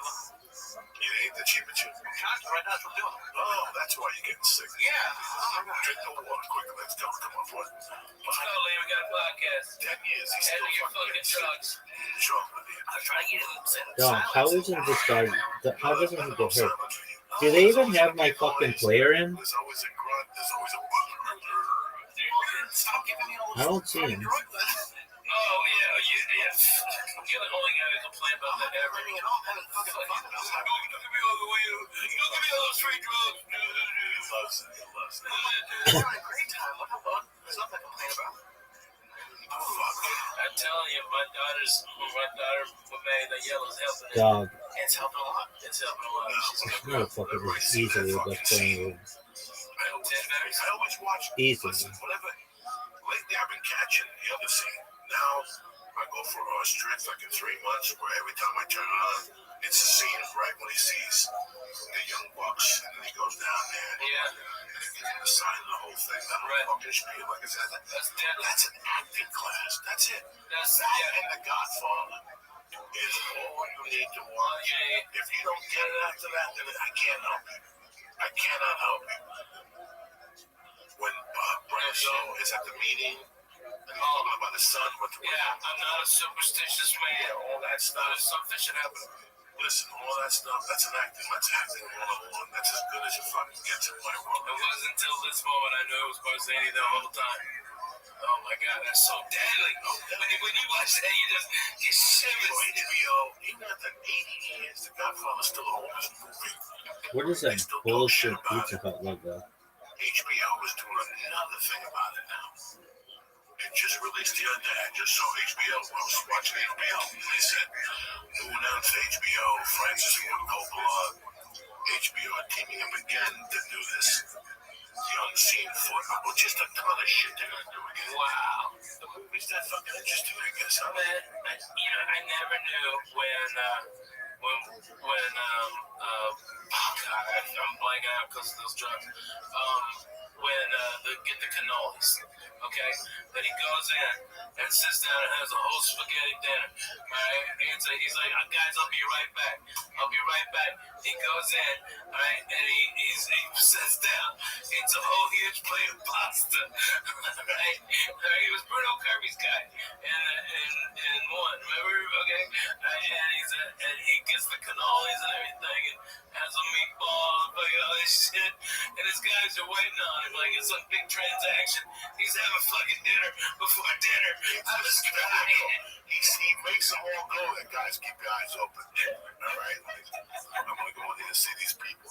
He walks in. It's the back of the kitchen. He takes his jacket off. He hangs it up and shit. There's a little table waiting for him. He sits there. It's a fucking One of the greatest sneezes of all time. Meanwhile, they think the mafia's coming. They're out there with guns. Blazing. He comes out 20 minutes later after a good meal, man. It was an hectic meeting. He's like, Are you doing? Are you breathing heavy? oh yeah, the cops are coming and everything. You think they're coming for you? No, I'm not there yet. But Why'd you not yet? I don't know. We had another sugar cube. No more shit. No more sugar cubes here, like, not tonight. Do another shit. They're gonna tonight. Get the fucking zoo naked. Holding onto a tree and shit. That would be hilarious. You gotta take a picture like that, dude. No one wants to see me naked holding on. No, on a tree hanging down, that'd be fucking hilarious. Listen, I went for years without doing this shit. That with me, since we didn't know anything about this, I kept busting his balls. Until someday somebody actually brought one to the show. That's what happened. We talked about it on air. We talked about mushrooms. Somebody showed up at the show with chocolate covered mushrooms. Yeah. It's always fucking something at those shows. And I'm not gonna say no to what the fuck. I bring him back. That my boy? And we try him out. I was just breaking his balls with the acid. Also, people started showing up with liquid acid. Oh, yeah, it is. Tight. What the fuck? For that acid is making a huge comeback. Because they're there for like 10, 15 years. Acid wasn't real fucking big. People are scared. The name of it is acid. Yeah, right. That's such a negative fucking thing when you hear acid. You're like, no.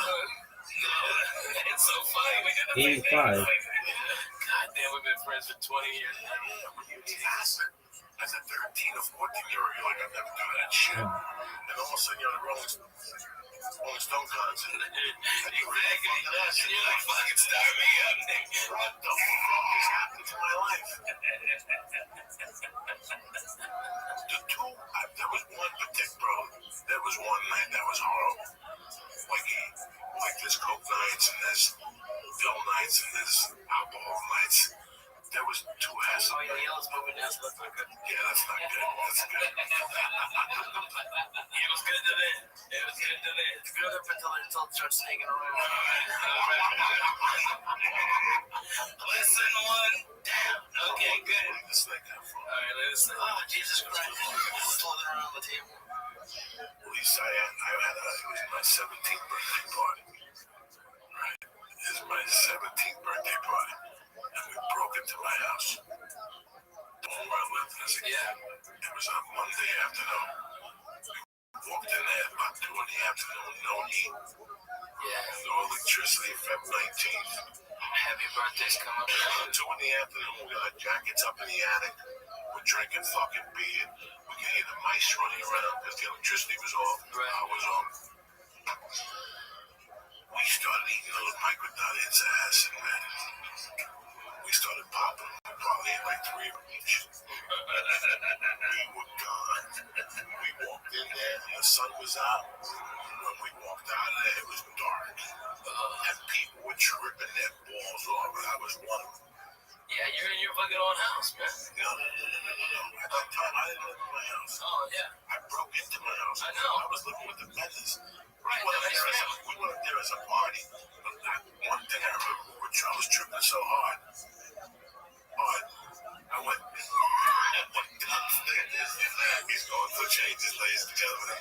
I went downstairs to pee. Oh, my goodness. And Louis had this.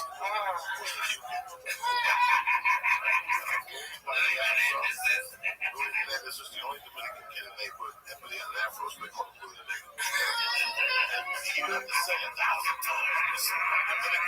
They didn't give a fuck. No, back in the day. You're black. Yeah. Fucking crazy how racist it really was. These people do not. I don't know what they went through. Louis was Dominican. They called him Louis the Nigga. And little animals can sometimes get out and eat other people's things, so they didn't want them to raise them in Eretz Yisrael. But big animals aren't going to get out, so therefore they're not worried. But if, as Rashi explains, if we're talking about roim, about shepherds who take their animals out into the field and they let them graze and end up grazing in other people's fields, whether they are grazing large animals or small animals, and therefore Rabbi says whether it's large or small, they're possible because they are gazlanim. Gemara says, this makes sense that you're going to say that roim are possible with the cunning and monomalai shlosha roi bakar. So he says, you see this idea that Roy Bar should not be believed because when we had the mission before, if you remember, it says, Nemanalai Abba, Nemanalai Abicha. The person says, I'm willing to have my father or your father as a judge, that we allow them, we believe him. Why do we believe? Or it says, he says, I want Shlosh Eloi Bakar, 3 Rowan. So the question is, it's only because he consents to have them, right? So it must be that why, and then the way they're understanding the Mishnah is that the Shlosh Eloi Bakar, they're not valid for Eidos. So it's only because you accepted them as Eidim. But otherwise, they would be hustle. So you see that there's an idea that you should hustle Rowan from being Eidim. So the Gemara says, "My love, Eidos." Aren't we talking about Eidos? And this would be a proof that Roy Bakar should not be Eidim. The Gemara says, "Lola Dina." When we said that Shlosh Roy Bakar, we weren't saying that they're Pasala Eidos, which would be a raya for this point that they should be Pasala Eidos. We were saying that someone can accept upon him to have 3 Roy Bakar as judges. Dekanami, the Ketani, this makes sense. The Ketani, because we learned Shlosh Roy Bakar. It says 3 Roy Bakar, 3 shepherds. The Ila Eidos, if we're talking about Eidos, Shlosh Lamali. Why do I need 3? Eidim is enough with 2. From the fact that it says 3, it shows that it must be that Mishnah was dealing not with saying Roy Bakar should be invalid as witnesses, but that it should be that someone could choose to accept upon themselves them as judges. So you're going to say, Elamai Ladino, you're going to tell me that what the mission was coming to tell me is that I could, if I accept them, they could be judges, but otherwise they can't be judges. My ear, you're talking about judges. Why are you telling me shepherd? He says, anytime you have three people who aren't educated, why does it have to be a roa? It makes more sense if you say a roa because they let their animals steal. But if you're telling me it's just because they're ignorant, so anyone who's ignorant. So the Gemara says, he's saying no. But the mission was the reason it said Roy Bucker, not because they're thieves, but it's coming to say, even if you have people who don't normally hang out in town, what's the significance of hanging out in town? Even if I'm not a Talmud Chacham, I have some sense of, when you interact with people all day, you have some sense of what's fair, what's not, what's appropriate business ethics, what's not. But if I spend all day out in the field and I have no idea, I don't even have that sensitivity. So the mission was telling us, even Roy Bucker, if that's who you choose as your judge, that's your choice. If you want to be judges and both parties agree, that's fine. I'm Rabbi Yehuda, Stam Roa, Puzzle, Stam Gabay Kasha. Rabbi Yehuda says that if someone is a Roa, that we assume that he is Puzzle Eber. But if he's a tax collector, then we assume that he's Puzzle Eber. Very quickly, Abu Zera, Avid Gabi Yusuf Tleis Hashnim. The father of Zera was a tax collector for 13 years. Gabi Asi Reish Nara Lamasa, when the head of the river, meaning the guy in the head of the region, would come to the neighborhood. So what would happen? So Rav Zera's father, when he see the Rabbanan, Amalei, he would tell them the pasuk from Yeshaya. He say, Lech Ami Baba Chadarecha. He would say, go my nation, come into your rooms. And then the pasuk continues and says, lock your doors behind you and hide a little bit. So basically he was telling them, go hide. That was what he told the Rabbanan. He gave them a pasuk in Yeshaya. When he would see the regular people from town, not the Rabbanan, the head guy coming to town, but even knock this Abba from Abba, that a father, Rashi says, Yishka, that the Abba from Ben, that they're going to shaft the father in front of the son, or sons in front of the father, which was another way of saying, Rashi says, he's coming to get money from you. So he would tell the Rabbanim, a puzzle go hide. He would tell the people, the big guy is coming and he's going to take your money. And what would happen? Everyone would go hide. And so then what would happen? When the Nara would come, the head guy would come to assess the tax, and he would tell him a big sum of money. And Zera's father would tell him, Miman Navi, who should I collect it from? There's no one here. Look around. There's no people, right? Because all the people are hiding, and he told them to go hide. So you see that he was a righteous tax collector, and therefore, when we say a tax collector should not be a fool, to be a thief, you see the father of Zera was a righteous tax collector. He tried to prevent the people from getting taxed too much. When Zera's father died, and he would understand that Amalei should put his place on Ma'id entirely because he knows take the 13 malls that are tied up in a handkerchief, give it back to so-and-so, because I collected the tax from him below equally. I didn't end up needing that tax, so therefore I have to give it back to him. So you see how honest Zera's father was as a tax collector, that he was going to return money that no one would have known that he didn't end up using the 13 things. So you see that you should not assume that a tax collector is a thief.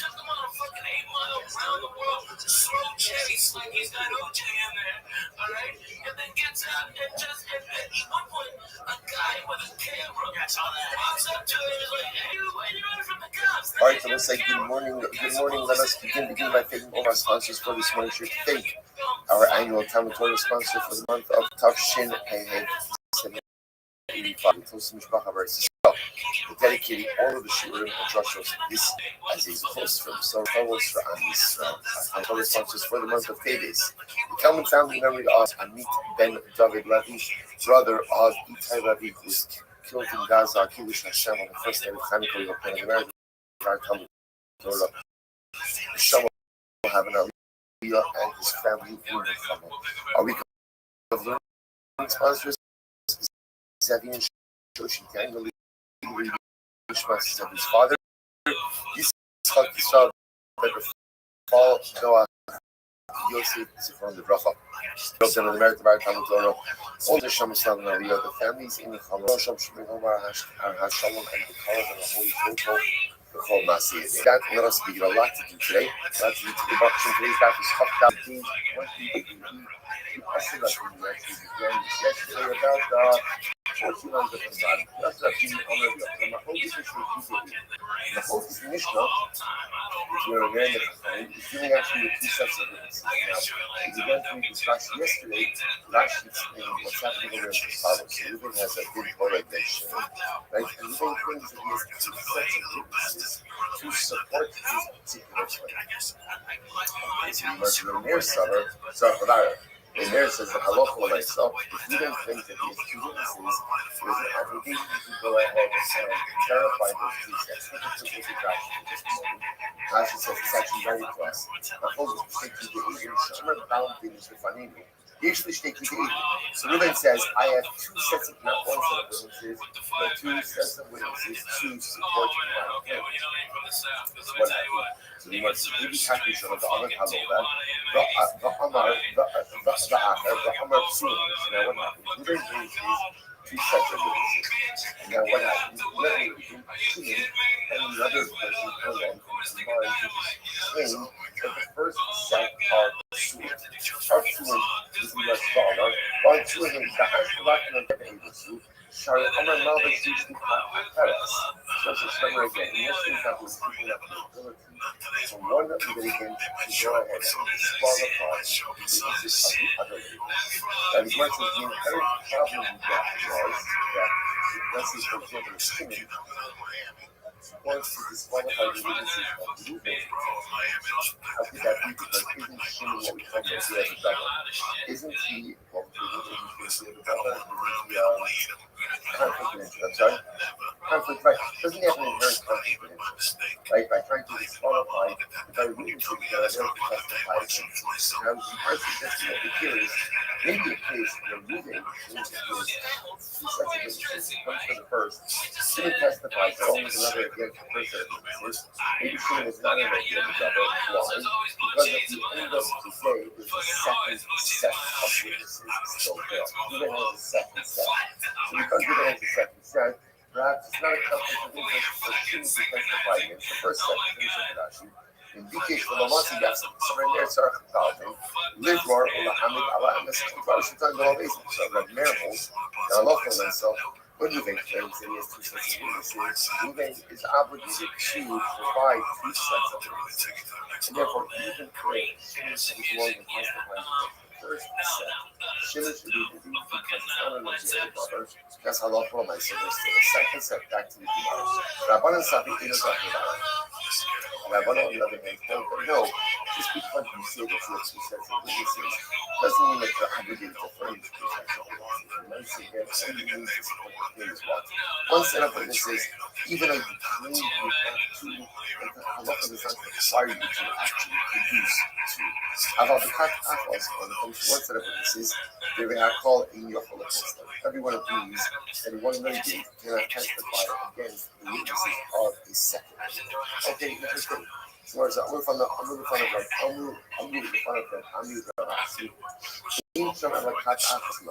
but after the only produces one set of witnesses. How about for the night again, what happens in that case? Each of the contact we already said that. There's only rest of the witnesses not enriched about the contact us we can call community of the host.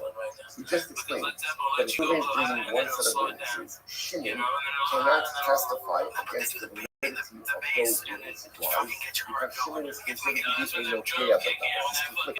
He's conflicted in his testimony. Now again, the only time you must about the cat so you're calling your fellow Muslim, in this case, Kashmir, clothing of Shimon. So what happens if halacha nice, however? Let's say Shimon does testify against the first set of witnesses. Reuben brings the second set of witnesses. Then it actually turns out the second set of witnesses that is a lady or pastor what's not okay. So on the hand, they're going to conduct in that case what he's supposed to do even very shortly. Again, in that case what he's supposed to do Shimon. First set of witnesses already testified. And Shimon, along with the mother, already disqualified that first set. Because I mean, others including from the Rashi, about the Edu 18 Okay, no sex. So remember, just to understand and appreciate what it is that is unfolding over here, it's very simple. The Mishnah highlighting the Mishnah said Reuben and Shimon come to a din Torah. The Mishnah said that Reuben brings witnesses, Shimon to disqualify the witnesses. Shimon brings witnesses, Reuben to disqualify the witnesses. If the Chachamim dispute, some say no, you can't. You will need to disqualify witnesses as well. Because if it turns out that literally they had an inherent personalistic disqualification, a gambler, a thief, something like that, or they're a lady. So we're trying to figure out what is that? Come on, baby. Kiddo. What is that machlokes? Riddle kiddo. Exactly. So they're suggesting the machlokes is, well, let's say, for example, Reuben is claiming I have two sets of witnesses. Oh, so there's a case that the mayor holds. And they got it back. Because he said there are two sets. He has an Oh, obligation to Carolina sucks. Therefore, Shimon has the ability to testify that the first set is not conflicted because there's the second Carolina set. sucks. The Chum says that even when Reuben claims that he has two sets, he's not obligated to Carolina absolutely sucks. I don't know what this guy's doing. Say the machlokes is repeated that Meir and the Mishnah is the same machlokes between Rabbi and Shimon. What happened? We signed up to have all of these going. We started with Chazak and it's an interesting case. So now let's say, right, Reuben comes along and Reuben finds Shimon living on property that everyone agrees Reuben once owned. Right, so Reuben claims, Shimon, you're a squatter, get out. Shimon claims that, what does Shimon say? Shimon say, I should produce the star, and I also have Chazak. I've been living here 3 years on Kiddush. Shimon has a dual claim of star and Chazak. Right, so if you read them, Rabbi says, all he needs to do is furnish the star. We don't care about the chazaka. Bring the star, we're good to go. And Shimon says, we don't do the chazaka. Shimon says, when I said no, we look at chazaka. Listen, all right, come on. Kiddo, baby. That means just the chazaka, not the star. Rabbi said, even chazaka. In other words, so it's happening over there. Go, baby, go, baby, go, baby. We look at the star. Dude, this motherfucker sucks so much cock. If you have both chazaka and star, I did not pick him up. He sucks. ultimately, again, you have to He's furnish the worst. Just dog shit. Fucking quarterback. What are they arguing about? Oh, so what's so bad. Ladies and gentlemen, it's a fascinating idea. When you make a legal claim, and the legal claim is more than what you needed to say, are you obligated to support that entirely, or do you need to just support that minimum threshold to meet the legal obligations? For example, right? So again, Reuben comes on, you're living in my house. Shimon says, now, really, all Shimon needs to say is what? Either a star or chazak. You don't need both. But Shimon says, I have a star and chazak. What's the Shimon? Shimon have to furnish both of those things in order to support this claim. One of them is that's the closest of it. We'll say tremendous right? But let's just say that which is let's say also sometimes the idea we say that the expression good promise and right. The problem in life is most right. So again, it's here you have things like that. Right, calm down. These are incredible. Simona says, Simona says, fine.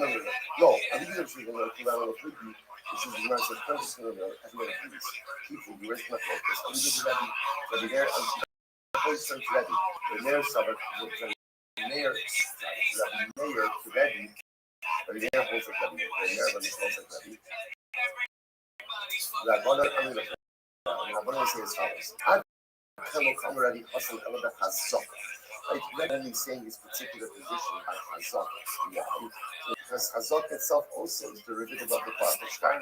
About Hocha, the Hani even not the part even Achim Kasu, but in our case in this case, the second set of witnesses have nothing to do with the first set. The Rebbe Moda for each other about it. Even Rebbe would agree that Halakha Lamaisa, you don't have to bring forth both sets. Now, so Rabbi Omer, Yochanan, Reisha, Taco Chaftal. So again, we're just continuing on this mission, trying to explain the first 15 minutes where Rabbi Meir says that one litigant to disqualify the witnesses of the other, and the Rabbanan say no. Only to disqualify witnesses is halach and the mindset through some type of true inherent power. So it's a ratio that even psulim the down and shade. It's interesting. The ratio first case we start talking about witnesses who are unfit, right? And dayan and shade. Similar to Miko the passing, even passing on a dayan. Since the Edim are invalidated, therefore by definition, the witnesses are going to be invalidated as well. Since we invalidated the witnesses, the judges will be invalidated as well. Same fault, the dayanim is doing the Edim shade. See if we're talking about a case where the dayanim had not been invalidated, but the Edim right precise. The dayanim had been invalidated, but the Edim are shade. Miko the passing dayanim passing on the Edim. Maski for levels, rubber is a cash. 24:8, 4 lines down. Maski for levels, rubber is a cash. Which from them you go to pass the Arabian, pass the Nami. So I understand that in the case of the witnesses have been invalidated. So by extension, the judges have been invalidated. The license is no longer a case. So where it's but remember again, there's always another base message you go to. Amigo the Pasti Diana Pasti Nami. But in the case where ultimately again the witnesses have been invalidated, what does it mean that the judges have also de facto invalidated? The Gemara says, "Hasna me'idin b'ha ida." Sorry, the Gemara says, "Ella."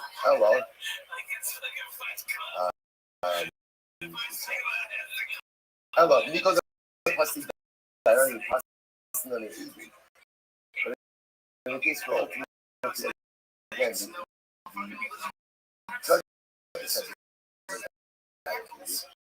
why would you say that that the witnesses are invalidated? So the Gemara says, once you don't have witnesses, you revert back to what we said.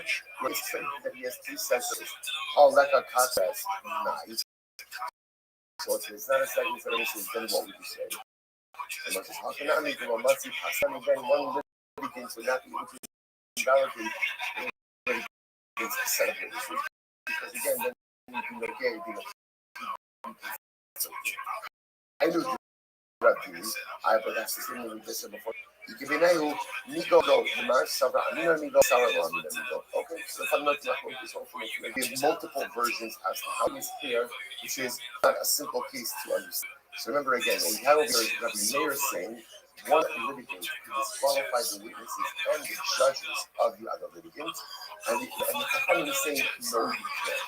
What are the parameters of that case? It appears that the way the Gemara is settling over those, that the parameters of this case is where Reuven is claiming that he has two sets of witnesses. So now Rabbi Meir says Shimon has the ability to come along and discredit the first set, because he's not conflicted because there's still a second set.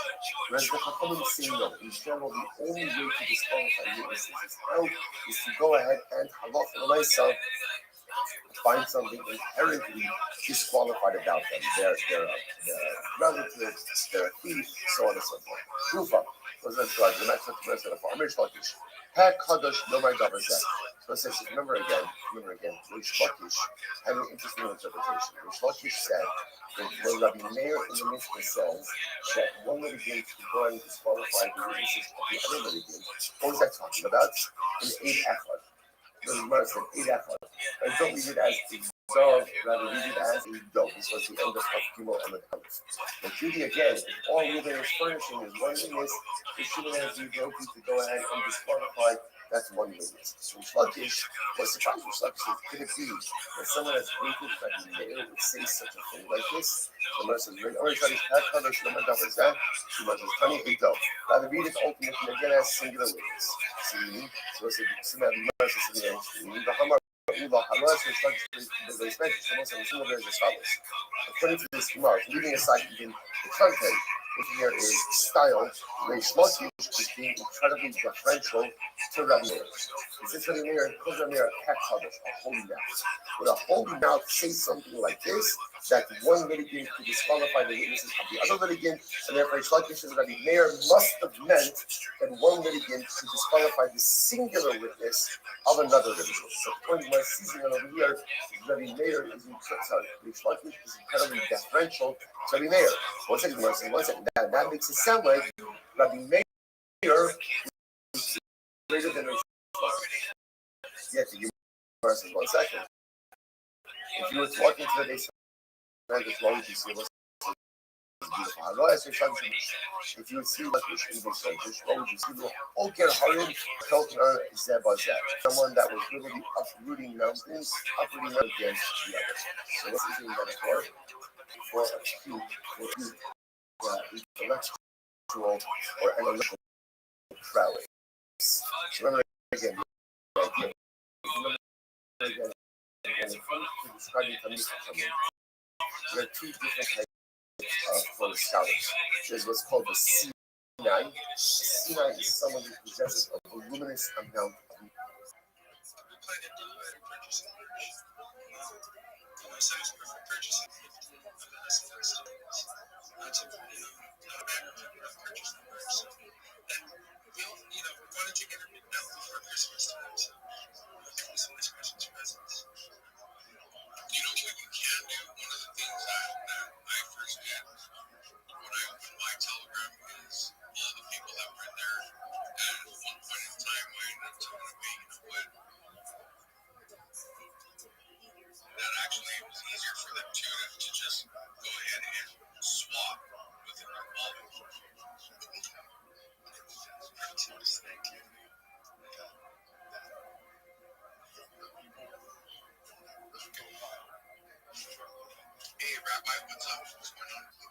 When possible, may I please share my project with you all?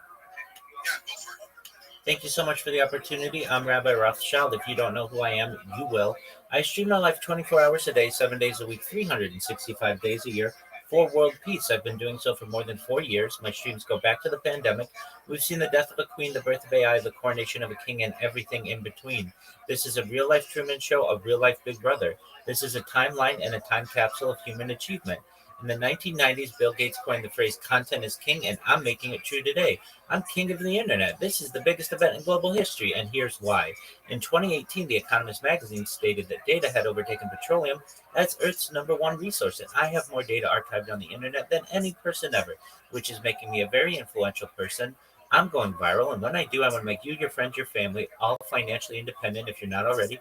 I want to ensure that you have generational wealth if you don't already, and I want you to be able to start charities and philanthropic organizations of your own.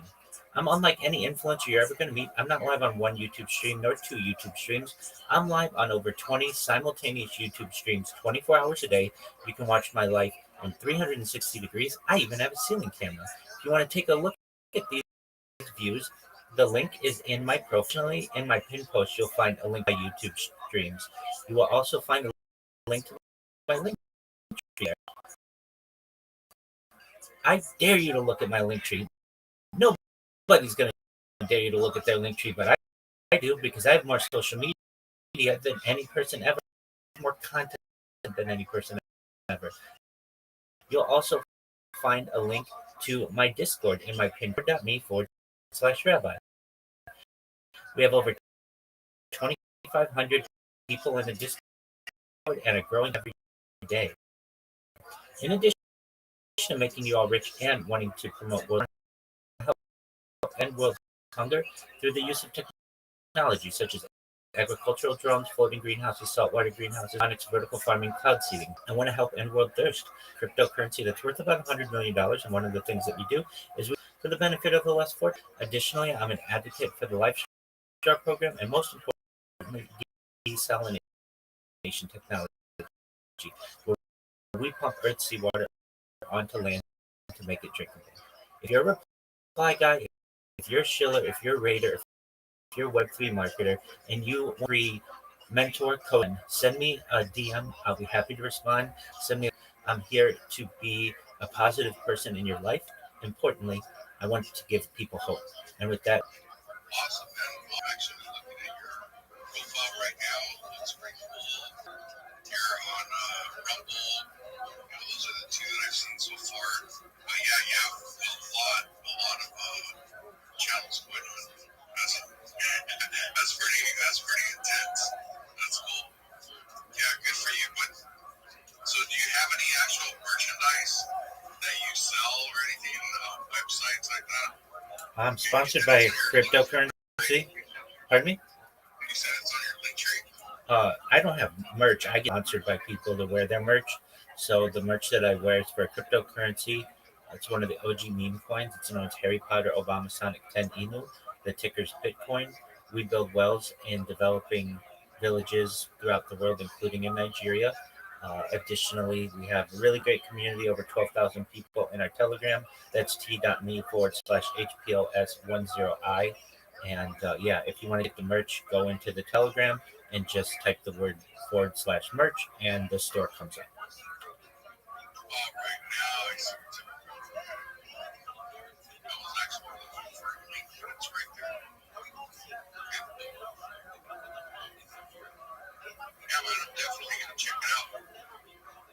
Thank you so much.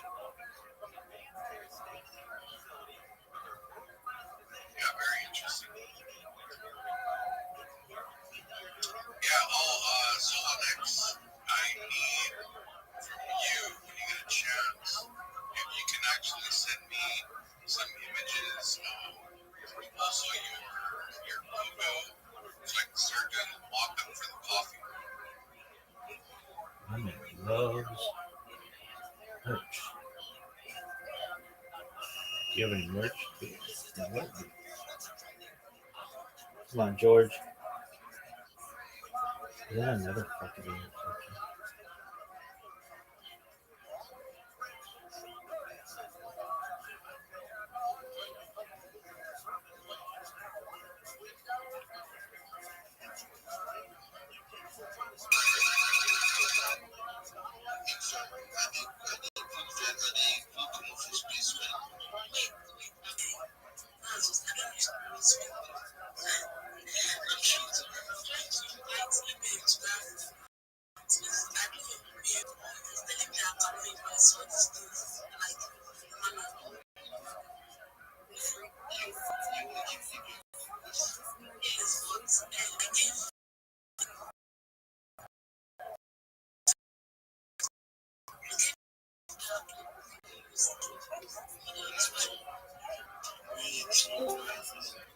Yo, what up, Zoot?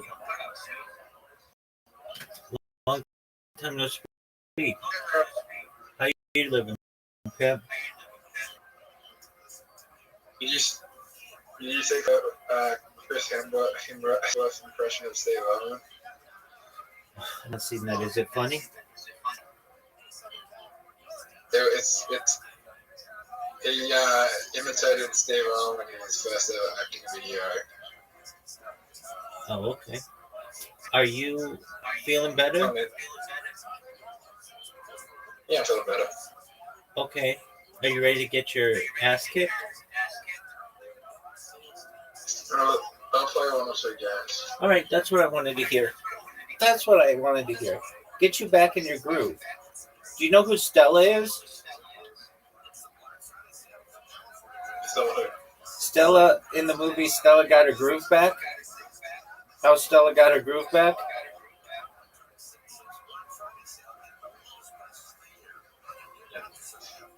Hey, Rabbi, I think it's going to be another 3-4 years before you go viral, but I could be wrong. Yeah, you're definitely wrong on that. You haven't seen how I've been tearing it up on Twitter Spaces. Yeah.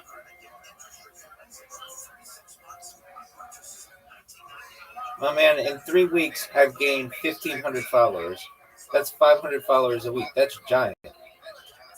And we've been waiting on you to take this shot for at least 5 seconds. Are you proud of that shot, Zoot? You recognize that makes it one of the most difficult shots in global history.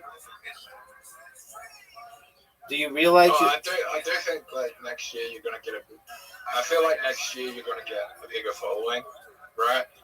But your cult following won't come for like your big moment won't come for another 2-3 years. No, that's incorrect, but that's cool. Zoot, we have over 2,500 people in the Discord. Actually, 2,600. We're growing exponentially. Only positivity, baby. All right, are you going to go, or are you going to let me just straight up win this game?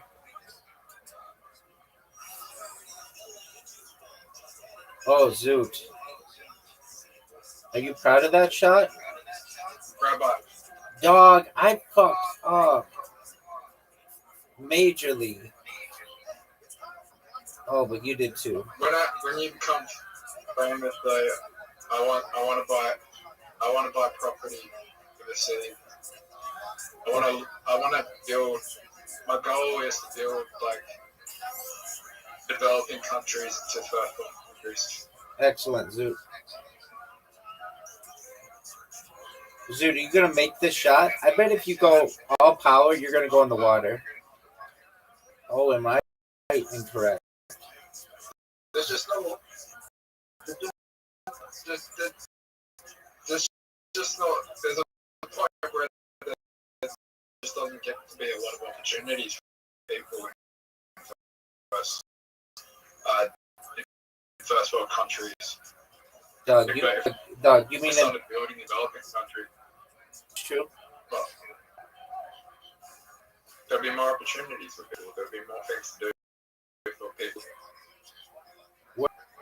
Are you proud of the way that you now?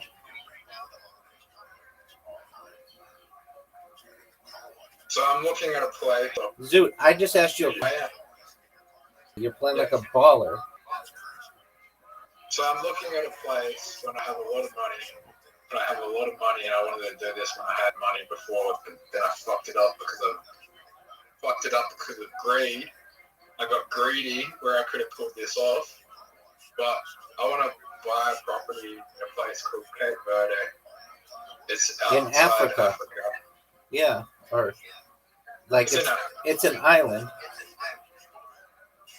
Yeah, I want to buy there. Like, you can buy a house next door to the Prime Minister of Cape Verde for $500,000 US, and you can live there. That's baller, dog.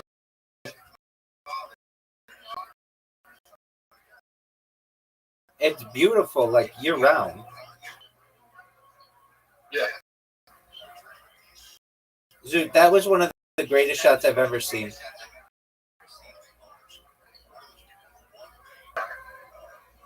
Yeah.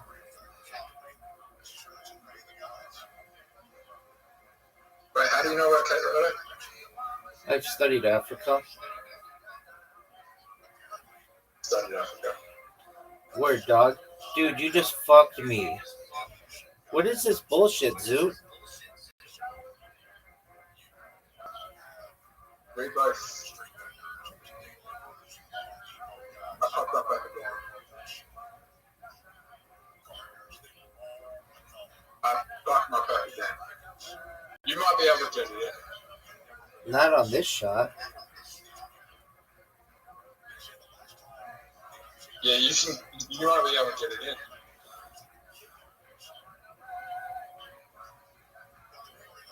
Are you gonna hit my ball? You fucked me, Zoot. Zoot, you fucked me. You can still get it in. Holy shit, that was close. Word, dog, you're guaranteed a win. Good job. Yeah, I'm probably tied. On this hole, it's probably a tie. Oh, for sure. This is like a terrible hole for you. That was a good shot.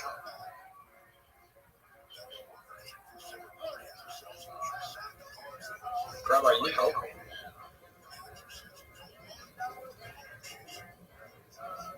Wow. Rabbi, that was the worst shot I could take.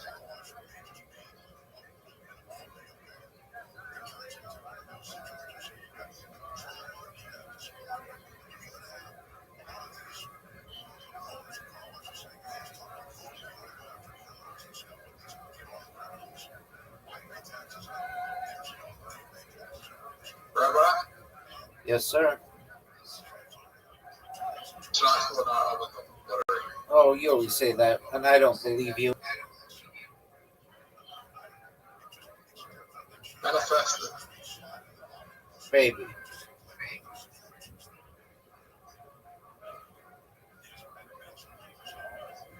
What are you going to do, Zoot? This would be a tough shot. It's a dangerous shot. Oh, you fucker. You fucker. You fucker. What an amazing, phenomenal shot. Zoot, F, F you, that was amazing. Zoot, that was amazing. Are you happy with yourself? I wasn't trying to do that. I know you weren't. You were trying to knock my ball in the butt shit, and you made it. And everybody thinks you're pretty flippin' cool. Two dots again. 2 dart games, then you're done? Yeah. Okay. I'm easily going to dominate you in this. No doubt. Hey, Rabbi. What up, baby? The people in your stream in my room, like, would they be able to find my real name? Oh, for sure. You've said it. No, I haven't. I mean, yeah. They'll be able to reverse engineer you. I haven't said my last name. Oh, okay. I said my location. Like 1,000 times. Dude, nobody gives a shit about you. That was a big time bust. Are you ready for this, Zoot? Zoot, I got you. Do you recall when Am I you? gonna be famous? Yes, all that shit. Zoot, do you recall when you were way better at darts than I was? Yeah.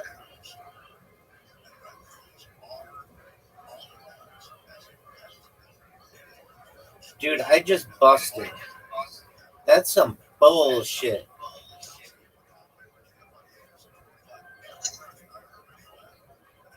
I guess the good thing is no one's gonna be able to recognize my face. Dog, yeah, they will. Why? Because you've shown your face on stream.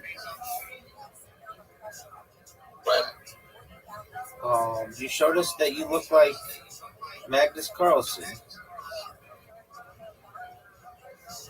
Fuck. I didn't know. Dog, we know you look like Magnus Carlsen, so.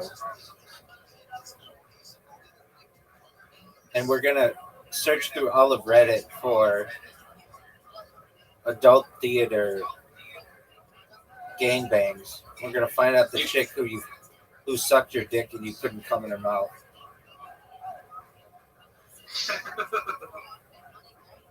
Zoot, did you know that you? Zoot, did you know that you are? Zoot, you're down. I got good news there. Okay, what's your good news, big dog? I got invited to a sex party. What you think? Okay. When are you going? Yeah. Friday. Well, that's cool. How'd you get the invite? I don't know. You don't know how you got an invite to a sex party?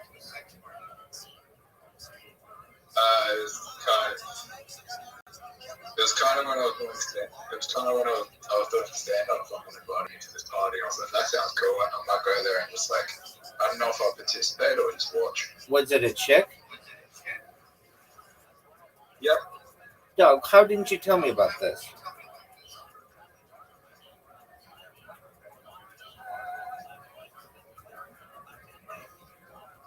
Why didn't I tell you about it? Yeah.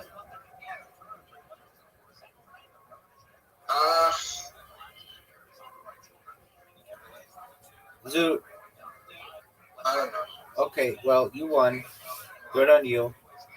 Go do whatever you have to do. And then come back when you're done and we'll play some more. Okay.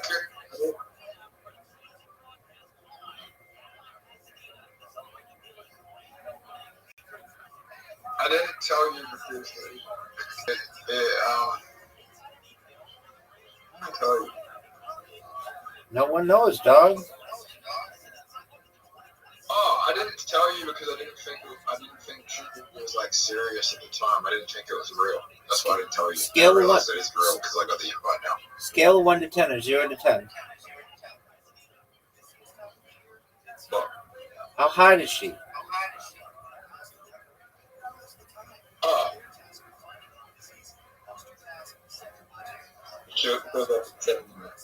She's not much on. What's wrong with her?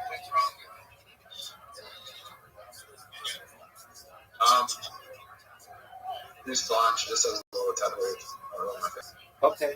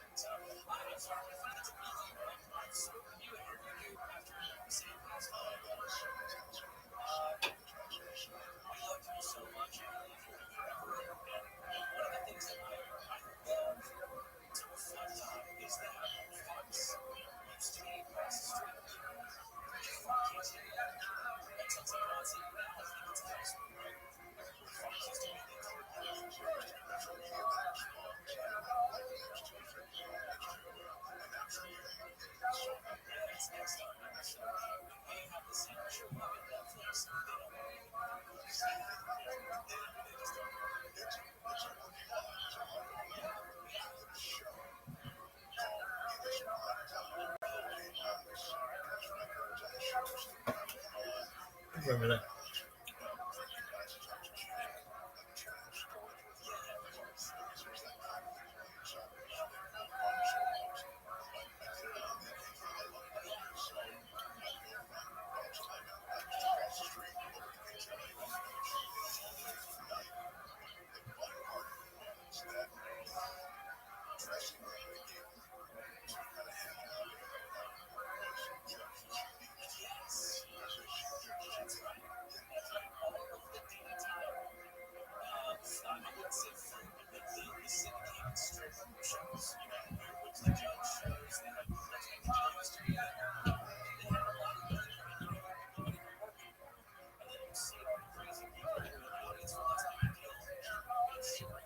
Into it's really impactful Yeah. and it's cheap. I did a quote for my house because I'm like, maybe I just want to run all on Tesla. It's actually cheaper than PG&E, but from my quote, so I'm like, maybe I want to visit with someone about it because it seems really cool. Systems are solar, and you're making power from the sun, but it feeds it when you don't have any battery backup, when the batteries go bad. That's the game, but it will backfeed some power grid that will actually pay you for your power here. Using, I have infinite space out here to set up solar panels, and I seen this thing that they give government contracts, and what happened is one company would lose their government contract, and another solar company would take over, will rip out all the solar panels, and it's just government waste. This company goes out of their way to, what they do is they recertify those panels, and you can buy like brand new solar panels or brand new used solar panels In good condition. in good condition that have all been recertified. And it's hard to like get rid of that shit. There's only a couple places that take them in California. You know, you like if you need to throw them away.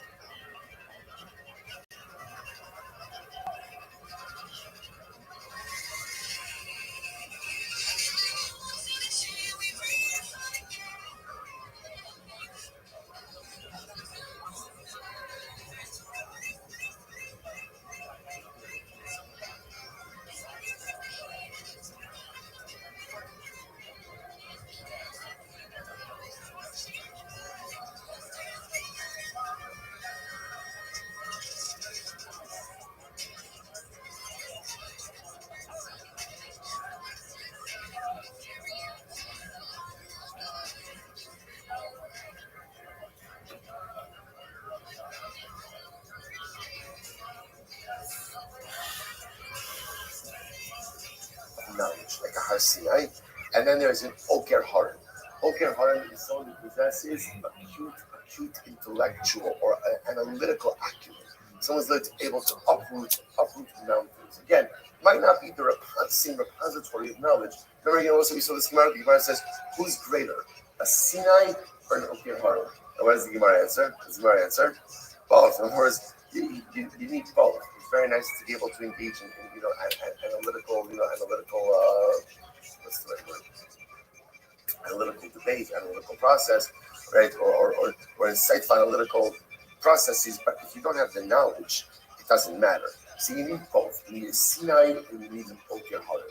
So the Gemara says over here, if you walk into the base medrash, you saw it, what would you see? You see someone uprooting mountains and what? And grinding them against the other. So they'll say, it's fascinating to understand.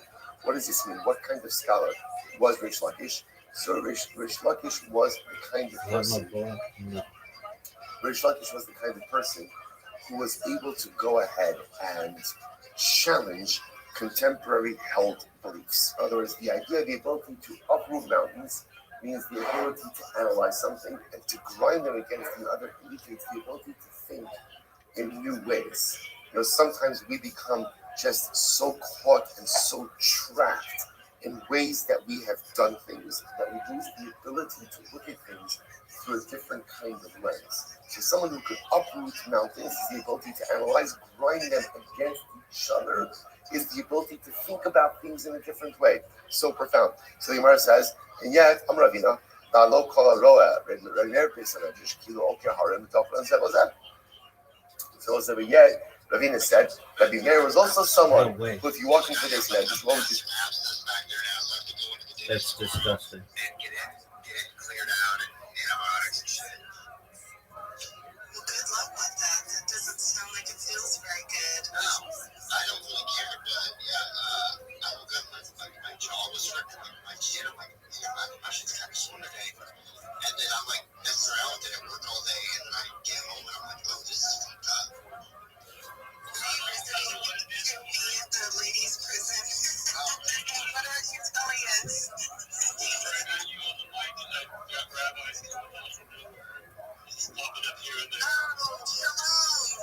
Shalom, shalom. When possible, may I please share my project?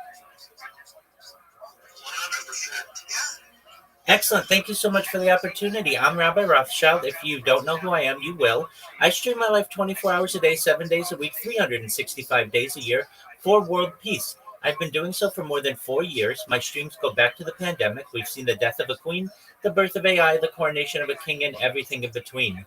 This is a real-life Truman Show, a real-life Big Brother. This is a timeline and a time capsule of human achievement. In the 1990s, Bill Gates coined the phrase, content is king, and I'm making it true today. I'm king of the internet. This is the biggest event in global history, and here's why. In 2018, The Economist magazine stated that data had overtaken petroleum as Earth's #1 resource, and I have more data archived on the internet than any person ever, which is making me a very influential person. I'm going viral, and when I do, I want to make all of you, your friends, your family, financially independent if you're not already. I want to ensure that you have generational wealth if you don't already, and I want to ensure that you're able to start charities and philanthropic organizations of your own. I'm unlike any influencer you're ever going to meet. I'm not live on one YouTube stream nor 2 YouTube streams. I'm live on over 20 simultaneous YouTube streams 24 hours a day. You can watch my life in 360 degrees. I even have a ceiling camera. If you want to view these links, they're in my profile. Additionally, in my pinned post, you'll also find my link tree there. I dare you to look at my link tree. Nobody dares you to look at their link tree, but I do because I have more social media than any person ever. I have more content than any person ever. You'll also find my Discord, which is discord.me. We have over 2,500 people there, and the community continues to grow strong. In addition to making you all rich and wanting to help promote world peace, I want to help end world hunger through the use of technology, such as agricultural drones, floating greenhouses, saltwater greenhouses, hydroponics, vertical farming, cloud seeding. I'd like to help end world thirst. I'm sponsored by a cryptocurrency that's worth about $100 million. And one of the things that we do is we build wells and water towers in developing nations such as Nigeria for the benefit of the less fortunate. Additionally, I'm an advocate for the Life Straw program and, most importantly, desalination technology, where we pump Earth's seawater onto land to make it drinkable. If you're a reply guy, if you're a Web3 marketer, if you are a shiller or a raider, and you want a free mentor, coach, and friend, send me a DM. I will respond. Send me a follow. I will follow you back. I want you all to know that I'm here to support you both personally and professionally. I'm here to be a positive person in your world. I'm here to have an optimistic view on the future. And most importantly, I want to give people hope. And with that, I sincerely appreciate the opportunity to share. It's good to hear from you. And, it was a very interesting conversation one night. And I'm all for the nuclear power desalinization of the seawater for drinking water to people, because there's no need to be out of water. It's just ridiculous. We have the technology. We just need to apply it.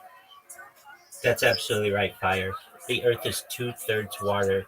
The idea of drought or people dying due to thirst should be something of our past, not of current times, and I want to help end that. I have a question, Rabbi. Go ahead, Court. Do you work for yourself or do you work for an organization? Well, I am an app developer by trade. I'm actually a certified project management professional. I've launched apps on the App Store and Google Play, which has allowed me some financial independence. So I'm able to live off of my previous work. And then I'm sponsored by cryptocurrency. That's one of the OG meme coins. It's known as Harry Potter Obama Sonic 10 Inu. The ticker's Bitcoin. But I do that because I love the community. So currently, I guess you could say I'm retired. Oh, nice. So this is a passion project for you, Rabbi. Oh, 100%, absolutely. And will continue to be, I hope, for the rest of my life. I want to continue to stream for as long as I live. I think that it is an important endeavor for someone to do, to be able to archive this much data. A century or two ago, I might have been a diarist, someone who writes in a diary, or a journalist, someone who writes in a journal. But in the modern age, I use video as my medium to be able to communicate what is going on in current events. Well, all that data sounds extremely valuable. It's kind of scaring me. You're absolutely right. It is extremely valuable. That anyone could reach out to you and, to connect and that you would be a mentor in all kinds of Web3 and data and your mission. Do you charge for that? Oh no, it's all free, and I have about 50 people who have taken me up on that. What we do, just a basic breakdown. I make sure everybody has a LinkedIn. If you don't already have, I'm sorry, a Linktree. If you don't already have a Linktree, you should. I give them a list of the top 20 to 30 social media platforms that are out there. I think that's a great idea for you if you're a Web3 marketer to be able to enroll in these for some reasons, such as it gives you more places to be able to promote yourself, to promote your clients, to also ensure that you have 30 different communication channels to get more business, and it makes it more difficult for people to impersonate you. We then put content on everybody's social media. Then what we do, I teach them how to not only join communities on X, communities on Discord, Telegram, Facebook, and such to increase their network. As you know, your network is your net worth, and I want to increase both for these individuals. But then I teach them how to clip people's spaces, how to tag the host, how to ensure that you get on their radar. And then we work on people's pitches, a 30-second pitch, a 60-second pitch, and a 3-minute pitch so that they get more business. That sounds like extremely valuable information and really neat. Thank you so much for your kind words. I appreciate the opportunity to share. You were talking another space. I was talking about doing a space and having Grant come up and talk about the work that he's doing. Phyllis Rothschild, I don't know, but work he's doing, getting homeless drug addicts off the streets of Rio and getting them in their lives back together, getting their shit together. He's been doing that. He's been in the trenches of that. Those are the real trenches. If you really want to know the truth, he does that every day. So it's had some interesting conversations, and I appreciate you having a conversation about anything that has any substance and meaning to it.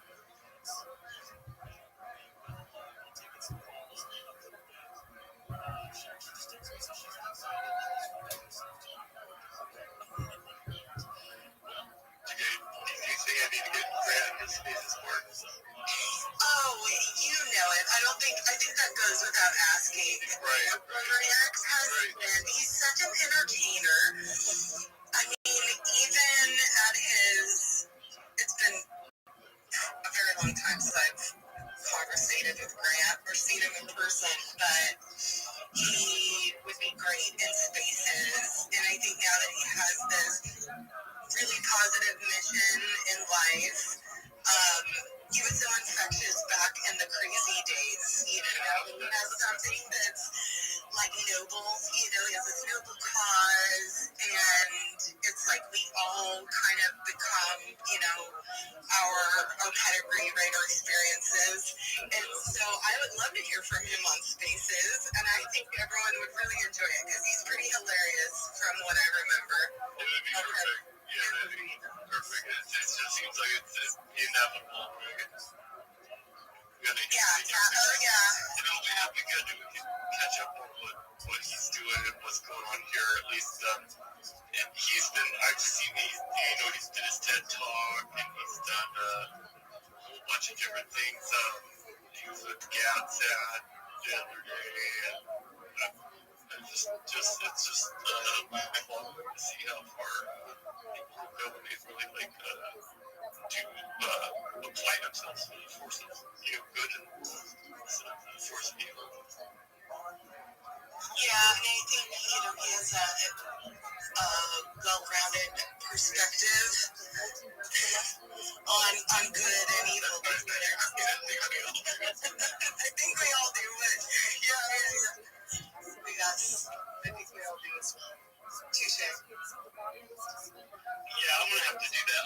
Now that I'm back up here, get myself organized. I'm gonna reach out to him again. I sort of tempted him with it in the beginning, but I was done a personal phone call through and tell him what's going on and see if we can get him to come up here and tell us what he's doing. I just want to know anyways, what it looked like to everyone else. I get to get to everyone else to hear to see what people are doing and how spreading light in the world like and with a lot of humor.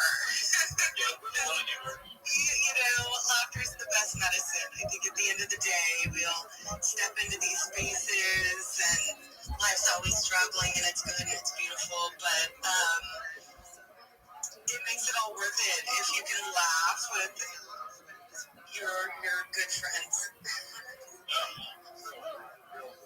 And just like life can't just be about bringing fire out after another, there has to be a lesson.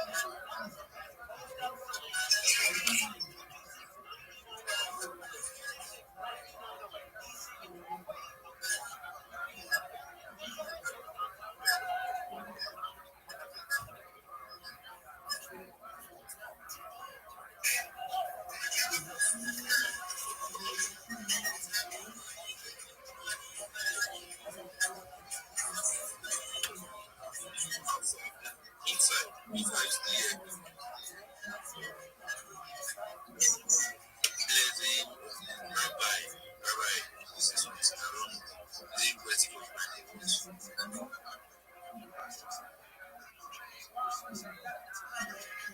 Thank you so much for letting me up. How is everyone today? Hey, Rabbi, what's good for that? How you doing? Every day is a holiday, every meal is a feast. Do you mind if I share my project with you? Excellent, my friends. Thank you so much for the ability to be here. I'm Rabbi Rothschild. If you don't know who I am, you will. I stream my life 24 hours a day, 7 days a week, 365 days a year for world peace. I've been doing so for more than 4 years. My streams go back to the pandemic.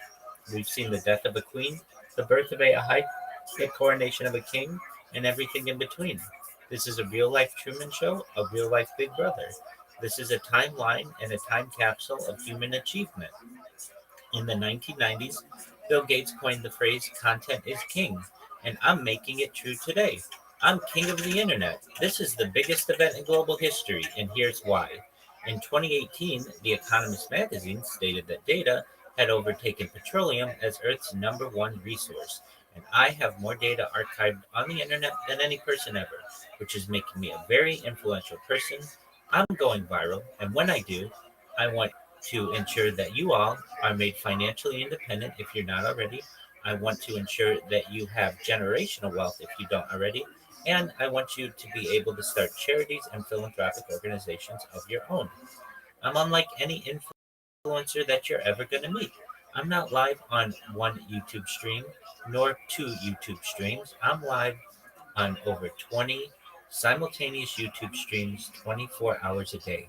You can watch my life in 360 degrees. I even have a ceiling camera. If you want to view these streams, the link is in my profile. Additionally, it's in my pinned post. You will also find in my pinned post a link to my link tree. I dare you to look at my link tree. No one dares you to look at their link tree, but I do because I have more social media than any person ever. I have more data archived than any person ever. Additionally, you can find a link to my Discord in my pinned post. We have over 2,500 people and are growing every day. In addition to making you all wealthy and promoting world peace, I want to help end world hunger through the use of technology, such as agricultural drones, floating greenhouses, saltwater greenhouses, hydroponics, vertical farming, cloud seeding. I want to end world thirst. I'm sponsored by a cryptocurrency that is worth about $100 million. And one of the things that we do is we build wells and water towers in developing nations such as Nigeria for the benefit of the less fortunate. Additionally, I'm an advocate for the Life Straw program and most importantly, desalination technology, where we pump Earth's seawater onto land to make it drinkable. If you are a reply guy, if you are a Web3 marketer, if you're a raider or a shiller, and you want a free mentor, coach, and friend, send me a DM. I will respond. Send me a follow. I will follow you back. I want you all to know that I am here to support you both personally and professionally. I am here to be a positive person in your life. I am here to have an optimistic view on the future. And most importantly, I want to give people hope. And with that, I sincerely want to thank you for the opportunity to share. Yeah, right. So, thank you very much for that. I just looked down how to just something. Yeah, that is, I think, street psychology, I think that that's before I was in some instead of the best of that's when I had to be like, I look in terms of Thank you so much for your kind words. I very much appreciate them.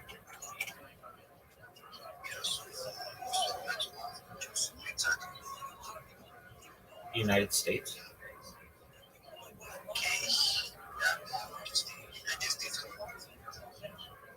You want to know my state?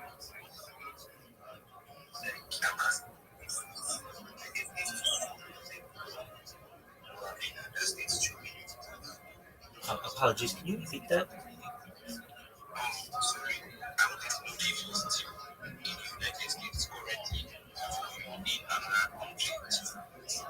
No, my streams take place in the United States. I've streamed as far north as Santa Barbara, California, as far south as San Diego, California, as far west as the Pacific Ocean, as far east as the desert and mountains. I've streamed in Beverly Hills, Los Angeles, uh, Disneyland, basically everywhere in Southern California.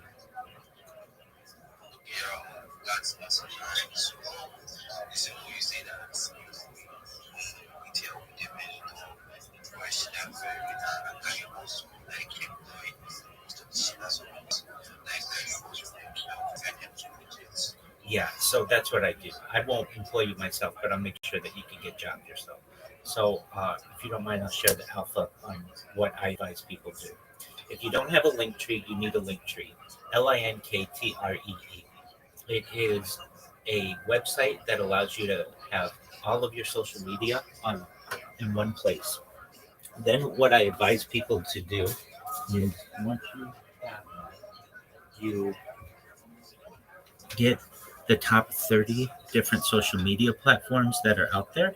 And I can give you a list of what these are, but they're things like YouTube and Instagram and TikTok and Reddit and Imgur, places for you to be able to promote yourself. You may say, Rabbi, that's a lot of social media.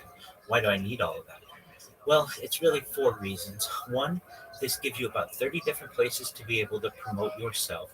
Two, 30 different places where you can promote your clients. Three, it gives you 30 new communication channels to get more business for yourself.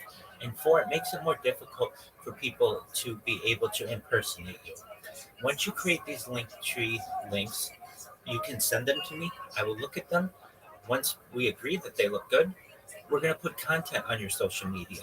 And we can do that using Grok. We make short videos to be able to populate your social media so you don't just have skeleton accounts, that it's robust. And then what we do is we optimize your social media profiles and your profile picture. Then what I teach people to do is to join different communities, not just on X, but Discord, Telegram, Facebook, to increase their network. As you know, the phrase "your network is your net worth," and I want to increase them for both, for as big as much as possible in both regards.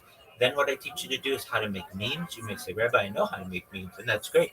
But I bet you don't market yourself with memes. So we teach you how to just tag yourself in memes and put your link tree in them so people know the creative force behind the meme that you may have created. I additionally teach people how to tag a host in a space and clip their space so that you preserve the alpha that gets you on the host's radar so that you're able to perhaps be asked up to speak in the future. Additionally, a very important thing that you can do that people don't do is to thank the host when you're done, not just verbally, but also tag them and say, thank you for the opportunity to speak. They don't have to be hosting these spaces. They do it out of the goodness of their heart generally. And I want them to know on your behalf that you appreciate it. Then I teach people how to get their pitch down. We teach you how to have a 30-second pitch, a 60-second pitch, and a 3-minute pitch, depending on how much time a host is going to give you to be able to share. And what I teach people to do is not to come into spaces and say GM to the host, GM to the co-host, GM to the speakers, GM to the audience. I don't really know what to say. I just need a job. Give me a job. Send me a job. That's what a lot of people do, and at least you're trying. But what I want you to be able to do is go into a space and say, GM, everyone, I want you to know that I am one of the best Web3 marketers that you will find today. I want to promote your project on my 30 different social media platforms.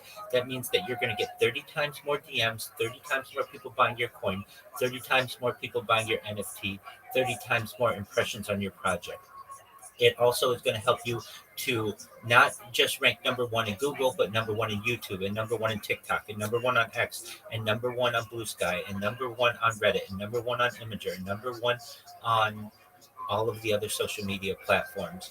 And that is really how people are going to be able to find you, not just from a social media standpoint, but from a search engine website standpoint and an AI standpoint. That's the information that AI is going to use to be able to build its profiles on your project. And I want to make sure that the information is positive, accurate, and easily accessible. If you want to partner with me, send me a DM. I'd be happy to work with you.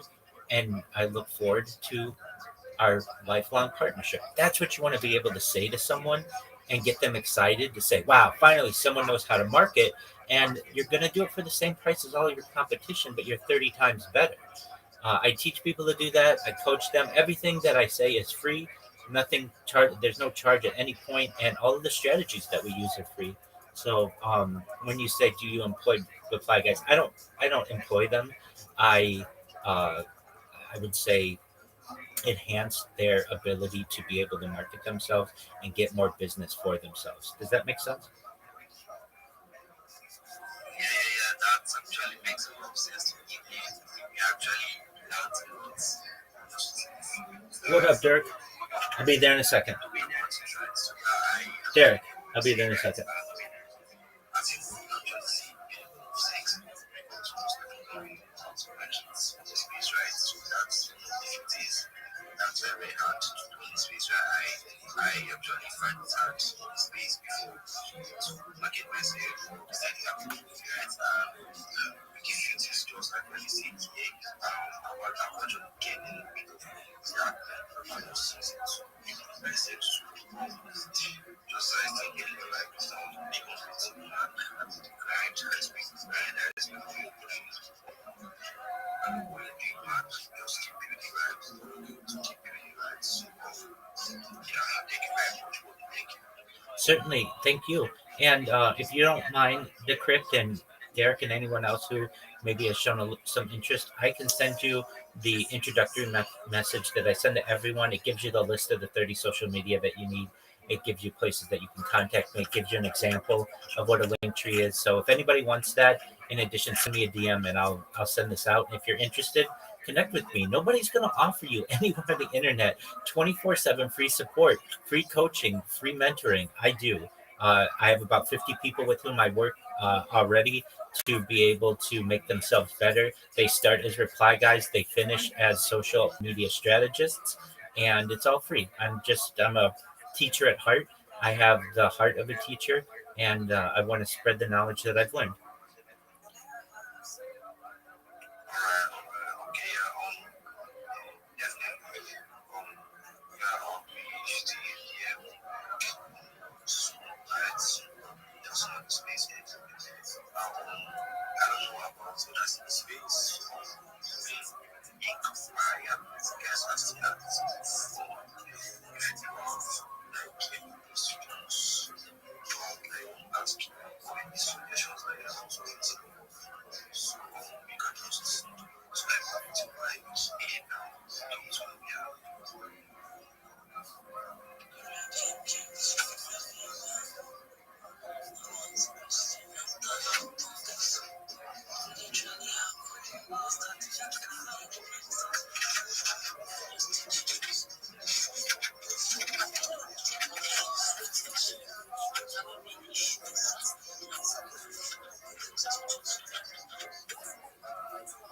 This is a great question. I think we could probably have a certificate program. Right now, it's just informal. I'm here to coach you. I sent everyone in here the introductory message that I send to everyone. It gives you an example of a completed link tree. It gives you the list of the social media that you should have, and it gives you some of the following steps if you want to follow up on it. Um, I think probably in the future there will be some type of certificate for this. This is just introductory social media marketing, but usually with certificates, people want to charge for those kinds of services. I don't ever want to charge for this, so once perhaps I go viral, we'll be able to ensure that people can get free certificates. I don't ever want to charge for knowledge. I don't think that's fair. I feel that's gatekeeping. Uh, but if you do this and you go all the way to the end, I'll certainly make you a certificate if you'd like. This is just general common sense knowledge when it comes to social media marketing strategies that not everyone's utilizing. A lot of people say, you know what, that's a really good idea. Why is it that I'm not utilizing the number one website in the world, Google, number two website in the world, YouTube, number three website in social media, Facebook, for all of my marketing? I'm just using Twitter, which is fine. Twitter's great. But why not allow the other social media to work for you as well? Once you create the accounts, then you just have to sit and wait for messages to come to you and people will contact you. And if you're like, well, Rabbi, I don't have time to manage 30 different social media accounts, neither do I.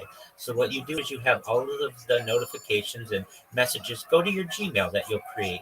And then all you have to do is check email. And then if somebody reaches out to you with a message or they have a business proposal, you connect with them.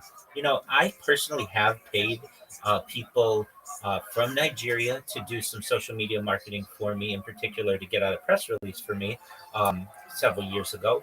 And I can tell you, I did it on a certain platform called Fiverr, Fiverr.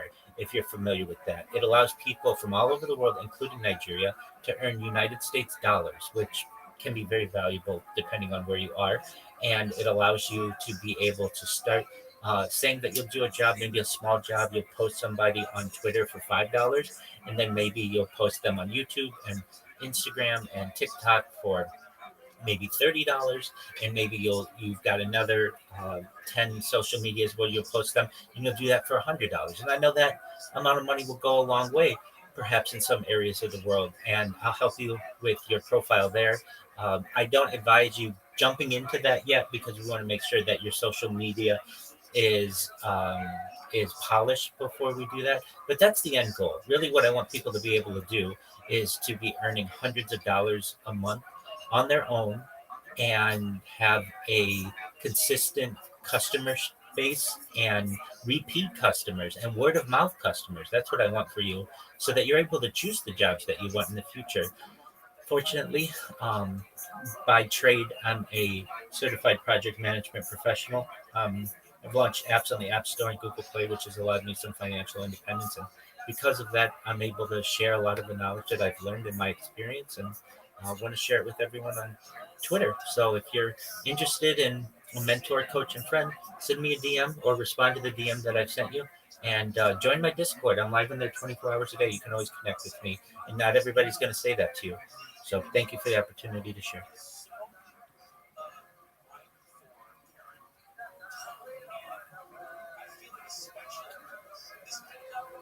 Thank you so much, Rabbi, for that. You're welcome. Thank you.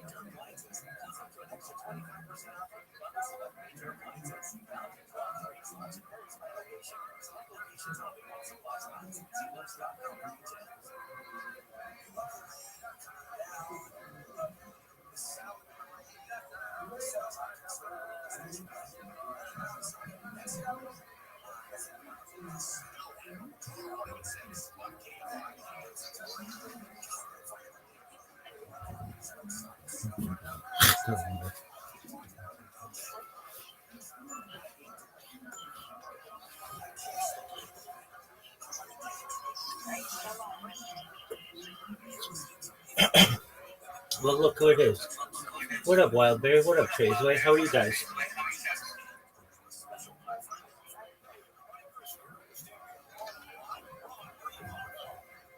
How was your day today?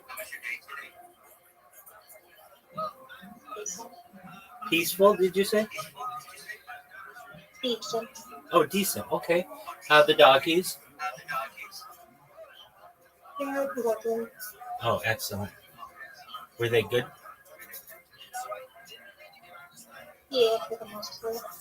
Okie doke. No envelope eating today? No, I'm not eating today. Excellent. How is our friend Trace? Trace, are you there, big dog? What's good, son? All right. Excellent. Would you guys like to play a game? I think because I'm reading right now, but Oh, most certainly. No issues at all. Oh, okay. Great. Then please enjoy yourselves. I love having you here. so I said, enjoy yourselves. I love having you here. Ooh, well, excellent. I'm glad that the feeling is mutual.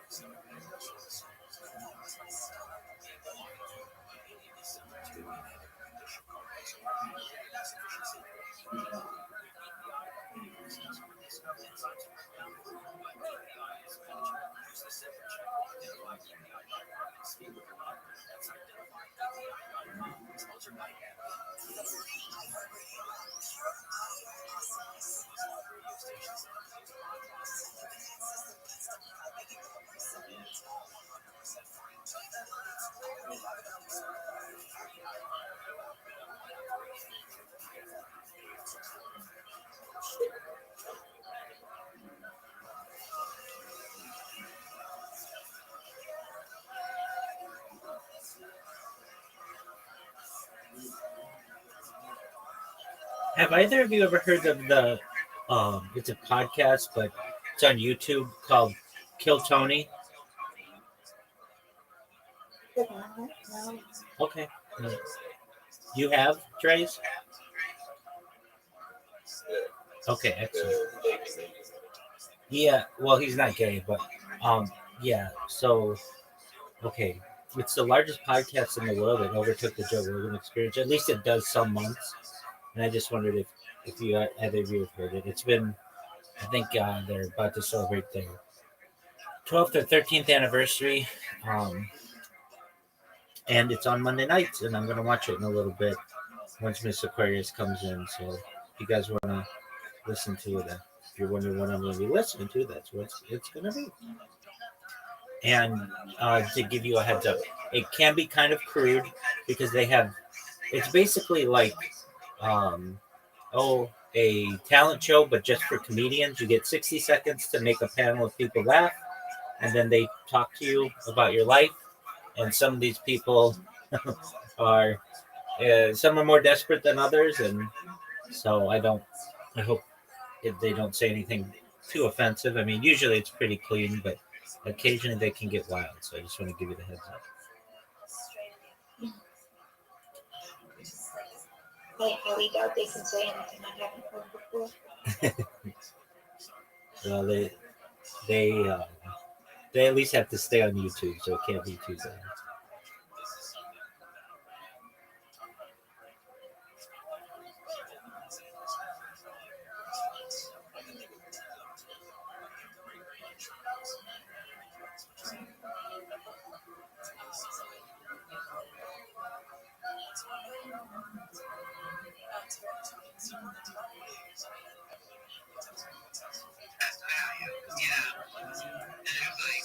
It's pretty cool. It's really cool. Yeah, I'm loving it. I mean, I really am. I try to fuck around it to see if it's going to give me the extra above at least $9,000.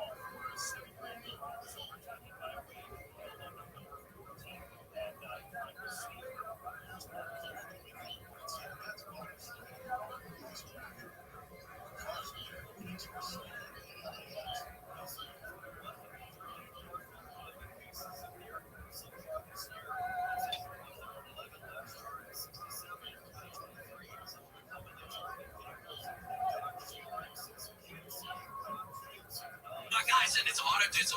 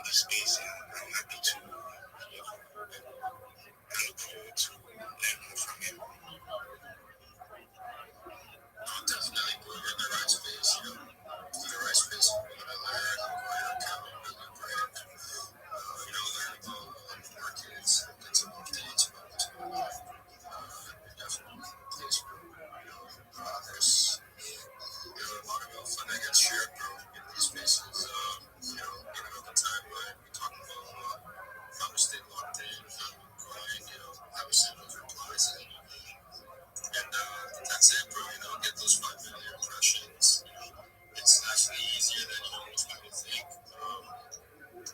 It's you just have to get the right information. But yeah, that's what it is, bro. I would say just you're in the right place. Tap in with Bitcoin. Hit me up. If you need some accounts that you can follow and turn on their notifications, and try and be the first ones, or try and be able to add some value through smart replies. On topic, relevant. Add some gifts in there and make it funny sometimes. That's what it is.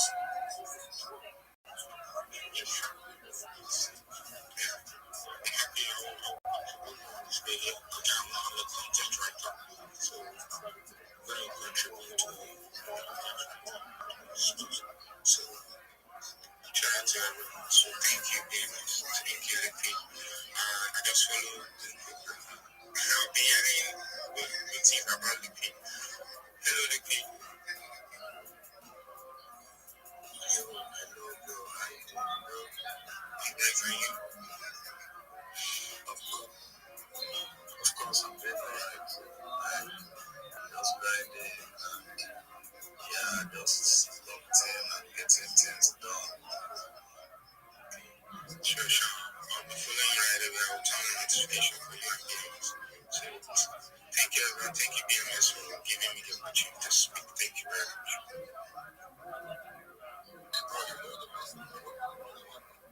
Anytime, bro.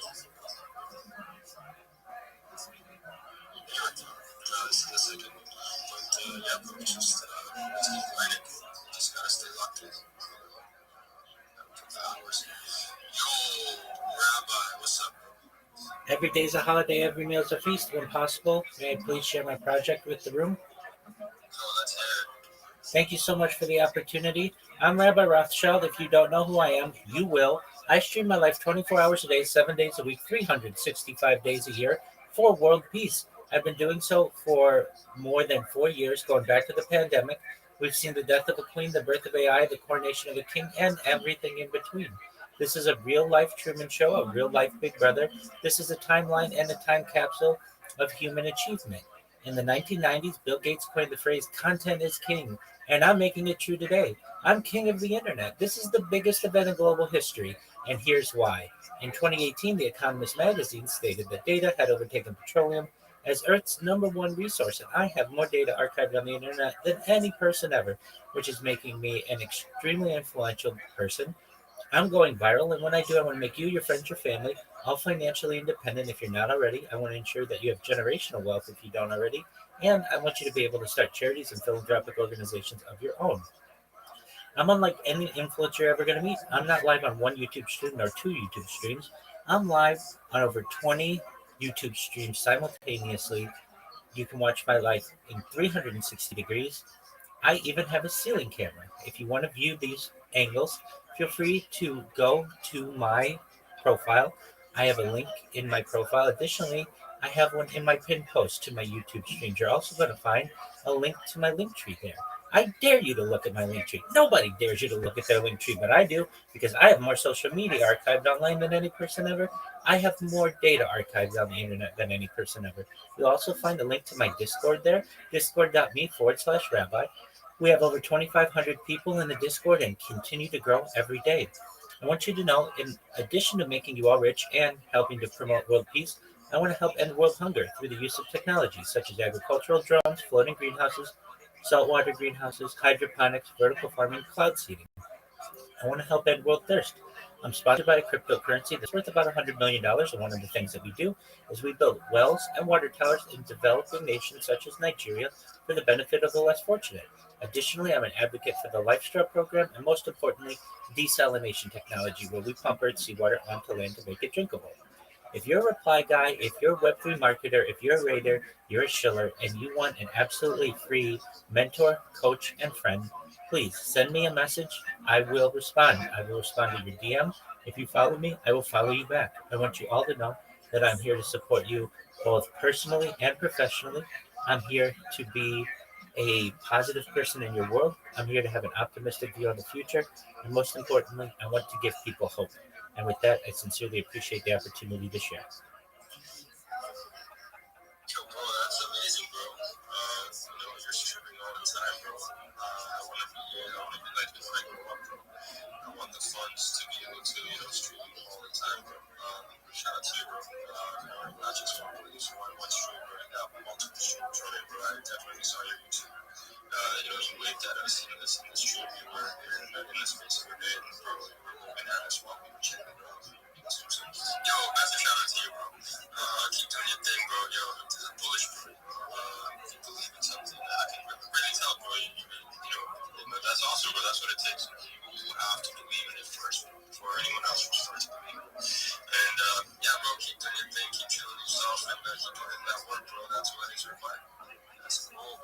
Thank you. Thank you so much for your kind words, and thank you for the opportunity to share. Yes, sir. Anytime, bro. Anytime. Yo, CXL, how you doing, bro? Hello, shout out to you, BM. Shout out to you, Quinn. So glad to have you guys here. I have also left PM, and I don't know, maybe I just get shifted because my energy is going up and just getting closer to the So, yeah, I'm just writing all day, posting, and I wanted to say that I've been working with ChatGPT and it's draft. I don't know if anyone's noticed it today, but they launched Draw 5.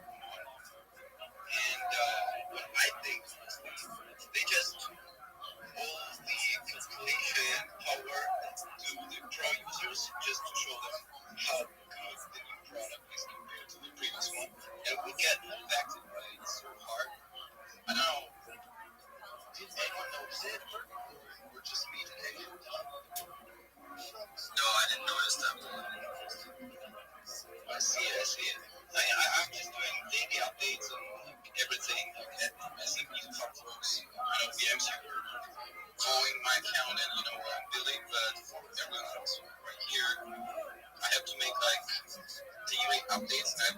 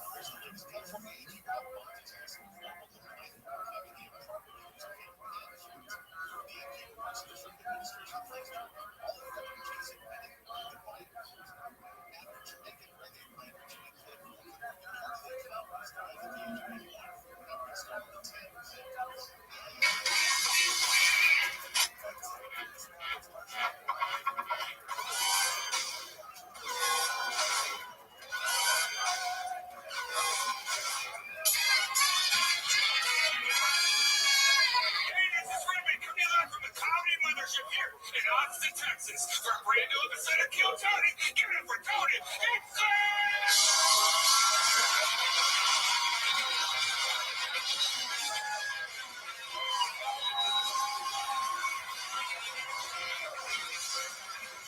Who's already the best fucking night of their lives, huh?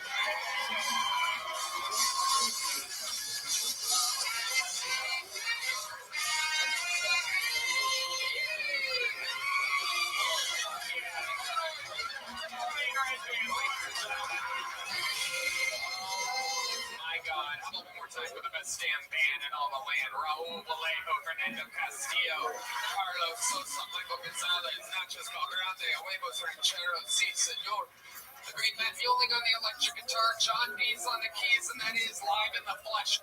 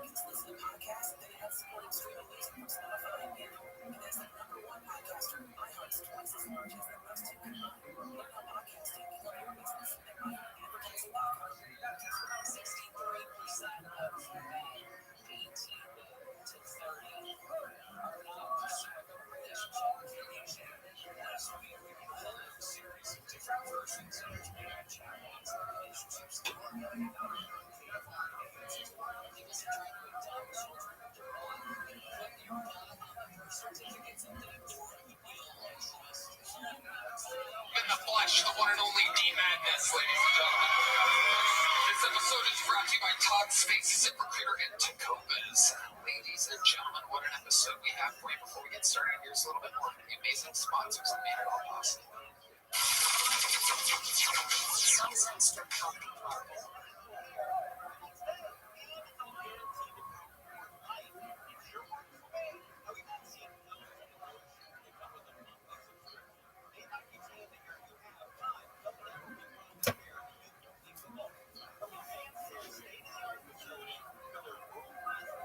Austin, Texas is now open.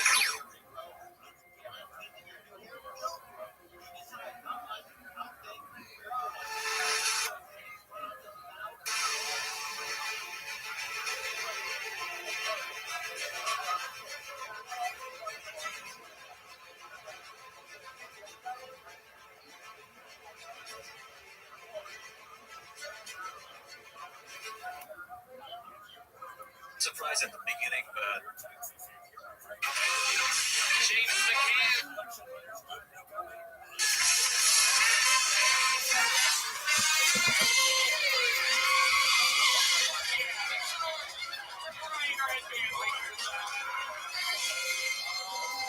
My God, how about one more time for the best damn band in all the land? Raul Vallejo, Fernando Castillo, Carlos Sosa, Michael Gonzalez, Nachos Valgrande, Huevos Rancheros, Si.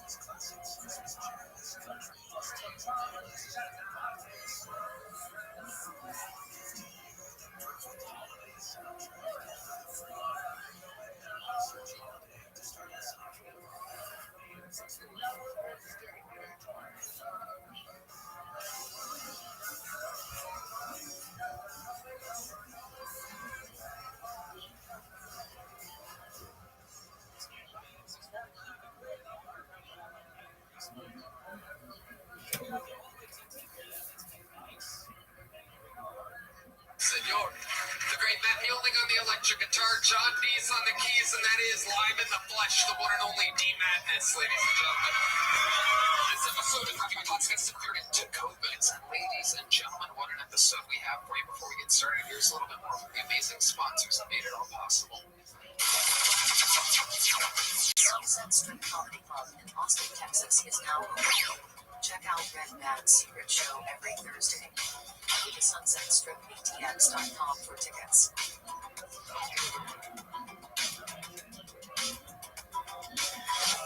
You guys ready to start tonight's fucking episode or what?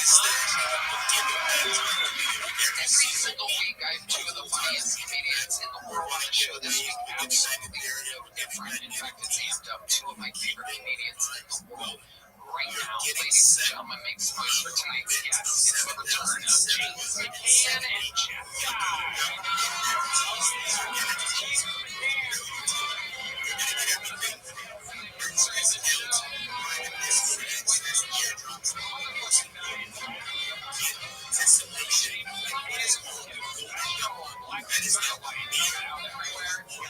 poetry book. It's quieting. Squatting levels of age. Beautiful poems by James McCann. The number one best-selling book of poems by an Australian. Now, right now, the squatting levels of age. Tiny people love these poems. He has poems. We are replacing Huckleberry Finn in American school syllabuses because there were too many N-words in Huckleberry. There were 52 N-words. Michael Fox, 38 N-words. We got it down as a gift for the people in this country. I love that Jeff Dye has the new Die Hard podcast. He's on tour all the time at jeffdye.com. Yeah, we're gonna use those in here before I do that. Having to be a good job with the acapella, boys. Yeah. First time I've ever seen the band nervous. Yeah, they travel light. That's all. Yeah, we're always sizing up the other comedians like, ah, fuck, but it's the first time the band was on their toes. Like, yeah, the fuck are these guys? Yeah, they were. Hey, man, this was looking.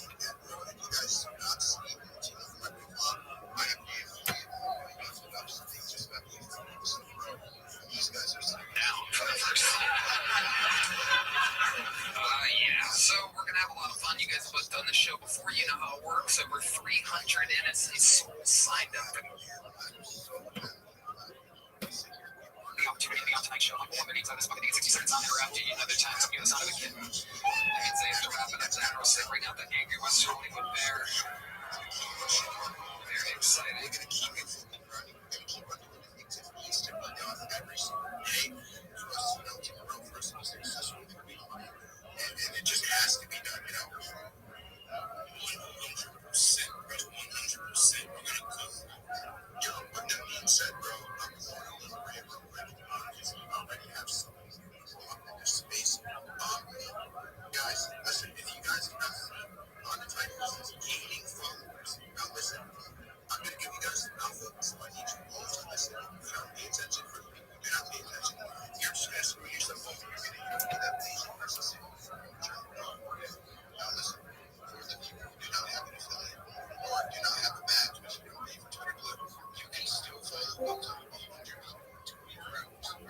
Yo, what up, the mustard? How are you? Oh, Yeah. So whenever anybody does that, I tell them to go fuck themselves. So go fuck yourself, the mustard. That's just my little greeting tonight.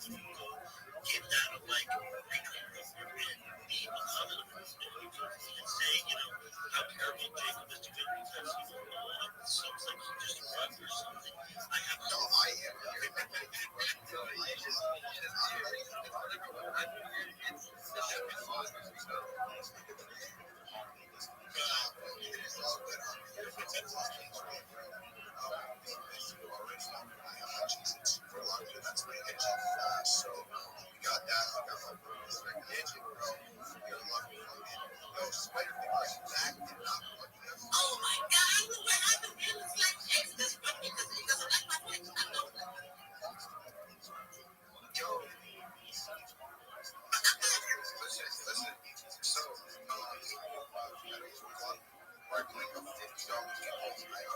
announced it to everybody here. For one person to announce them with the $50 through the end of the space to someone who sends a screenshot of following Spider Pig, who is now up on that off couple of years as speaker. Make sure you're following him. Put in my replies and I will pick you to win. And we're going to be doing, back-to-back giveaways here in the space, like $10 giveaways, $20 giveaways, and we also have another $50 giveaway with my boy ATR through you. So guys, make sure you're sending a screenshot and following him as well. We're going to do like 2 giveaways at once, which is $50 giveaways. That's $100 in total. You announce the winner, we'll bring them up here as we speak. Here's your first novel.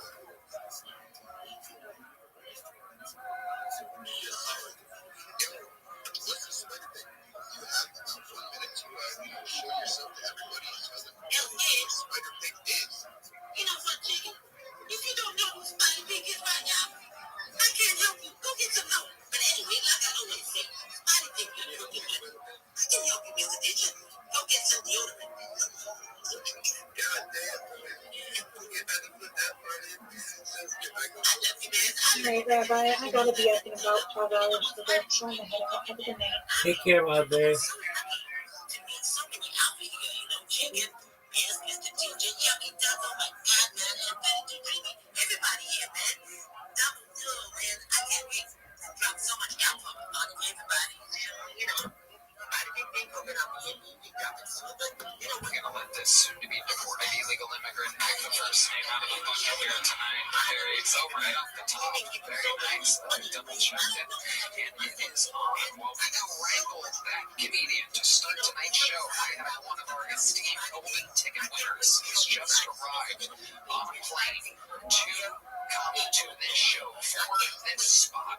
You know him as a man from Toronto, Canada, who's very Asian, who famously sits around eating ramen noodles all day while his girlfriend is a waitress at the ramen place. This is the long-awaited return of Kansai.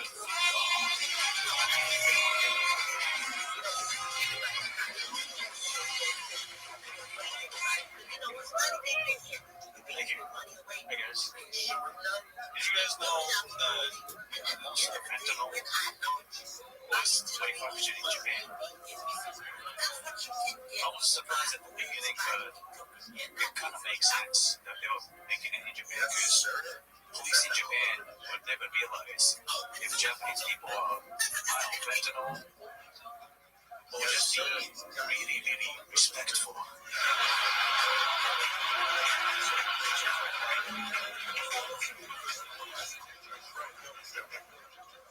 Speaking of fentanyl, any Chinese people in this crowd? If there is, as a Japanese person, sorry for everything.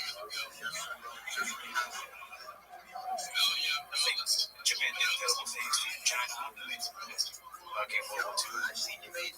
So I think, in my opinion, as a Japanese person, I think Japan deserves first law. Guys, listen. The second one is really too much.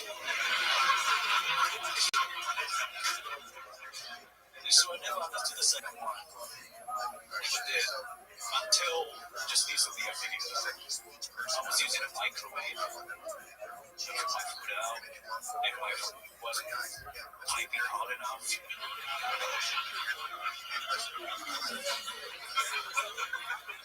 I was like, why is this hot pocket not summertime? So I had to nuke it again.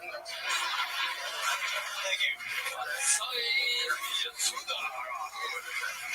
Welcome back, Kansai. Fantastic set to get things started tonight. Appreciate it. Thank you. We missed you. What's been going on in life, Kansai? What have you been up to since the last time we saw you? It's been amazing. Okay, but I just have a wife. We call it house register. That's what it should be. So I keep looking at it. I have a fake accent. Oh, really? And it's It's true. I speak. You do? I try. Yeah, let's hear some of the really good English from Kansai Yasuda. Some variation and eats wrong. Hi, my name is Kansai, and I speak really, really good English. My favorite color is blue and white. It's pretty good. I mean, color. You said color in the middle of all that. I don't know if anybody else noticed that. If I said my favorite color, you'd be like, wow, Tony got Asian. It's fun in the middle of that.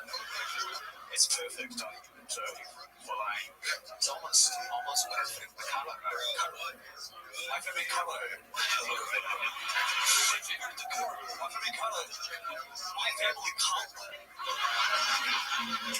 Watch me say it. Ready? My favorite color. My favorite color.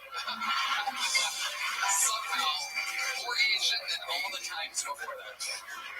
My favorite color. You were so focused on the color that you forgot about favorite. So watch me one more time. My favorite color. My favorite color.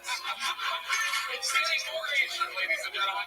This is unprecedented what's happening here. We've never seen anything like it. He's getting more Asian while trying to sound less Asian. It is happening in front of our eyes.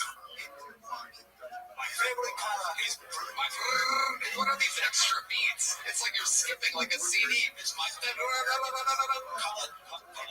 Watch me one more time. My favorite color. My favorite color. Subtitles. My favorite color. My favorite color. It's hard. Who thinks you are faking this Asian accent? I don't know. Asian people. Other Asian people think you're faking your Asian accent. I don't know. Maybe.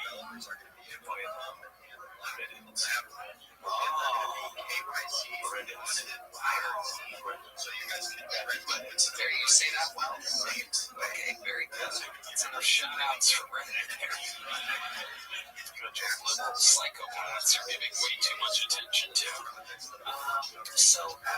Kansai, tell us about your actual color.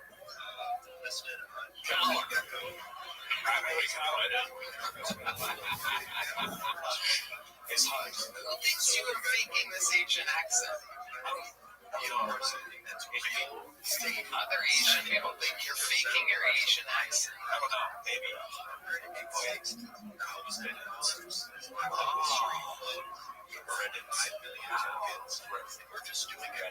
There you say that well.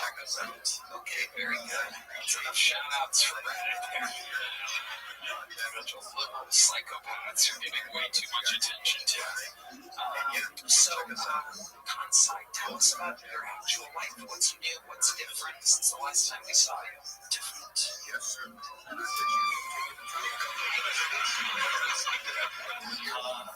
When you're thinking, we can hear a specific noise.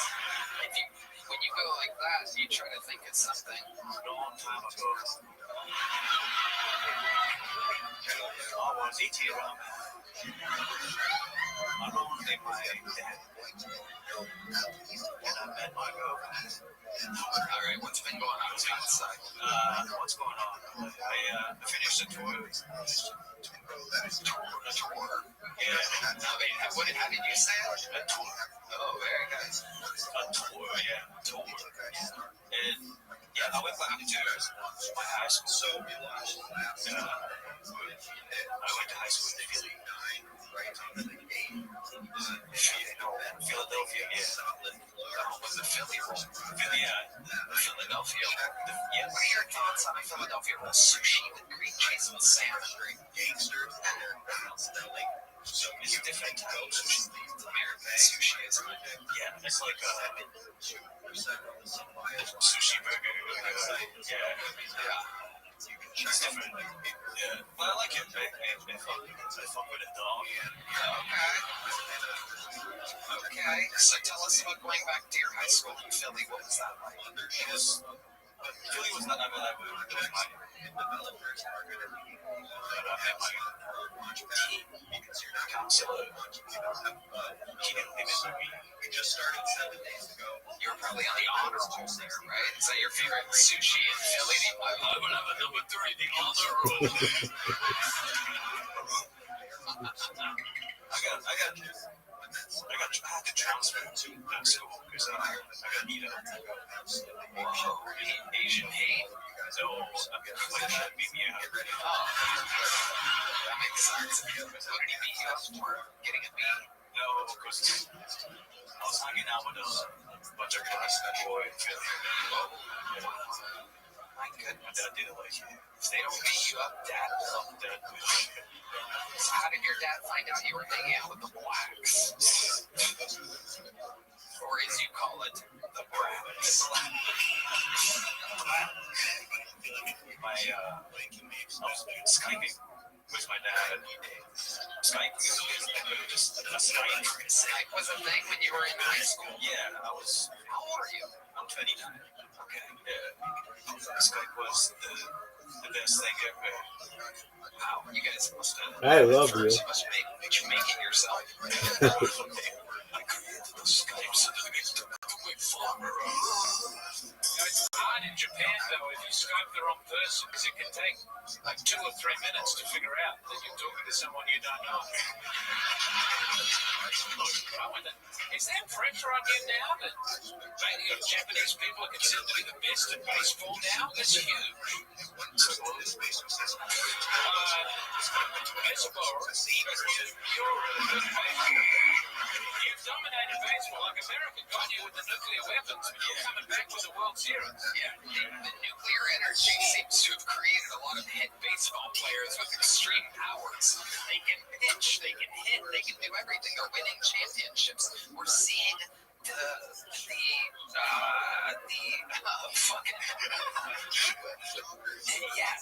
evolution of the Japanese baseball player. You guys used to be very small. We hit you with nuclear bombs. Now you're huge and hitting home runs. Thank you so much. Yeah, that's what we did. I appreciate it. Thank you. Yeah. I noticed in your set, I've watched a lot of World War II documentaries, but I didn't know a lot about Japan attacking China.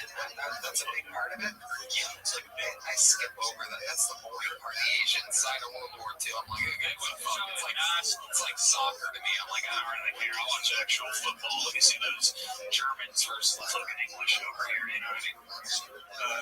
What did the Japanese do to the Chinese?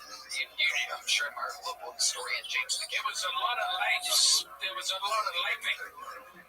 What the fuck are you saying? How do you have the thickest accent up here all of a sudden? What are you saying? What is that? Laping? What the fuck? It was laping all the women. Yes. A lot of laping. It's really the Koreans are very upset about. Oh yes, yeah. My dad is also. He's also upset about it. Because he's Korean. Oh yeah, that's upsetting. Oh. My mom is Japanese. Oh yeah. If it's the other way around, you're not too happy about it. Yeah. But it's like that's an unlikely pairing. Yeah. Yeah, none of that. Yeah, so my dad didn't tell my mom that he was Korean. Oh, seriously? Yeah, I remember in Japan, I was like, I thought racism was just like white guys, and then I was like, I don't know why everyone thinks racism is exclusive to white guys, and there are like the person was with us. She's like, that's true, we hate the Koreans. I was like, Jesus Christ. Yeah. So like the fact that your parents did this, it's a thank you.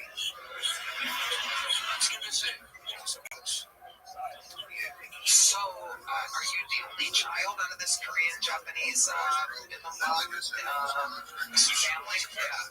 Yeah, just me. Wow, you're an only child. Yeah, they have me. They were like 78 years old. 78 years old. I thought you said 78, but I thought it's God, that accent is juicy tonight, Connie. They were 78 when they come to me. Jeff died.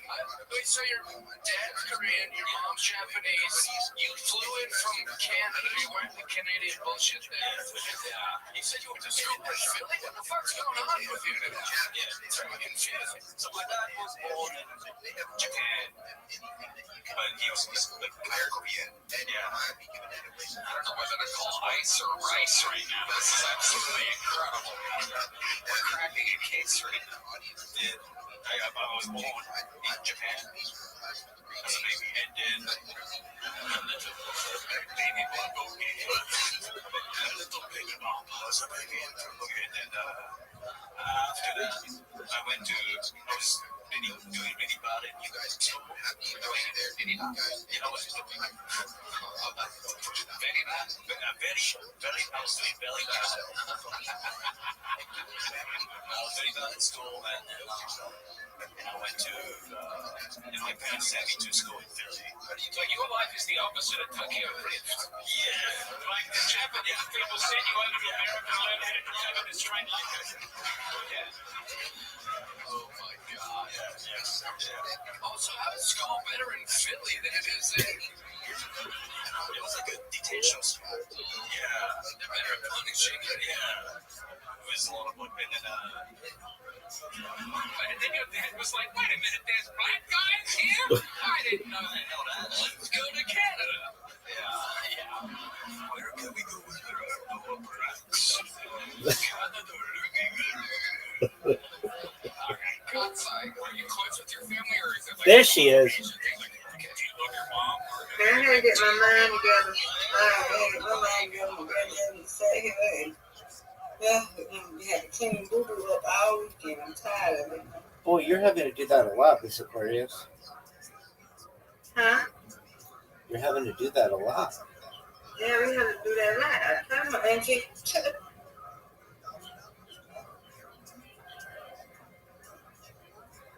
All right, are you ready for me? I'm getting tired of it now. And my head is hurting. So I gotta go to sleep and I gotta get up in the morning. Yes, ma'am. All right, there we go. Yeah, sleepy.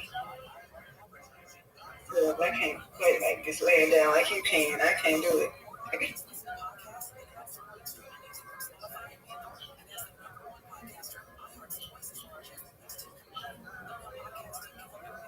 And I had somebody in the other thing on church trying to disrespect me when talk about God and do this and then he gonna say, no, you really, yeah, you can't, you got to believe in the devil and believe in the faith. I don't have to believe in the devil.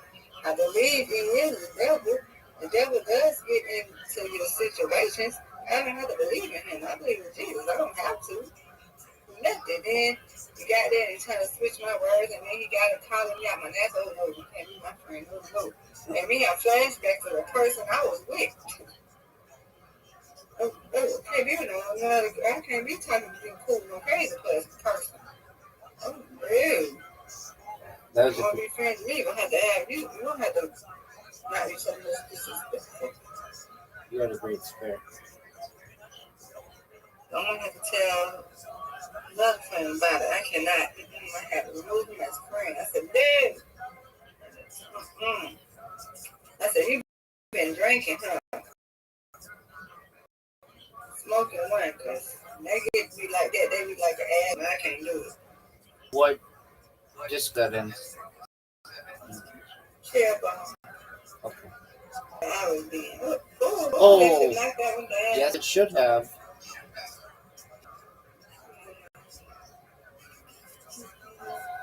Yay, good job. I like that. That was You too. excellent. Thank you, man. Get it.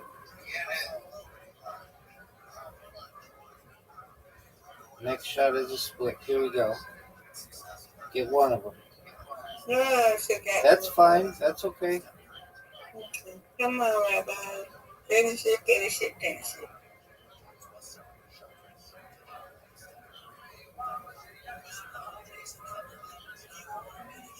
Oh.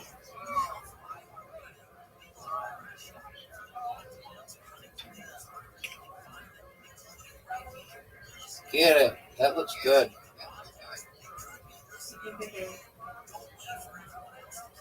Get that one.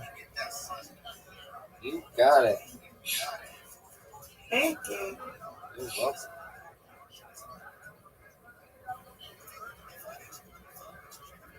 So, okay, Rabbi, let's go finish it. No doubt. Oh, come on. I don't even know how to do this. Okay, I'll take it. You win, I win. I win, you win. Yay. Undefeated. Still. Hold on for you, do it. Hold on. I'm trying to take out my hair real quick. Hold on.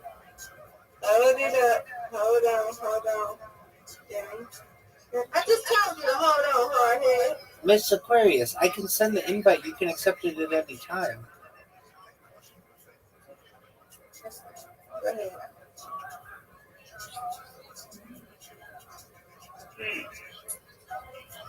I wouldn't do you like that. Listen. Miss Aquarius, if I knew that you would get mad at me because I'm of ready to that. go there, kid. That's all. That's okay. I had to deal with shit all damn day. All fucking weekend. Miss That asshole. They don't want to get on my damn nerves to them tell they can't wait till they do this shit. Oh, dude. I used to be where I had to get body there. No, you can deal with it yourself, baby. I can't.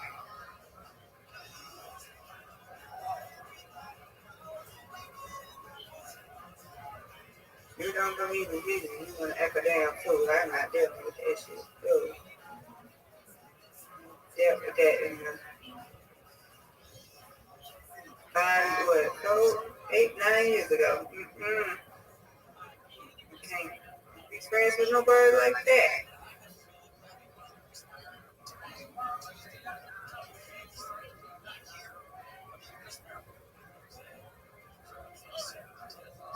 Especially on this damn time. We call him because he moved to go, though. Hell no. Disrespecting me like that. You can't be no friend with me on here.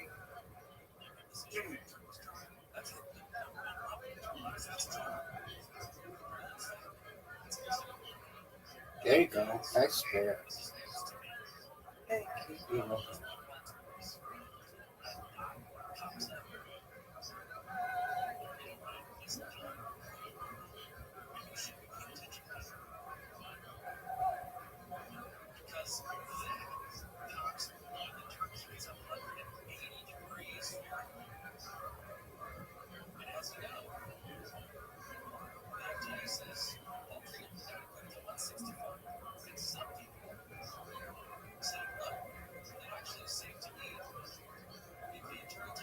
There you go.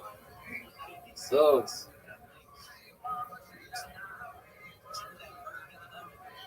Yay.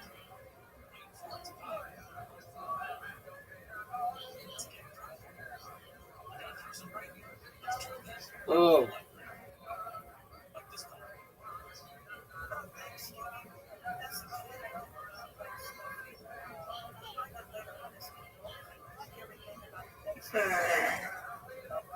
That's good. Okay.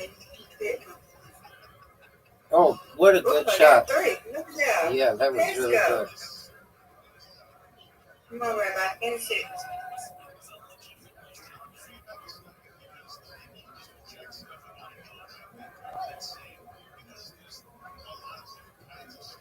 All right, Miss Aquarius. You win, I win. Okay. I win, you win. God's winning. I'll be God back in the willing. other room. I'll see you later, okay? I hope everything improves, Miss Aquarius. Huh? I hope everything improves. What? Oh, yeah, with my papa? Yeah, exactly. Yeah. She just gonna not have to. She just not gonna have to give him a lot of food or whatever. You know, that he got fiber and stuff in it. So, yeah, I know he gotta eat, but he can't feel it. So, alrighty. See you later. Take care, Miss Aquarius. God's willing. God willing. Sweet dreams, Rabbi.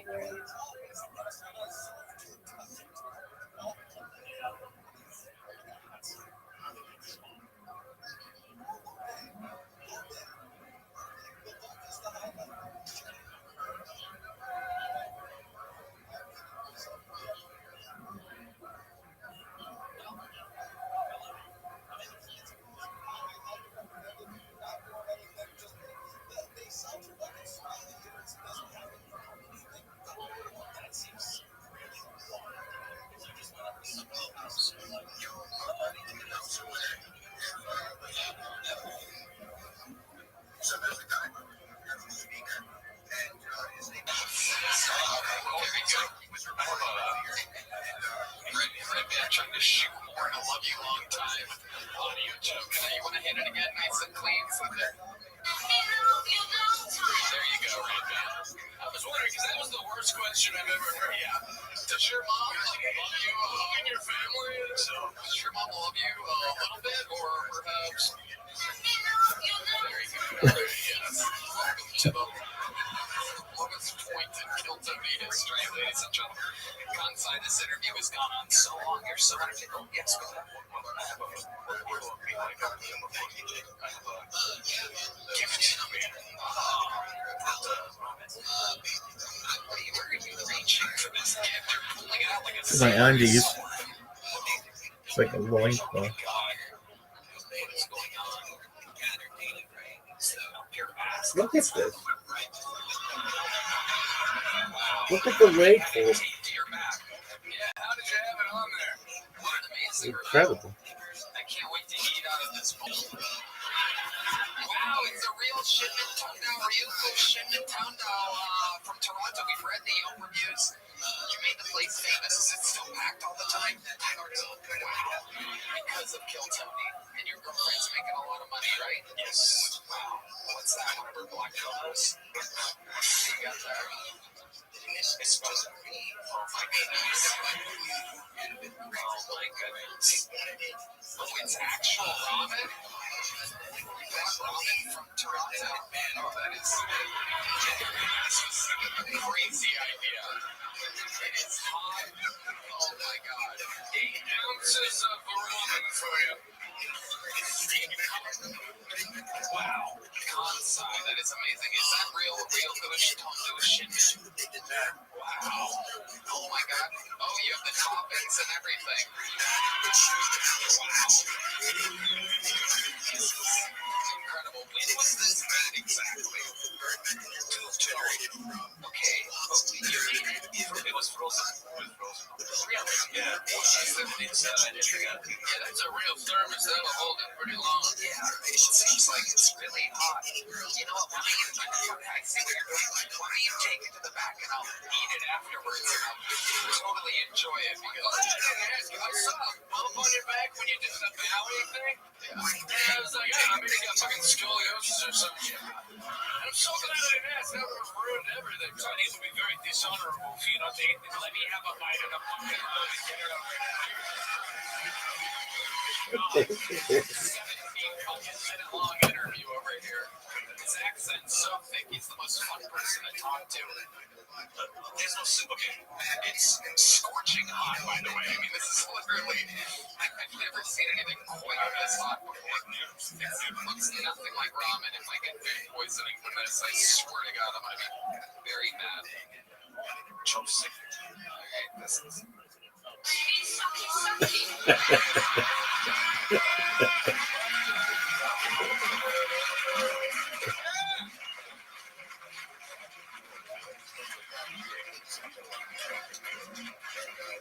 This is what I find. Oh, extra noodle. Just noodle. You need that. It'd be very dishonorable if you didn't eat that, Red Man. You guys all want a bite? Okay, we have a starving pass there. I don't know what it is. Okay, yeah, it's good. It is so good. One more time, plug it right down the barrel there. Where's the red light over there? Say the name of the restaurant. Okay, for the last time. Ryukyo shipment Tundao ramen. Very good. That is Kansai Yasuda. Representing Canada, Japan, Korea, Philly, and Austin, Texas. How about one more time for the great Kansai Yasuda? There he goes, ladies and gentlemen. Thank you, Kansai. All right, to the bucket we go, ladies and gentlemen. You guys probably know how this works, but we give people the opportunity of a lifetime. We're probably the only show in the world in which anybody that signs up can get on the show. And here we go. Ladies and gentlemen, your first human being doing a minute of uninterrupted comedy out of the bucket. We're going to meet them all together. Goes by the name of Tariq Morales. Everybody, here we go. Tariq Morales.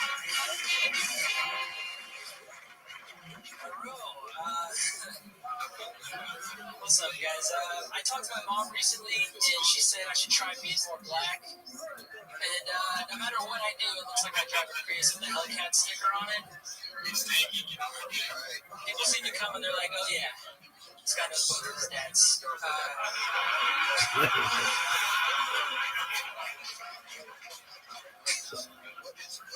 I do know my dad. I grew up with him, and he'd always give me fatherly advice. He'd always tell me, never fucking quit your job, dude.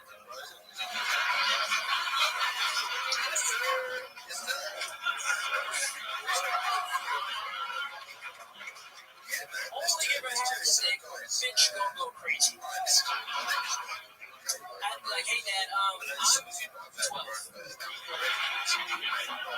Also, are you talking about my mom, motherfucker? You mean half his dick? That's my mom, bro. Give her the whole dick, right? I don't know. All right, thank you. Very fun. Very good. Great stuff. Nice to meet you. How long have you been doing stand-up? It's actually like a year this month. Where at? All here in Austin. Boise, Idaho. Boise, Idaho. Wow.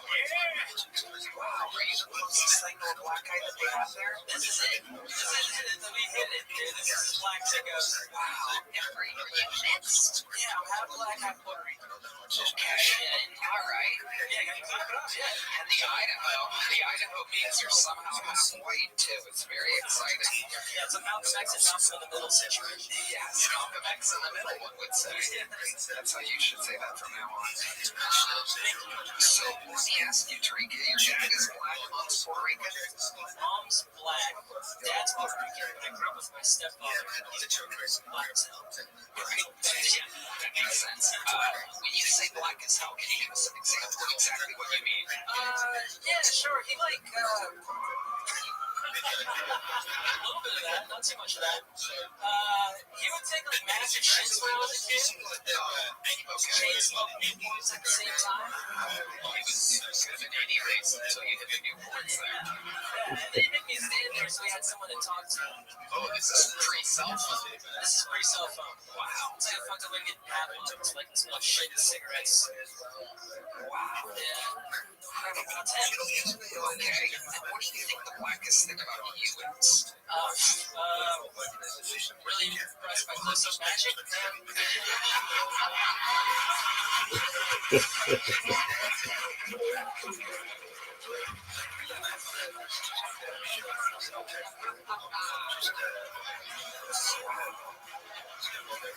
Amazing answer. That is correct. It completely checks out.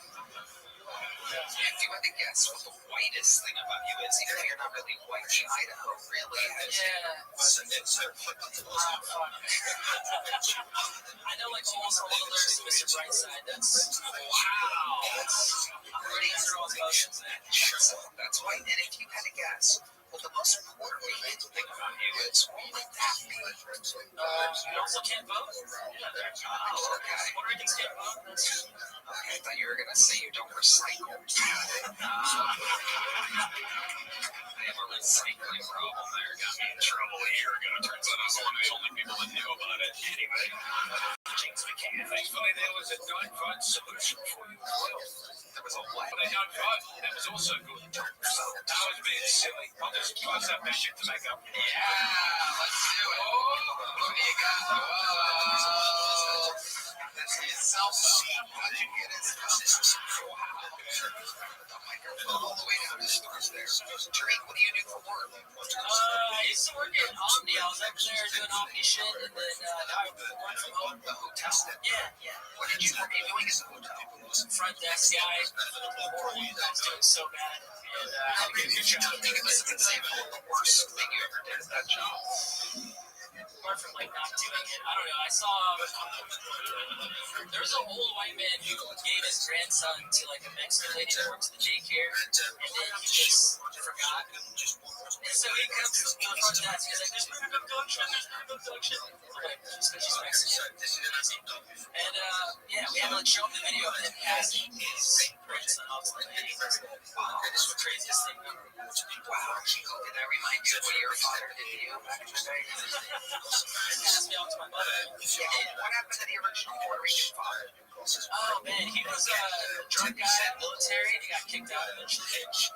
You don't communicate with them at all anymore? Not much. I haven't talked to him in years. Why is that? You just don't. I don't know. I just feel like I don't really need a dad right now. You know? It's true. You know, you kind of miss the window on the dad part. Yeah. I need a daddy. Okay. But you consider your stepdad your actual dad? Yeah. And if you had to guess what age you were the last time he made you stay in the bathroom while he shits and smokes Newports? Are we talking about since like last Christmas or something? 17, yeah. Wow. Yeah. Oh my God, that is incredible. Yeah. It's amazing for you. Anything else we should know about you? What you have any special skills or talents or anything? I don't know. I've been getting into gongs lately. Dude, I just want a gong. A gong. A gong. Like an Asian instrument? 28-inch Vietnamese gong. Yeah. Wow. I'm so stoked. We should have started with it.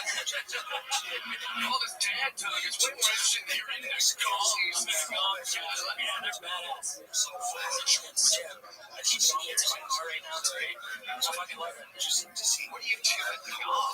Exactly. Hit it. You just... Yeah, it's awesome. Yeah, it's sweet. You have dragons on it. Wow. Okay. This is incredible. Yeah. One day's crazy. Like the gong. And we have Japanese, Koreans, Philly. Something's really backwards about the beginning of this episode. James McCann.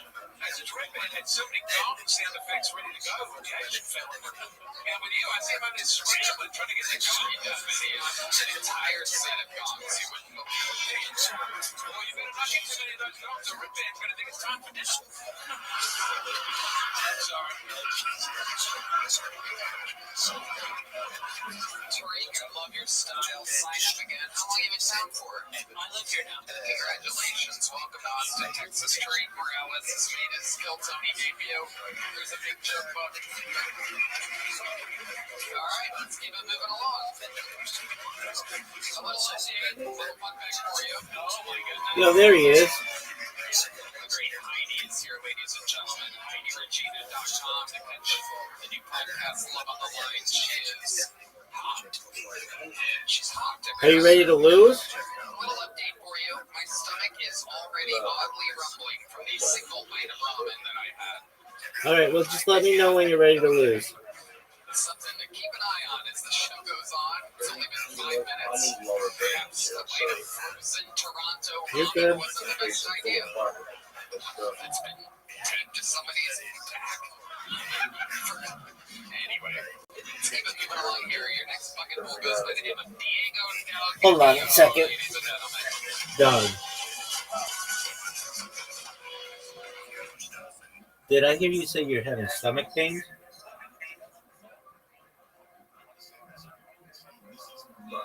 Got IBS. I was thinking about revenge of playing pool against. Okay, so are you ready to lose, yes or no?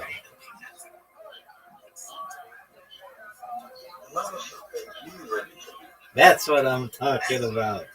That's what I'm talking about. All right, my friend. I'm going to revolutionary war your ass.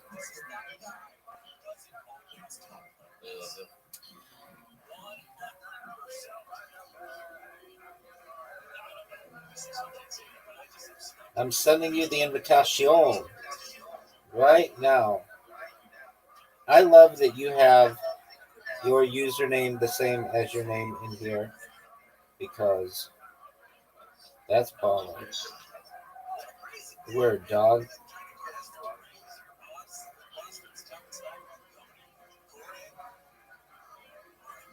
I don't really know what they consider to be like a legitimate versus an illegitimate break.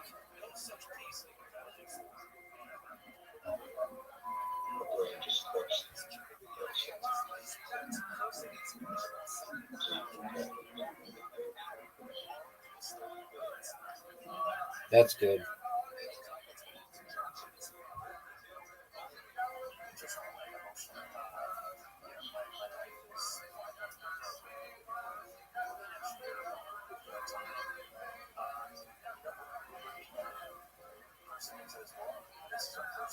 There's no way you make this shot. That looks solid as fuck.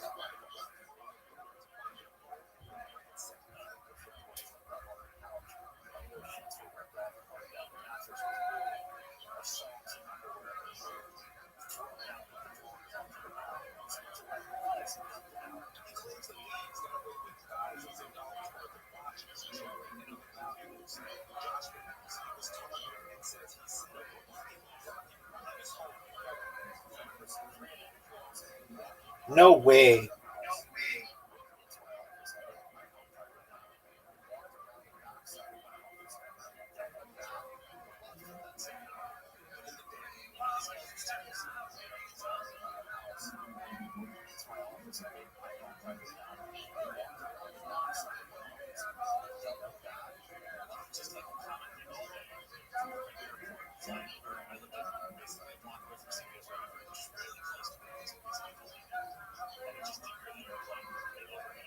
What a shot. That was dirty as fuck. Oh, that wasn't my ball? Oh, that's fucking bullshit.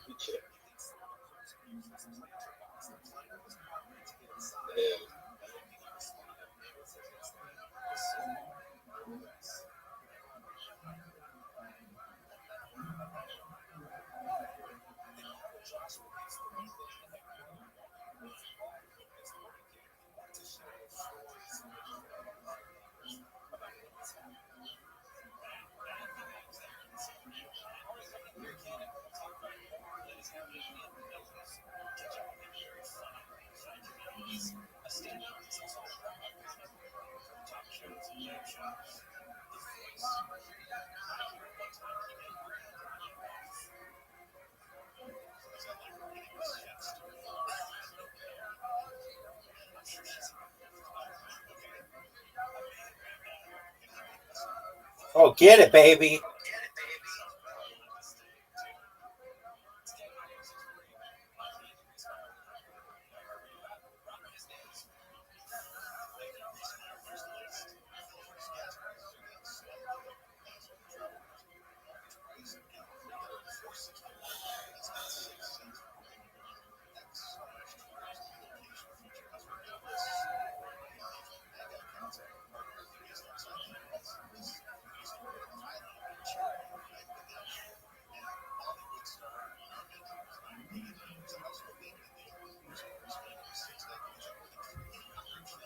That was bullshit. This is bullshit. No way you make this. I'm glad that you're gonna miss it. Oh, what is this garbage? Why are you shooting it that way? What are you doing? What are you doing? I'm getting old as I watch. Oh, what the fuck, man? You fucked me. Dog.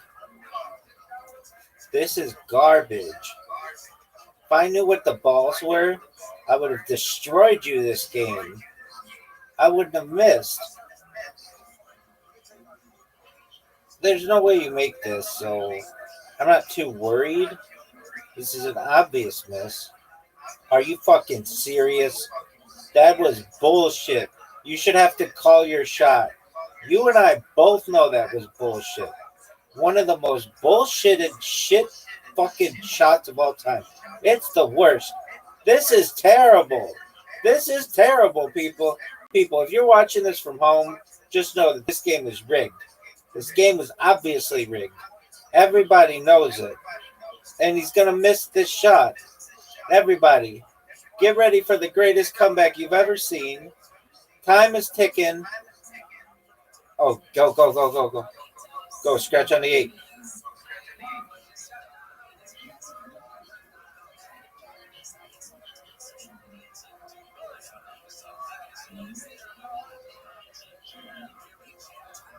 Just so sick. So sick.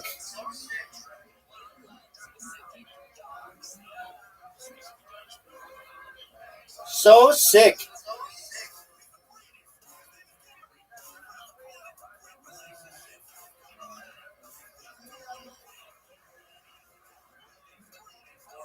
Baby. Baby. Are you getting a boner? Baby. A little bit. Look at this sexiness, folks. Are you serious?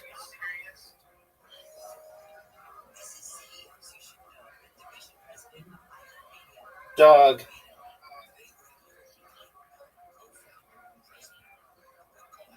This would be the greatest shot.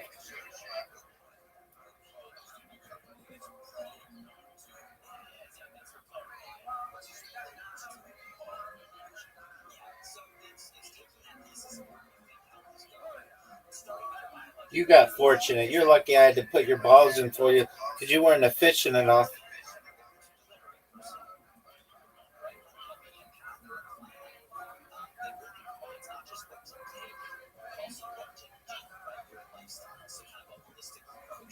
You know that you got fortunate. I put in more balls in that game than you did. Everybody knows that. Reload. That was bullshit. That was absolute bullshit. If they had the colors of the balls correct, that would have never happened.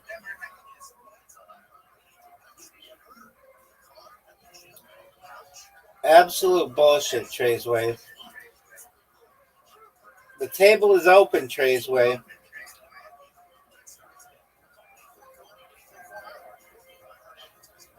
Maybe there's a way to change the colors. There's not. That's some bullshit.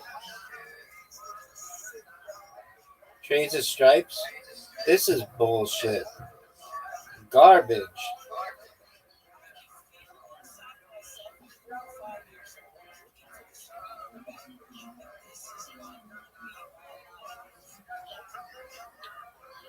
No way you make this. No way. That's a miss, and everybody knows it. Dog. That was garbage. I'm getting better. I'm putting in so many different colors that I can't even keep track. No way you make this. I don't even know why you were thinking about that. You have no open shots. Nothing. And that timer just keeps ticking. There's no way. Oh, baby. Shot clock violation. Dog.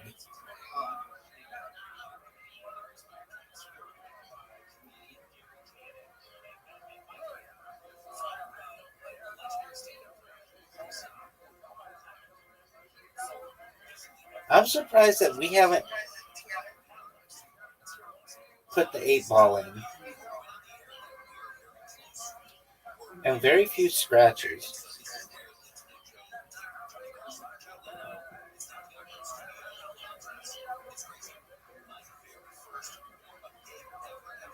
That's a miss. I mean, obviously a miss. I don't even know why you tried. Okay. Now I'm going to light your ass on fire. This boy is on fire. Oh, dude, I almost put your fucking ball in for you. That's some bullshit.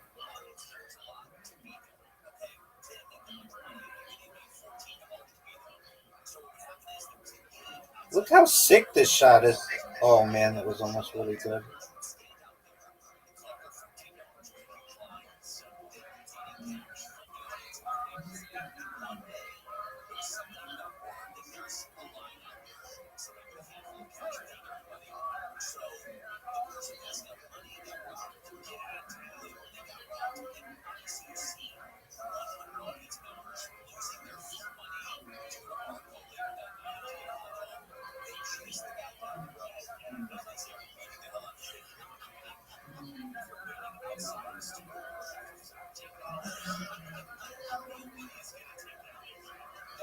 This is just beautiful. Just absolutely beautifully played. I'm sexy as I do it. I think everybody just assumes that at this point. Just good looking, sexy, amazing. Look at this shot, baby. My question to you is, are you watching this? This is dominance. This is absolute dominance. Baby.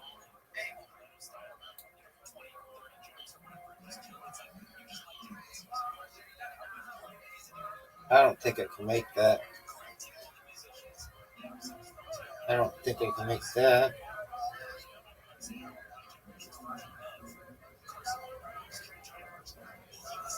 Oh, that's your ball? So I fucking scratch it and make your ball for you? That's some bullshit. Once again, I'm putting in your balls for you. Dog. Again, I'm putting in more balls than anybody. If you're keeping track at home, and I see you don't do the same for me, you're not very considerate. There's no way you hit this ball. I don't even know what you're trying to do here. This is redonkulous thinking. Redonkulous thinking. Dude, I don't think you've ever gotten a scratch. This is just absolute dog shit.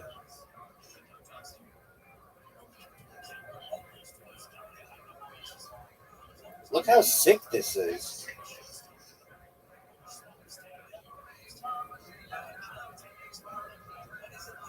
I don't know if I can make that.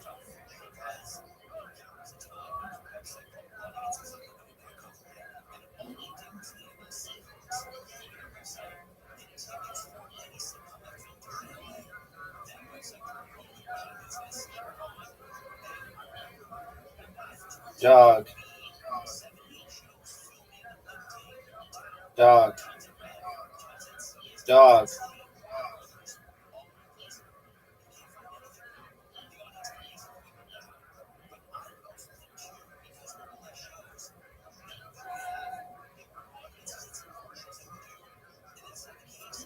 That was garbage. You failed to hit a solid first? Oh, fuck. So then you get to move it around? This is bullshit. This is absolute bullshit. But this is a tough shot for you, son. Trey's way pocketed 13 ball. This is impossible. I don't even know why you're trying. You should just give me the shot. Just give it to me. Just straight up give it to me. Look at that time coming down. Oh fuck. All right, baby. You tell me which pocket you want it in.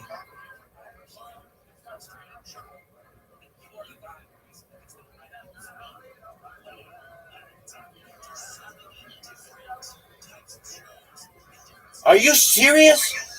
Are you serious? That was one of the absolute worst dog shit shots I've ever had, and I lost because of that. I've had 2 scratches. This is heartbreaking. Folks, if you're watching at home, you must be as hurt as I am. This is absolute heartbreak at its finest. No, miss it. And he did. Folks, my man Traceway sucked a huge dick on that shot.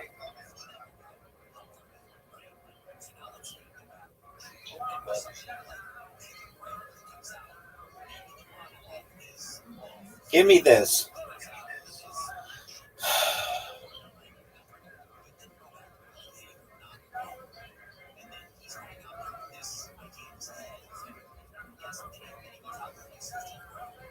Give me this. What a fucking comeback. And I put in more. That was good. Yeah, thank you. Excellent to you as well. Both of them. All right, I'm good. Just felt sorry for you gave you the chance. Doug, that's what I tell you. That's my line. You're just stealing my lines at this point. You, my friend, are stealing my lines at this point, which is cool.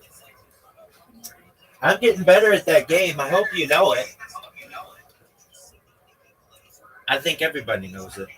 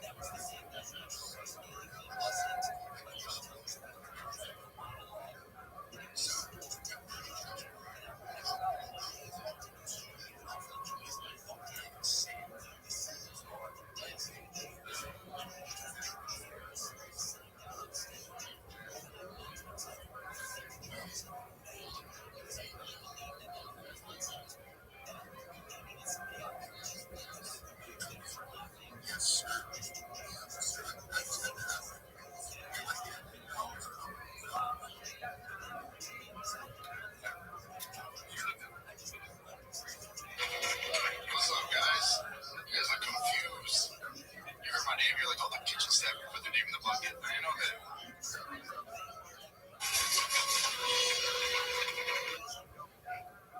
Let's keep it moving along here. Your next bucket full goes by the name of Diego Del Castillo, ladies and gentlemen.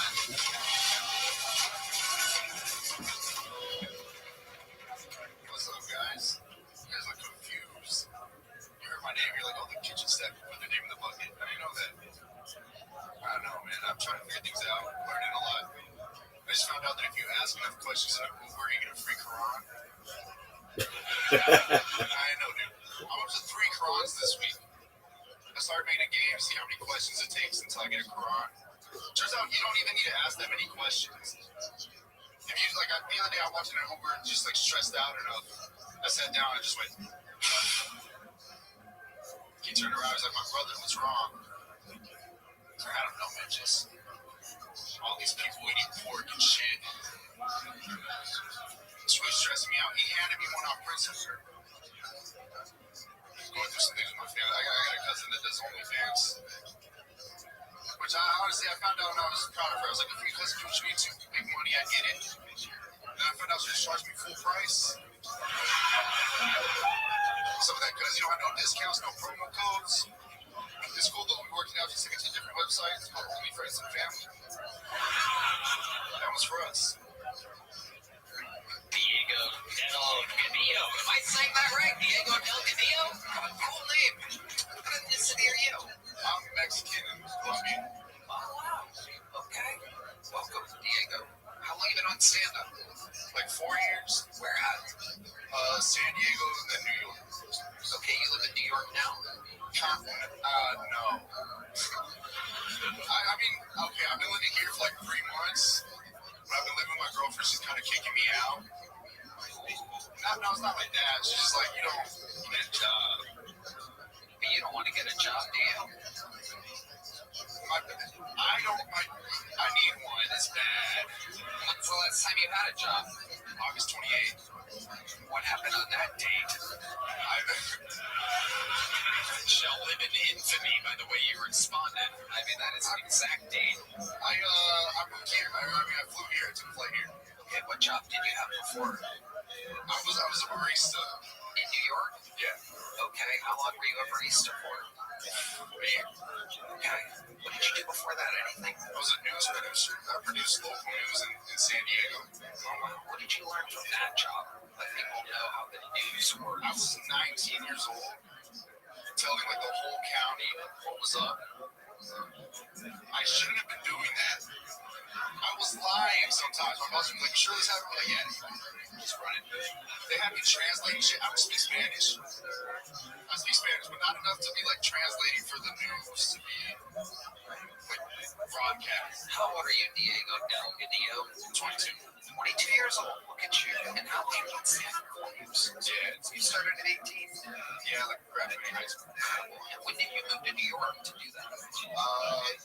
Last August 28th. You move every August 28th?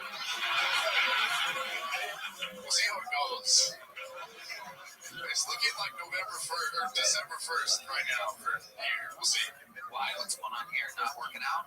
It's not working out, but like, you know, new city. My girlfriend's getting tired of me. Hey, your girlfriend's in New York? No, she's here. She lives in Austin. She came with you? She lived here. That's why I came here. Okay. What does she do? She works in commercial production. She wants you to get a job. How long have you been here again? Like 3 months. 3 months. And have you paid any rent or anything? No. Which is like, it's a good thing, right? We got a good thing going. It sounds like it's kind of going. James McCain, you're going to want to be careful next to August 28th. Because you've gone from presenting the news on television to making coffee for people to... I was making more money making coffee. Well, still, there's pride and dignity in both of those things, I'm sure. But,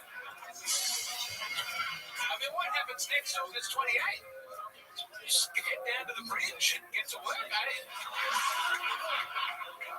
I'm going blue collar next year. Blue collar 2026 is it. What does that mean to you exactly? Something where I'm working. And what do you got? Blue collar? You guys got like hammers and shit? Are you around work right now? Are you like asking humans in the audience for a job?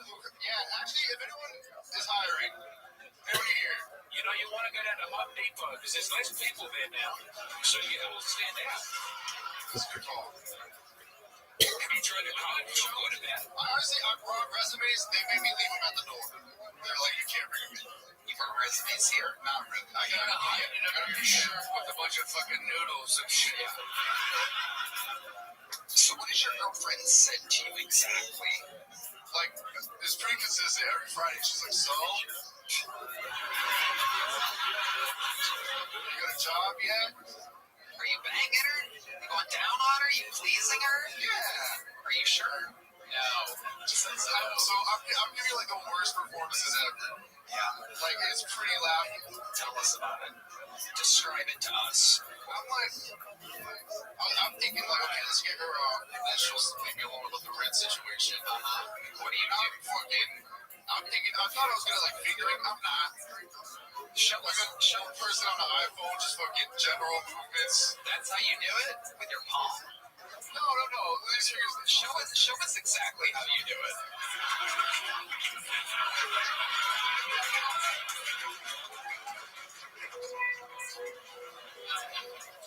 No, come here. I just want to talk. Oh, she's across the room from you still. I gotta get her over there. That's usually how it starts. Baby! Come here. Okay. Alright, now let's say she's there. Then what do you do? I just want to talk. No, it's fine. Oh, yeah, I see why she wants you out. This is crazy. Just want to talk, baby. Wow, Diego Del Cadillo, this is incredible. I thought Latino men were known for being romantic lovemaking. No, we're known for lying. Oh, okay. Come on, even I'm offended by that. Shouting on you.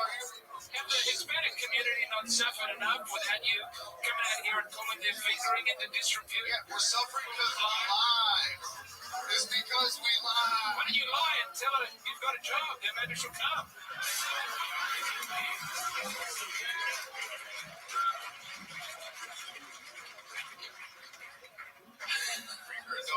big, look what I got. Well, Diego, hopefully you figure it out real soon. Here is a medium-sized joke book. Welcome to Austin, Diego.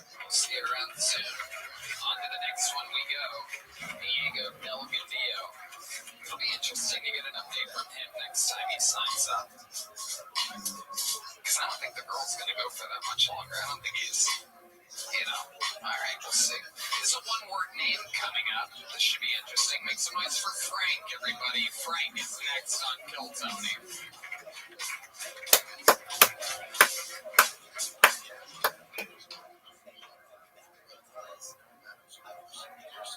So I've recently been on the internet dating, and it's been an African American female that I've been hanging out with. She's about as Caucasian as they come, and so I introduced her to my family. She was straight down the middle until about, I don't know, 5 days ago. Making love, and she was and it was the first time at that moment I realized that there was something deep inside that hadn't been released yet. But you've woken up a monster since last time because you motherfuckers on Reddit are unbelievable. The death threats and shit that you gave me, priceless. Works bucket pool, you've woken up a monster. You have no idea. I wasn't even entertaining comedy until now. It's for you motherfuckers. Frank, no one even remembers you. No one remembers. We didn't even remember you. You had another chance. I don't even know what happened last time you were on. And you're out here like some kind of gangster rapper. Like, y'all motherfuckers thought you could hold me back. Like, you're like a gangster rapper that didn't rhyme or didn't have a beat or anything because you didn't really do any jokes this time. Like, you had us. You had us at the we were waiting for a joke. You had like a left jab that was set up, and then nothing. And then you're like, and by the way, do you motherfuckers on Reddit? Fuck all y'all. Like, of course they're gonna say that if it went anything like this. Look, wait till you see what they say this time. I don't even know what happened last time. None of us remember you. Okay, I was the least interesting guy on stage that you claimed. It happened twice in episode. Literally the band and never before have me, Red Band, and the band not remembered a human being. It was whatever you did was so terrible that we like Men in Blacked ourselves. Like, can you take us through? You're like, let's check in with Jeff Dye and James McCann. Maybe was the most forgettable call ever. You're like the opposite of 9/11. You're like August 28th. What the fuck is going on here, James? We'll remember this one. I like this one. 30 seconds of stand-up, 30 seconds of responding to death threats. This is insightful. I think that's good. I think lean into that. Death threats. Also, was there anyone else genuinely kind of like, oh, he might pull a gun out or something? Like, it was a little, like, I love you, buddy, but I was like, oh, fuck, I'm not gonna do it. It was like a period of time where he was just like straight performing in my eyes, and I had to remind them that there's 300 fucking humans this way. You were just performing for me. You gotta look at that. You think I'm the guy from Reddit? I'm Kirk Real Kid 55. What? Kirk Real Kid 55. Okay. Well, that's all big. Did you plan on coming in and responding to them and you held yourself back for a while? Yeah, it was a long setup. What was the snap? What caused you to... Yeah. What exactly was the death threat that you think you got? Well, it's a different crowd, honestly, but I should have maybe kept that in mind. Not well thought out. I'm all of you. D-Madness just went to post on Reddit right now. He's literally never read anything his whole life. But he's gonna start right now. Check it out. Doesn't a little part of you kind of get it though? These random motherfuckers are pretty mad. I mean, yeah, if you look at it. Yeah, I mean, if you look under a rock, you'll find bugs. I had never gone on Reddit. I didn't know there was a Kill Tony Reddit where people. So wait, what are you even referencing? All of my friends and family that watched the video and reached out to me because the whole crowd booed me the entire time. Oh my God! No! Don't start that, Jesus Christ! What did you say or do the last time that was this terrible? I was short-witted. I wasn't quick to answer your prompts, and you put me on the spot several times. And I was, yeah, it's an interview. Yeah. You're doing good this time. Was there a reason why you couldn't answer my questions last time? Yeah, I just spent 25 days alone in Idaho with a. There was a guy from Idaho here just a moment ago who did just fine. He lives in Boise. He's half Puerto Rican, half black. How about half white? Idaho isn't an excuse, buddy. I've been speaking for 24 hours before getting on this stage. I hadn't said another word. Do you have any jokes? Did you prepare a joke for this kid? I want to hear a joke from Frank. Here we go. Ladies and gentlemen, doing his first joke of the night. It's Frank. What kind of jeans does a ghost wear? What kind? Blue jeans. Oh my God. You really set yourself up for that one. You literally have the word boo in your punchline. This ain't boo. Yeah. They're big fans of the joke. They want you to make merch. Boo. They love the joke. Yes, they do. Yes, they do. Hey, Jeff guy. Can you explain the joke that you bailed on about that? I thought you were suggesting the woman he had sex with that went, that dad had awoken a monster. But then, you were saying that they have awoken a monster. Let's get back to that girl you were fucking. Yeah, are you sure she didn't say, ooh?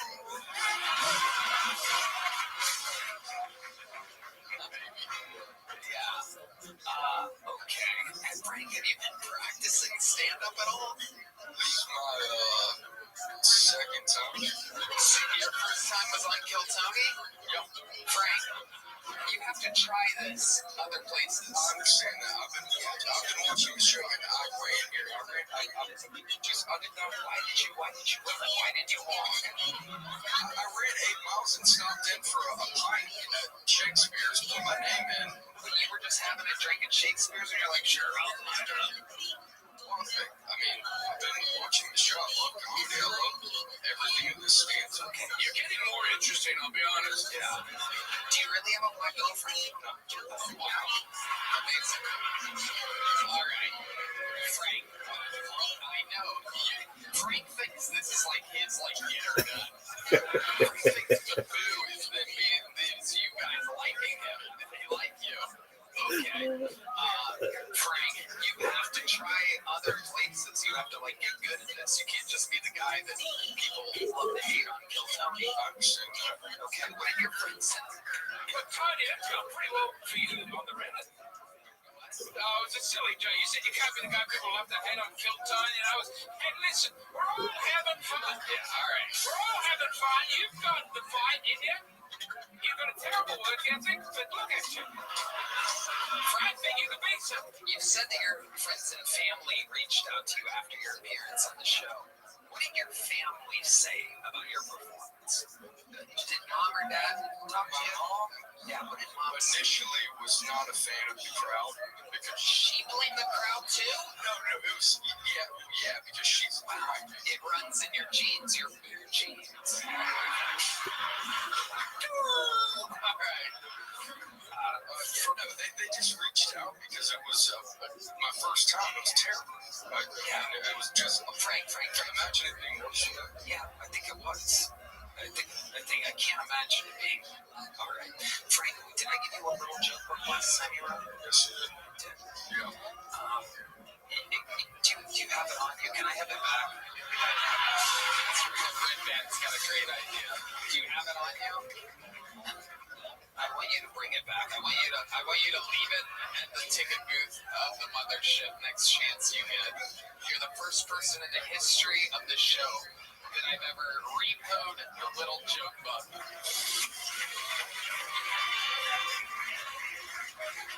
Frank, you have to do this other places. If you plan on coming back, you have to do at least 3 to 5 open mics somewhere else. This isn't just do fucking Kill Tony. A lot of people spend a lot of time.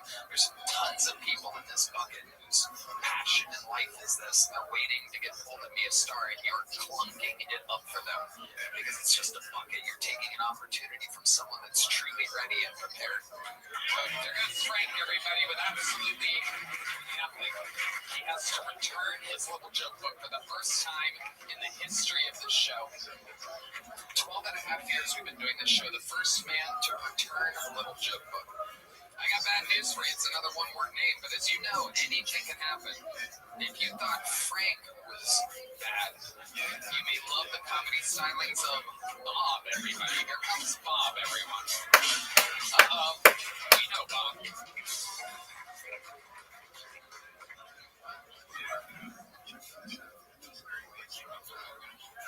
What a very beautiful audience you all are.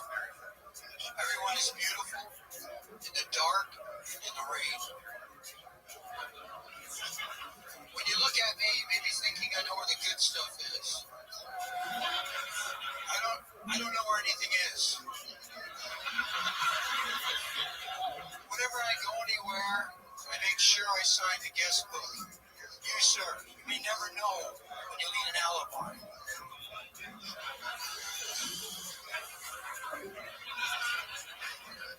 Whenever I cross the street, I look one direction. And then I pretend to be a squirrel and I go for it. I really like excitement. I dated a short bisexual woman, and she said to me, I want to tell you something, but I don't want you to get upset. What I have to say is a really good thing. It's really good. She said to me that I eat pussy like a girl. So I've got that going for me. Fuck yeah, Bob. Welcome back, Bob. It's been a while. I remember you. 3 years. It's been 3 years. Signing up for 3 years. You've been signing up for 3 years continuously? Yes, continuous. And this is your first time on in 3 years? I just changed my name to Bob. I don't Fucking people. Wait, what do you mean? What was your name before? It's Robert. Robert. Wow. Went back to Bob. Oh my God, you got lucky. This is your first time going back to Bob? Yeah, first time. Unbelievable. What are the odds? God, I wish Frank would change his name and not get pulled again. I don't want to be frank with you. What? Can't be frank with you. I love that. You're not Frank at all. You have punchlines. You're one of the funniest Native American comedians we've ever had on the show. What ethnicity are you, Bob? I'm 100% Slovakian, but my mom lied a lot. Okay. There it is. The squawking eagle means that you are indeed Slovakian. I love eagles. You do? What do you love about them? They're at different heights. Love all the shit. You're the man, Bob. Thanks, Tony. What do you do for work, Bob? I'm a world champion handyman, but I'm transferring into a new trade right now. What's the new trade? I'm giving it my 4th try starting a beverage company. I failed at it 3 times until my 4th now. What is the beverage that you're making? It's top secret at the moment, but it's every form of beverage you can imagine. You see, it's wish you'll never imagine. Wow. There's a lot of imagination. Yes. It's every beverage mixed together. Everything you can imagine, imaginable. Wow. All right. I'm pretty stoked. I've been decking out this warehouse plans. I think I'm 3 weeks out, maybe. But Do you have Oompa Loompas working for you or anything like that? I have other alternate personalities. Okay. I love it. Can't wait to drink some. I'll drink. I'll wash out some of that ramen with it for sure. Are you feeling the ramen a little bit? What do you mean you're smelling it? What do you mean? Have you farted? No, I haven't farted. I have no idea what you're talking about. No, I've not been farting continuously throughout the show. I'm not suffering from food poisoning right now and just plowing through it because I'm an unbelievable host. The adrenaline takes over, perhaps, every once in a while. No, all right. And anyway, my farts smell like hibiscus and eucalyptus, by the way, so you don't have to worry about that. Okay, so Frank, Bob. Frank. I know you're not Frank. How many times have I called you Frank, Eddie? Just once. Okay, perfect. Bob, what do you do for work? How do you survive? How do you make money? He works. I can fix or build anything. What's the craziest thing you've ever built?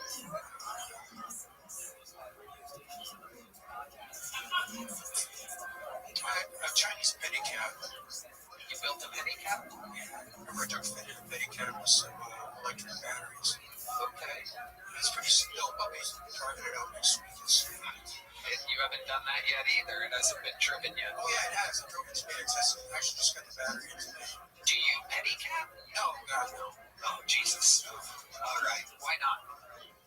I have other things to do. Like what? I pay quite well. Like what? Like do electrical, plumbing, you name it. You do it all, huh? Yeah. Wow. What's your love life like, Bob? It's what? It's dry. That's why I like the rain. Okay. Do you have your electrical license? No. No, he's completely unlicensed. He's the guy that's making a beverage with everything mixed together. That's right. Wow. What else would we be surprised to know about you, Bob? You seem... How old are you? I have no concept of time. That makes sense.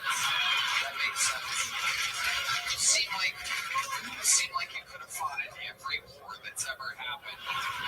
Vietnam, Civil, the Mexican-Indian War, Comanches versus the Apaches, perhaps. I actually feel that I was a pirate in some way.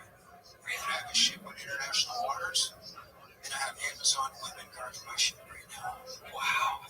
But then I change them out every 9 months, because they're all impregnated after. And then I ship them within the homeland to bring in another crew.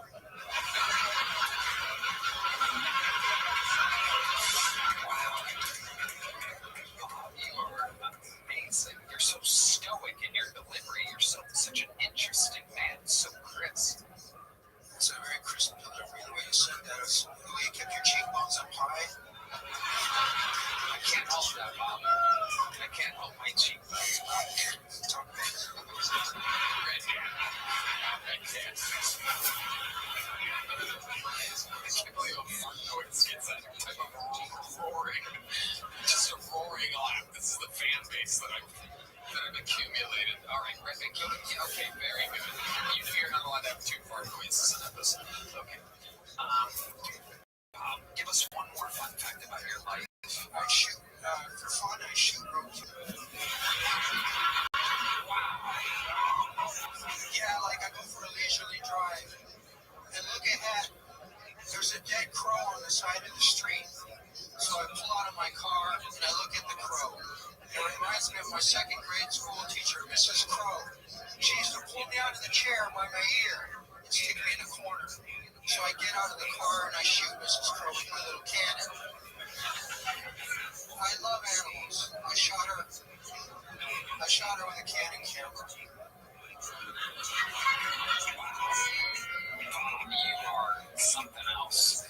I love it. Congratulations on getting gold again. Did you have fun? It's all right. Thanks, Tony. It's great to see you again. Last time I saw you was San Antonio. San Antonio? We did a Kill Tony there? You did a show there. I did stand up there. Yeah. And you went to my son. You know my son? I did. Little Bear. You remember me?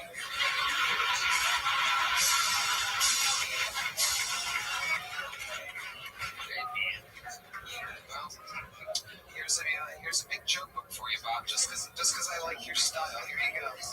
Boom. There he is. The return of Bob, ladies and gentlemen. All right. It's a real interesting set of bucket pulls so far. Let's see what happens next with the stylings of Benny Benoit, ladies and gentlemen. Benny Benoit is next. Here comes Benny. One more time for Benny Benoit. Hey, what's up, guys? It's good to be here. I'm Benny Benoit. That's French. I'm from Louisiana. I'm what you call Louisiana sober. That means I drink, I smoke, and I fuck my cousins.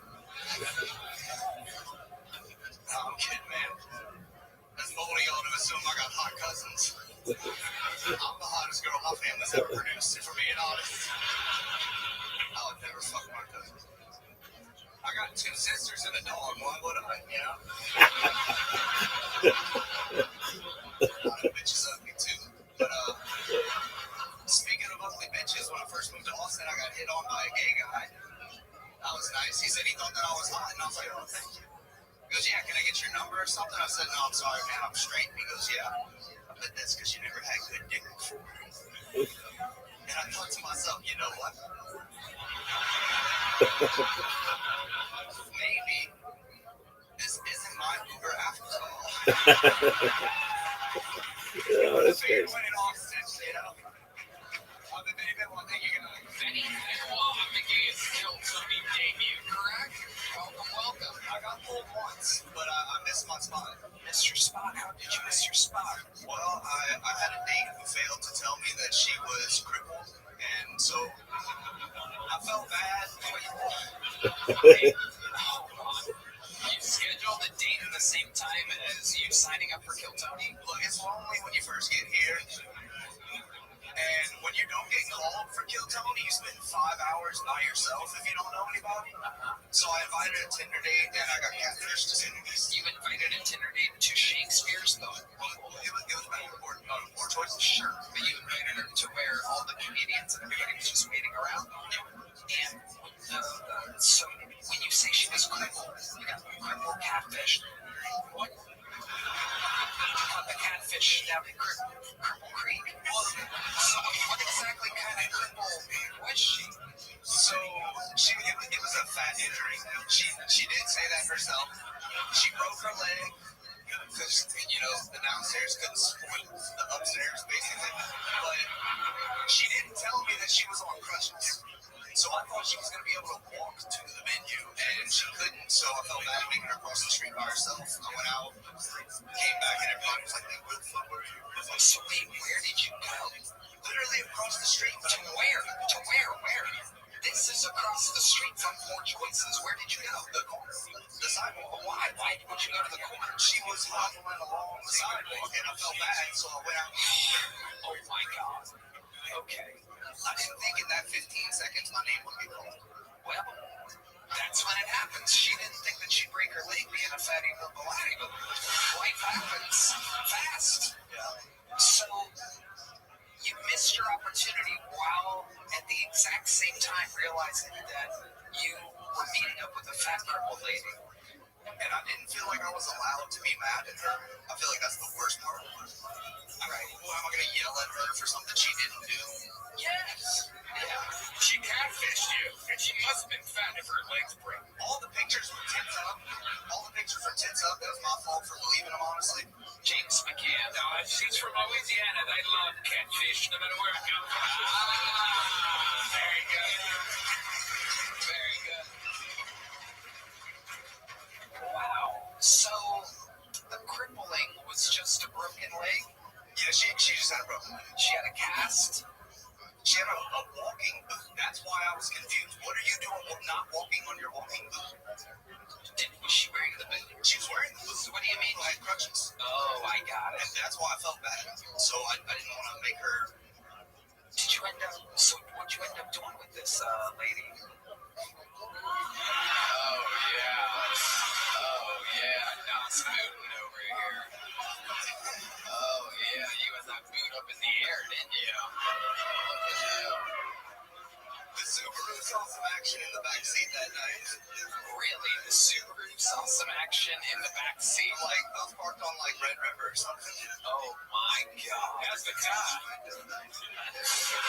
Yeah. Did you put the emergency brake on? Right now, I'm trying to get in tomorrow. The shocks are fucked. Okay.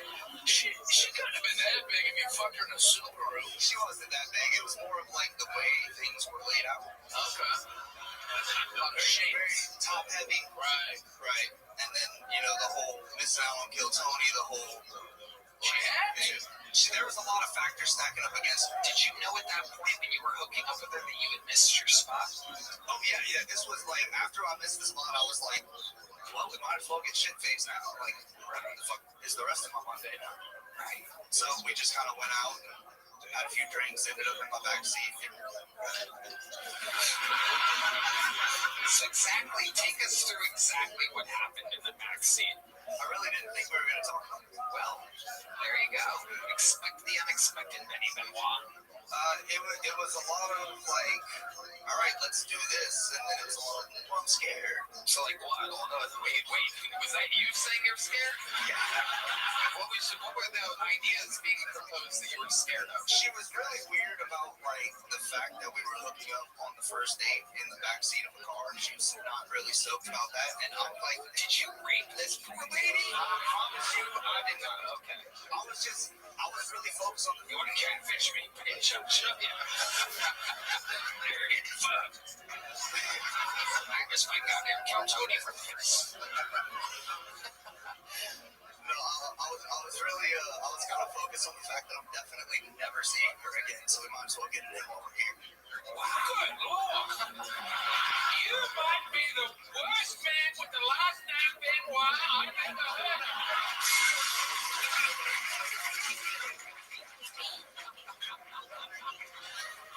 Wow, Benny, so you live here in Austin full time? Yeah. What do you do for work? I'm a between. Oh my God, look at you. You're just out there fucking everything that moves, aren't you, Benny Benoit? I've knocked down some questionable creatures. I'm not gonna. Tell us more about it. What have you done as a pool guy? A lot of single moms out there? It's kind of weird. I'm not gonna jeopardize my job for. You're okay, buddy. I'm pretty sure you just admitted to raping a fat cripple. I don't think you can lose it. I don't think you can lose your job as a pool boy on Kiltony. I meant like in person with the women. They try like I don't know if you've talked to women a lot, given. Very good, Benny. You got me there. Very good, you fat fucking. You fat fucker. Really pulled that one back. I like it. I mean, like, women are very cryptic whenever they drop hints about the pool boy making a move, and none of them have been worth losing my job. I get a couple of, like, tips that I don't deserve here and there, and then, you know, like, oh, why? It's like, me too. I don't know what to do. I still have a pool. Okay. I did, there was an older lady that I thought was hitting on me, but she turned out to be a multi-level marketing, like, you got sold on a scheme. No, I didn't fall for that shit, not again. Well, yeah, that can't happen. It's like promising trips to Hawaii and going out to like lavish dinners and stuff like that. Yeah, she had a timeshare for you. Yeah. Wow. I was going to have to earn that money myself. Okay. So, Andy, do you have any other special skills or talents before we let you go? Made a chemical bomb a couple weeks ago. This guy's afraid of losing his pool boy job. Just admitted to a federal offense. What do you mean you made a chemical bomb? So, I got two dogs, and where I am, It's a weird way to start this. That can't have anything to do with this. no, there's I have to take the bags pretty far away, and I'm trying to make it to the work, open mics, all that stuff. So I just took a bucket and put some of my chlorine right there, and we'll just put the bags in there. And after a while, it stopped working so good, so I added a pound of some slightly different chlorine. Did not realize that those two were not supposed to be mixed together, and they were fine for like 2 months. And then that big rainstorm we had like 2 weeks ago filled the bucket with water in it. So I woke up at like 12:30 in the middle of the night. My dog was on top of me, like fucking shaking. I couldn't see. I couldn't breathe. It was a complete disaster. So I jumped out on my balcony to so me and my dogs could breathe. And my neighbor came out freaking out, and she's Jewish. So I got really nervous at that point. Right? The fire department showed up, and we ended up evacuating. Shitstorm. Something like that. So, the chemical bomb, just before I let you go, this was like outside on your balcony. It was right outside my front door. Right. You had It all came underneath my. So wasn't there anywhere else you could put the poop bags? I don't know how big you think apartments are. Big enough to have a trash can? Well, With the lid? the trash can is inside. If you had a trash can sitting on my front doorstep, I feel like that'd be It's not experience. I'm looking full of shit and chemicals. Yeah, you are correct. You have a good point there.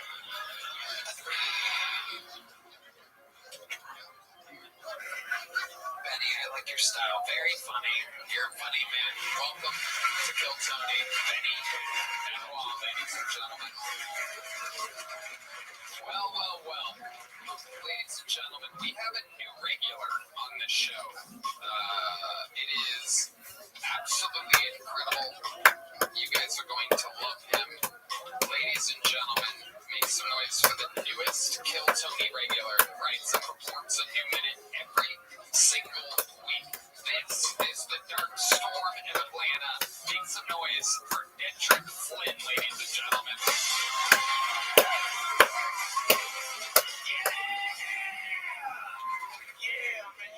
What you know about waking up in the morning to eat a dry toaster strudel because the night before you got too high and drank all the strudel juice?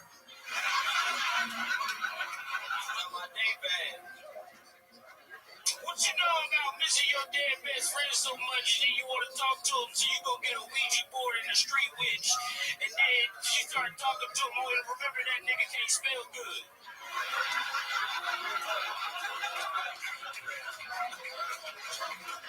This is crazy. I'm 35 years old, and then I realized the other day I could fight, but I can't heal. I'm not gonna reverse Wolverine. We just gotta die after this. I don't got no ACLs. Now I get why when Jesus was 33, he was like, kill me. Kill me. Because if you get acid reflux one time, you like nail me to the cross. Shit. Even God was like, yeah, my son shouldn't be 35. That shouldn't happen. All right, I love y'all. Dedrick Flynn, the Dark Storm of Atlanta, has arrived yet again. Everything 100% spot on. Acid reflux is real. I hate it. Shout out Tom.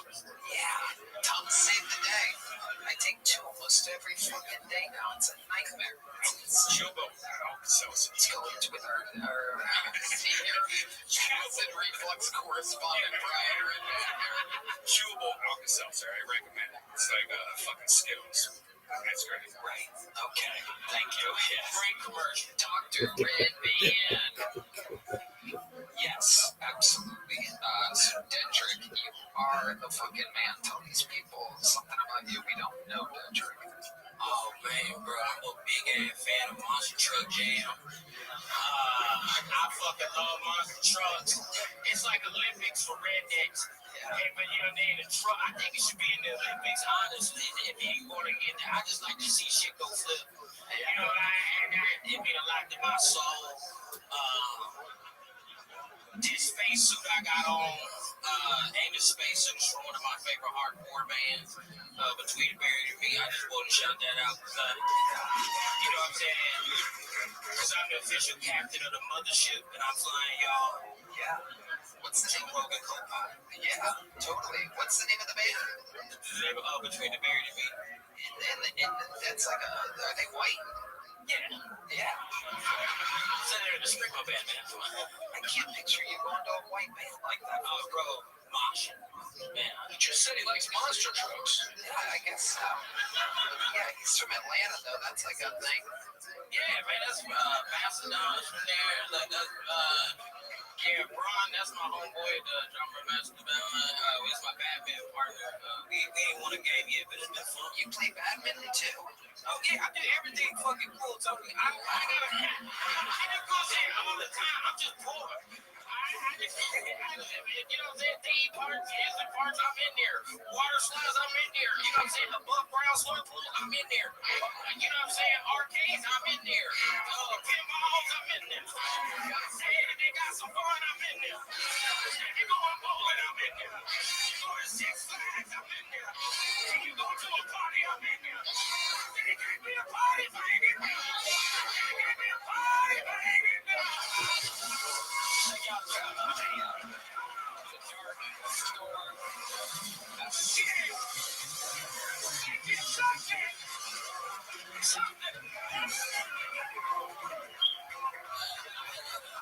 Oh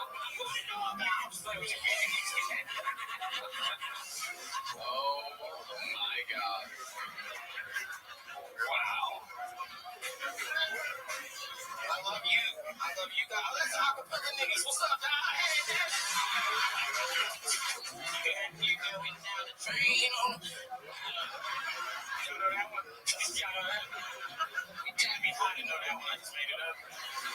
They played the pre-show Street No Chaser. They're probably the best acapella band of all time. They're on tour.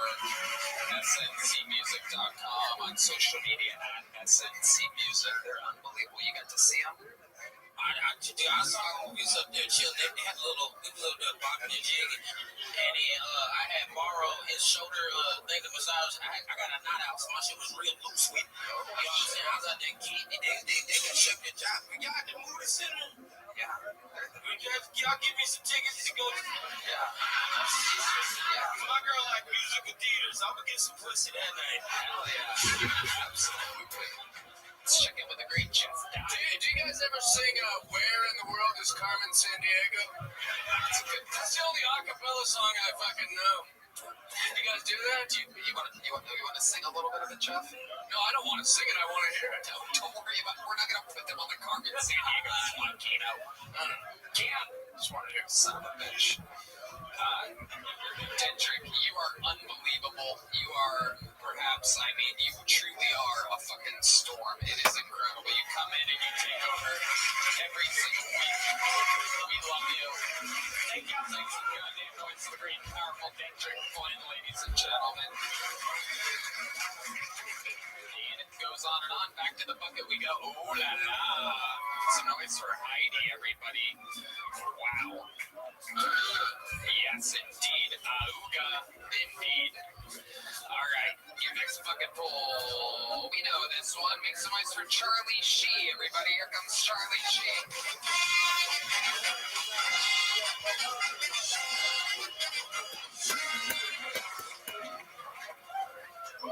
Hello, everyone. Here's your daily dose of racism.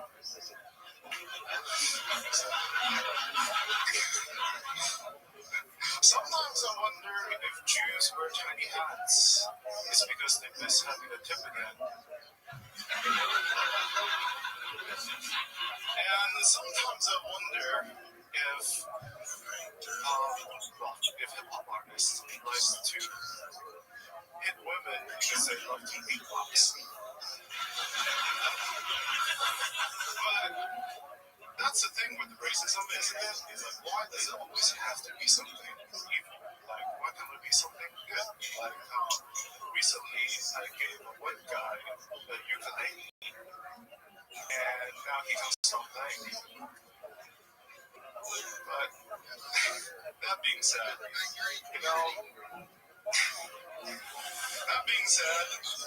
racism is a two-way street. I just wish I was on the right side of it. Thank you.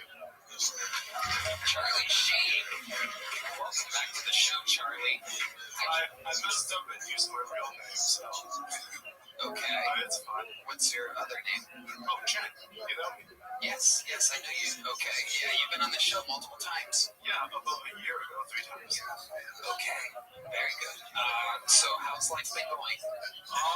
It's been doing better. Okay, right. We get it. You're Asian. Maybe Native American. I mean, I did grow up in New Mexico, so close enough. All right, there you go. So, Charlie, what's going on in life? I got laid off for 5 months, and then I was able to find a job about 3 weeks ago. Where did you get laid off from? Oh, I was working for a bank in Canada, and then the tariffs happened, and then U.S. employees are considered to be risks. So now where do you work? I work for a particular university here. You work for what? A university. University? Yeah. Okay, what do you do at the university? I fix computers. Fix computers, okay. All right. How's life been going, Charlie? Are you still... Yes, I'm still trans. It's just that... Yeah, but... I mean, you wrote down Charlie. Charlie today? What are we going backwards? No, it's because I had a long day at work. I was on the phone for 4 hours. You were. Hold on a second here. This is breaking trans news. Hold on, I didn't know this was possible. But it turns out if you're trans and you work too hard, you go back to the human that you were before. This is the first time we've seen this before. We're always learning about the trans community here. This is interesting. You went from a Pocahontas to Pocahontas real quick. Well, Charlie, did you have a broken leg a few months ago by any chance? Yeah, the third leg is alive and well now. Oh, wow. Okay, Charlie. All right. So you worked so hard that you signed up as Charlie. That's what you're saying? I guess I wasn't all here when I signed up. I'm sorry. No, I mean, there's no reason to apologize. I find it so interesting. Well, now I guess the cat's out of the bag, so to speak. So, yeah. Or the dog's out of the bag or something like that. So how's transitioning been going for you? I don't know if you guys can tell, but this used to be Charlie and now it's Jen. It's my first time on the show. Yeah, You're on the show. Yeah. Hello. Nice to meet you again. And you kept the penis. We spoke about that. You made a joke about I it. mean, being laid off and taking a 30% pay cut is no way to get to the point where I need the money for it. So, yeah. I also imagine that would also compromise the week.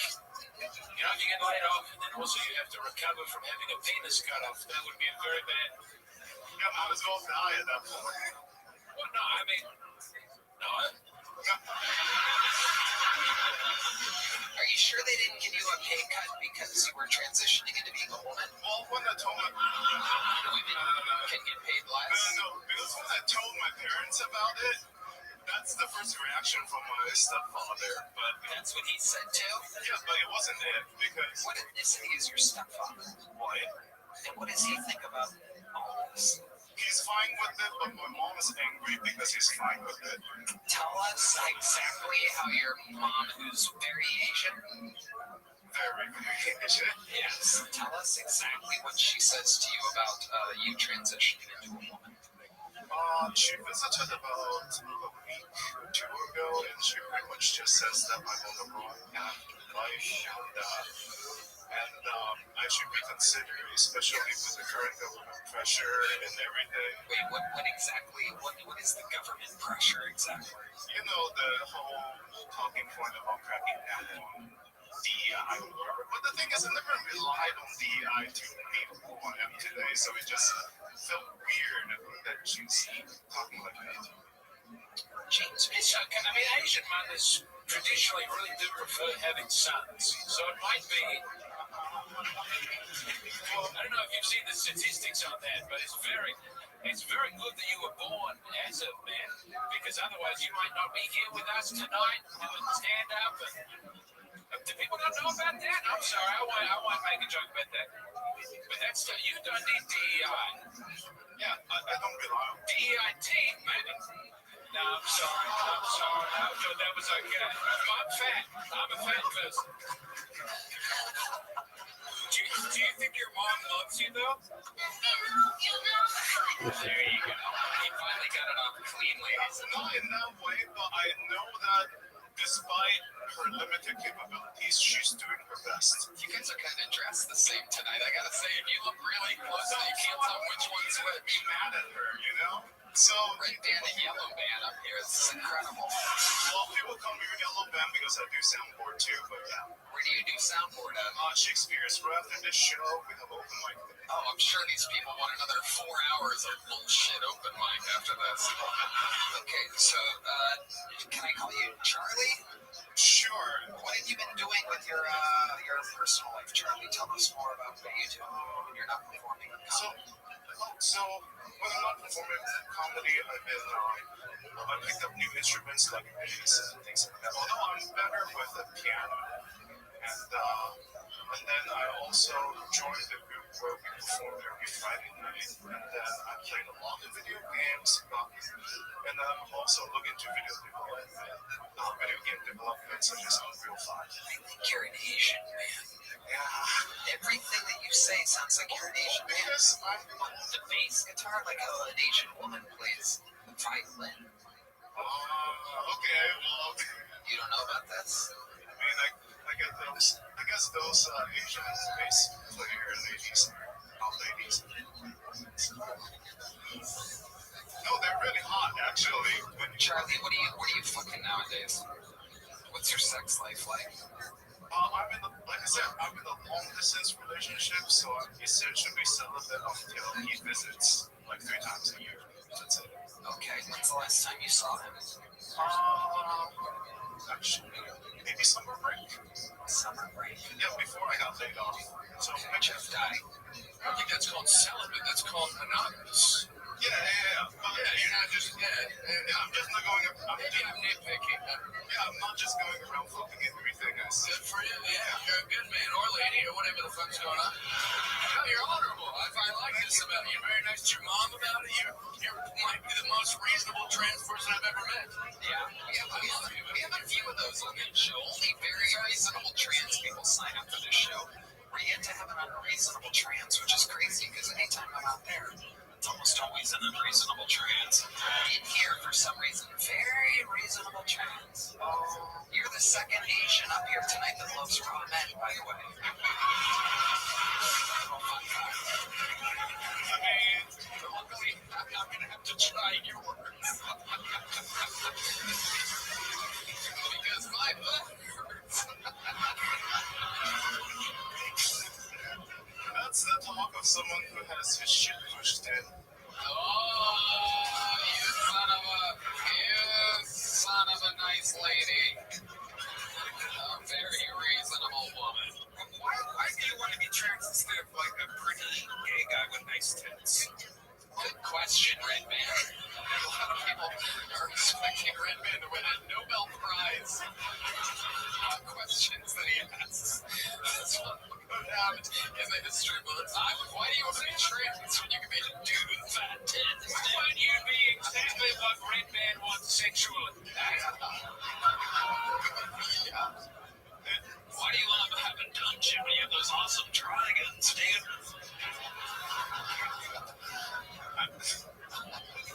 It's a good question. What makes you feel like a woman? But man, he feels like a woman. I'm the only one that heard that? Okay. This is actually a thought I had a while back, and I think it's something like, it's unfortunate that, you see, trans people are closer to straight people, but they keep on lumping us with gay people when we don't know what to do with it. So, because we like somebody of opposite gender most of the time. It's just that we're in the wrong body. It doesn't mean we don't like somebody of opposite gender. But you guys lump us with gay people, and we're like, oh. Well, I mean, are you pivoting to homophobia? Well, I don't know. It's almost you might be going, I love what I'm seeing with these ass people over there. Well, like you. It's not a bad strategy. The trans are making a move. What? Look at the women and trans people. I think I can. Oh my God. This is incredible. When you hear that train horn, you know. It's train. I guess what I'm trying to say is, It's the best speller. It's like train horn. I've been waiting to sound effect forever. Incredible.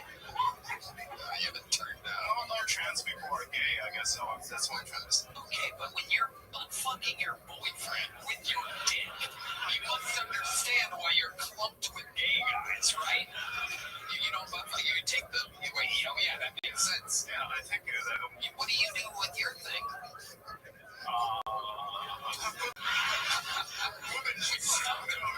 We stumped it. You know how hard it is to stump an Asian boy with an easy question? In the classroom, you guys rattle it right off. Oh man. Most of the time I don't do anything with it. You don't do anything. You don't like to come? I do love to go. What makes you come? That's just not a good fucking, okay? Wow. I like the kind of good king where the hips meets the butt. It feels like he's slapping me while he's thrusting, okay? I don't know why people come here within the gates. There's nothing I love more than getting buffed so hard that it feels like the dude's beating me up during it. Anyway, not at all. Totally just Charlie getting butt by Dad. Why do you club me with the gays? America's come a long way since Johnny Carson. You know what I'm saying? Johnny Carson used to sit in a suit and tie and have a nice conversation with a movie star. So, Charlie.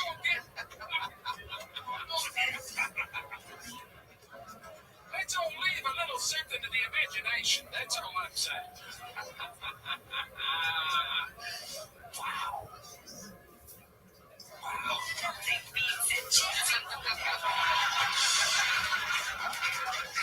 Charlie, I like your style. Great interviews always. The minute, you went with it, you committed to racism. It was good. It was okay. It's fun, But really, the interview, you just crush.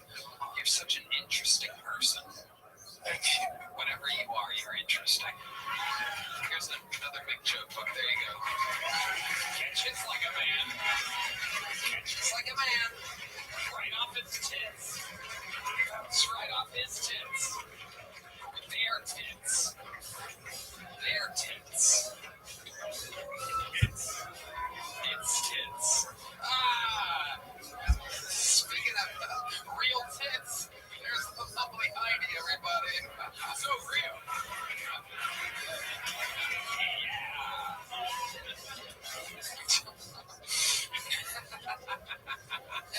Oh, real tits Heidi, ladies and gentlemen.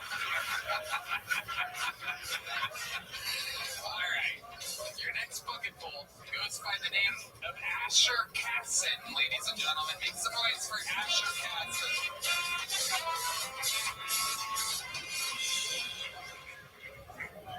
I was on a date with this girl and she started talking about her ex. And out of nowhere, she started talking about his dick. And for some reason, she felt called to mention he wasn't even that big. He was like maybe your size. And that's not the fucked up part. See, the fucked up part was she said this during the movie, like previews. So I gotta sit through Twilight now. I'm thinking about this shit the whole time. Okay. It's fucked up so much for the whole I couldn't thought of it as popcorn bucket. I guess we're not using that anymore. I gotta walk down from aisle J, just trickling little kernels the whole fucking way down, pissed off. Okay. I ended that day, and I went home and I did the old-fashioned confidence booster dose, where you measure it up against the TV remote. This is like 2012 though, okay? So it's like the big-ass Comcast remote. I don't even reach the guide button. And I start fluffing it and trying to get every inch I can. Next thing I know, Disney Channel's on. I got my wiener out. It's not good.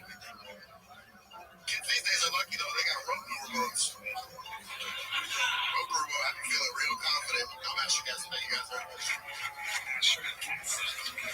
Welcome, Asher. Thank you. How long you done stand-up? Just about a year. Just about a year. Where at? LA. In LA, that you still live there? Yep, 100%. I drove out for this. So. You're born and raised in LA? I was born in Seattle, but lived in LA my whole life. Perfect. Amazing. What do you do for work? I just got fired, actually. From what job? I worked at a place called NutriShop. I sell protein powders, vitamins, stuff like that. Why did they fire you? Because of this, actually. I flew out the first time. I called the time off. I didn't make it back in time, and they said, we're firing me. But that was 2 weeks ago. Okay. Yeah. How many times have you signed up for the show? Just twice. This is my second time. Nice. Okay. So, Asher, I'm going to ask the question that everybody wants to know here. How big is that dick? I mean, every good joke's got a little bit of truth to it. Just a small bit, but, it's a solid 6, I think. Solid sex with Heidi of a tape measure? No, I'm kidding. Okay. And this was your ex-girlfriend? Or is it? No, it was just a girl I was talking to at the time. You have a girlfriend now? I do. What does she do? Are you making her up as I ask you questions? Well, I'm in a transition, okay? So was the last comedian. yeah, no, my last girlfriend just left me. Yeah. Hit the train horn button. Your last girlfriend left you. Why did she leave you? It was because I had a porn addiction. Oh, okay. What types of porn are you watching? Black. Okay. Black porn, for sure. What is it about black porn that you love? It's entertaining, like they talk during sex. I didn't know as a Caucasian I was allowed to do that. What are some of the things that they say that you like? Just give them a little spotlight here, Keno. Tell me this Draymond's pussy. I like that one. Oh, okay. Okay, give us another one. You can take all of it, quit running. Oh, shit. Yeah. All right. I like that. Okay. I haven't had a chance to use it myself, but I have some that I use, though. What do you use? Someone called PETA because I'm killing this pussy. PETA, like the... Oh, like you can. Like freestyling during the sex intercourse now? Yeah. Whatever happened to a good old-fashioned kiss on the cheek and I love you, baby? Yeah. That's gay. Wow, it's gay? Yeah, that's really gay. And don't run away. You can take all this dick. That's not gay. Yeah, but you're the one saying it and you sound like that. You know what I'm saying? When a black dude says it, it's different. Yeah, come on, say this. How dare you come here and question how black I am? No, you know this is Draymond's pussy.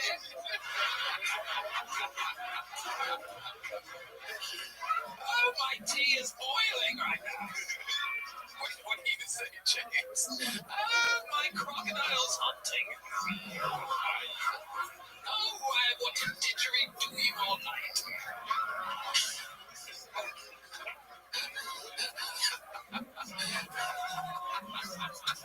We have a beautiful sex life, my wife and I. We connect emotionally and physically. You should try it. You should do the drive. I'm not going to go home and jump on top of my wife and start giving her one-liners from black pornography. We don't need that. We have 3 children. We're just having any time together at all. We don't need to spruce it up with some open mic comedy. If you want to make up for it, tell her it's Draymond's pussy. Fun fact, if you tell her it's Draymond's pussy, when you make the 4th child, you're allowed to leave. Draymond ain't sticking around to raise the child. Wow. Is there anything else other than the talking that you find intriguing about black porn?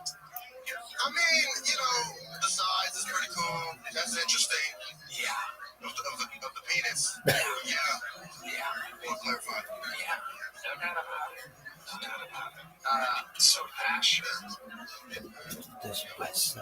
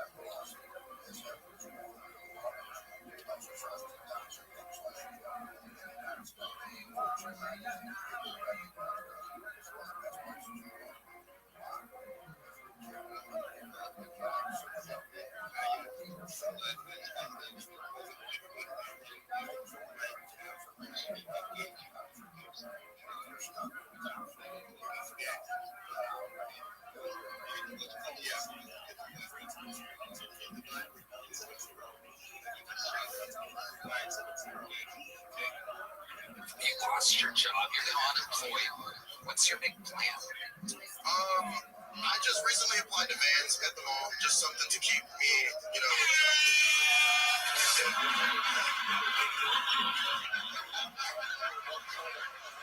I tell you, I reckon you could get that job at Vans at the mall. I've been to that van in Austin. No, in Santa Clarita. Oh, I know, maybe that one. But the Vans in Austin at the mall, terrible service. Really? Some of the worst. I tell you, if you want to move to Austin, you get on down to that mall and try one of those shoe shops. Because these people, I say it with love and respect. No, why? These people are some of the worst shoe shop employees I've ever encountered. I go in this damn shoe shop. I say, I need a size 12 of this, and they come back and they go, well, we got a size 11 and a size 13. I say, what? Well, that's not good for me. Size is the most important part. That's what his ex-girlfriend said. Yeah. Right here, very good. She was black, too. Really?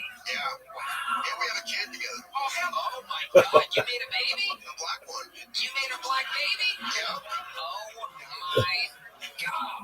That's why we separated. He needs the black experience. Wow. All right, I'm sorry. I apologize. You made a black baby and your name is Asher? Asher made an Ashy? Yeah. Holy shit. That is incredible. How old is this black baby? He's just creeped over a year. He's like a year ago. Why'd you have to say creep like that? Why'd you say it like he's plotting and planning something? Is this creeping over a year? Damn new, Ash. Oh my god. That is absolutely incredible. Is that why you want to work at a shoe store? My actual job is I produce a comedy show at the Ice House, but that's once a month, and it's not sustainable all the time. What up, Omni Duck? How often you get to see this little black baby? Omni Duck, what's good, son? You're good. How are things? Dude, I have my dog right here with me. What's your dog's name, big man? Charlie. Shout out to Charlie. What kind of breed is Charlie? I don't make it. Oh, that's amazing. Is Charlie a nice dog? Yeah, he's a good boy. All right, I'd love to see a Dalmatian.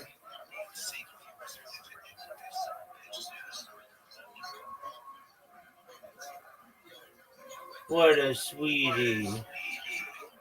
What a sweetie. He's beautiful. I know, right?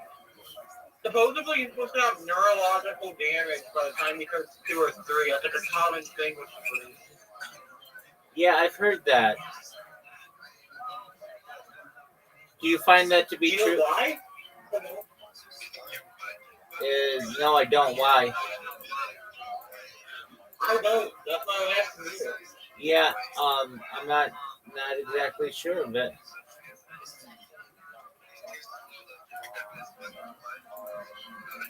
All right, so how are things going in your life, big man? Yeah, I got money. How'd you get money? I made money. How did you make money? I did a job. All right, well, good on you, man. What kind of job did you do? A lot of money. What'd you do? It's blood money. The money is blood money. Oh, the money's blood. What are you, a pirate? Okay, so we're gonna look up. Oh, he just left. We were gonna look up Dalmatian.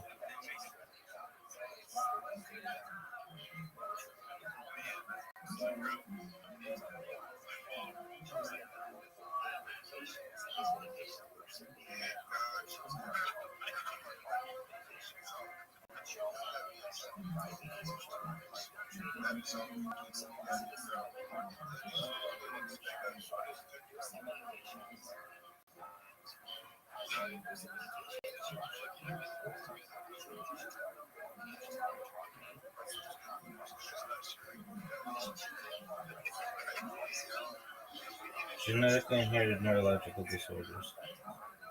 I guess. Shit happens.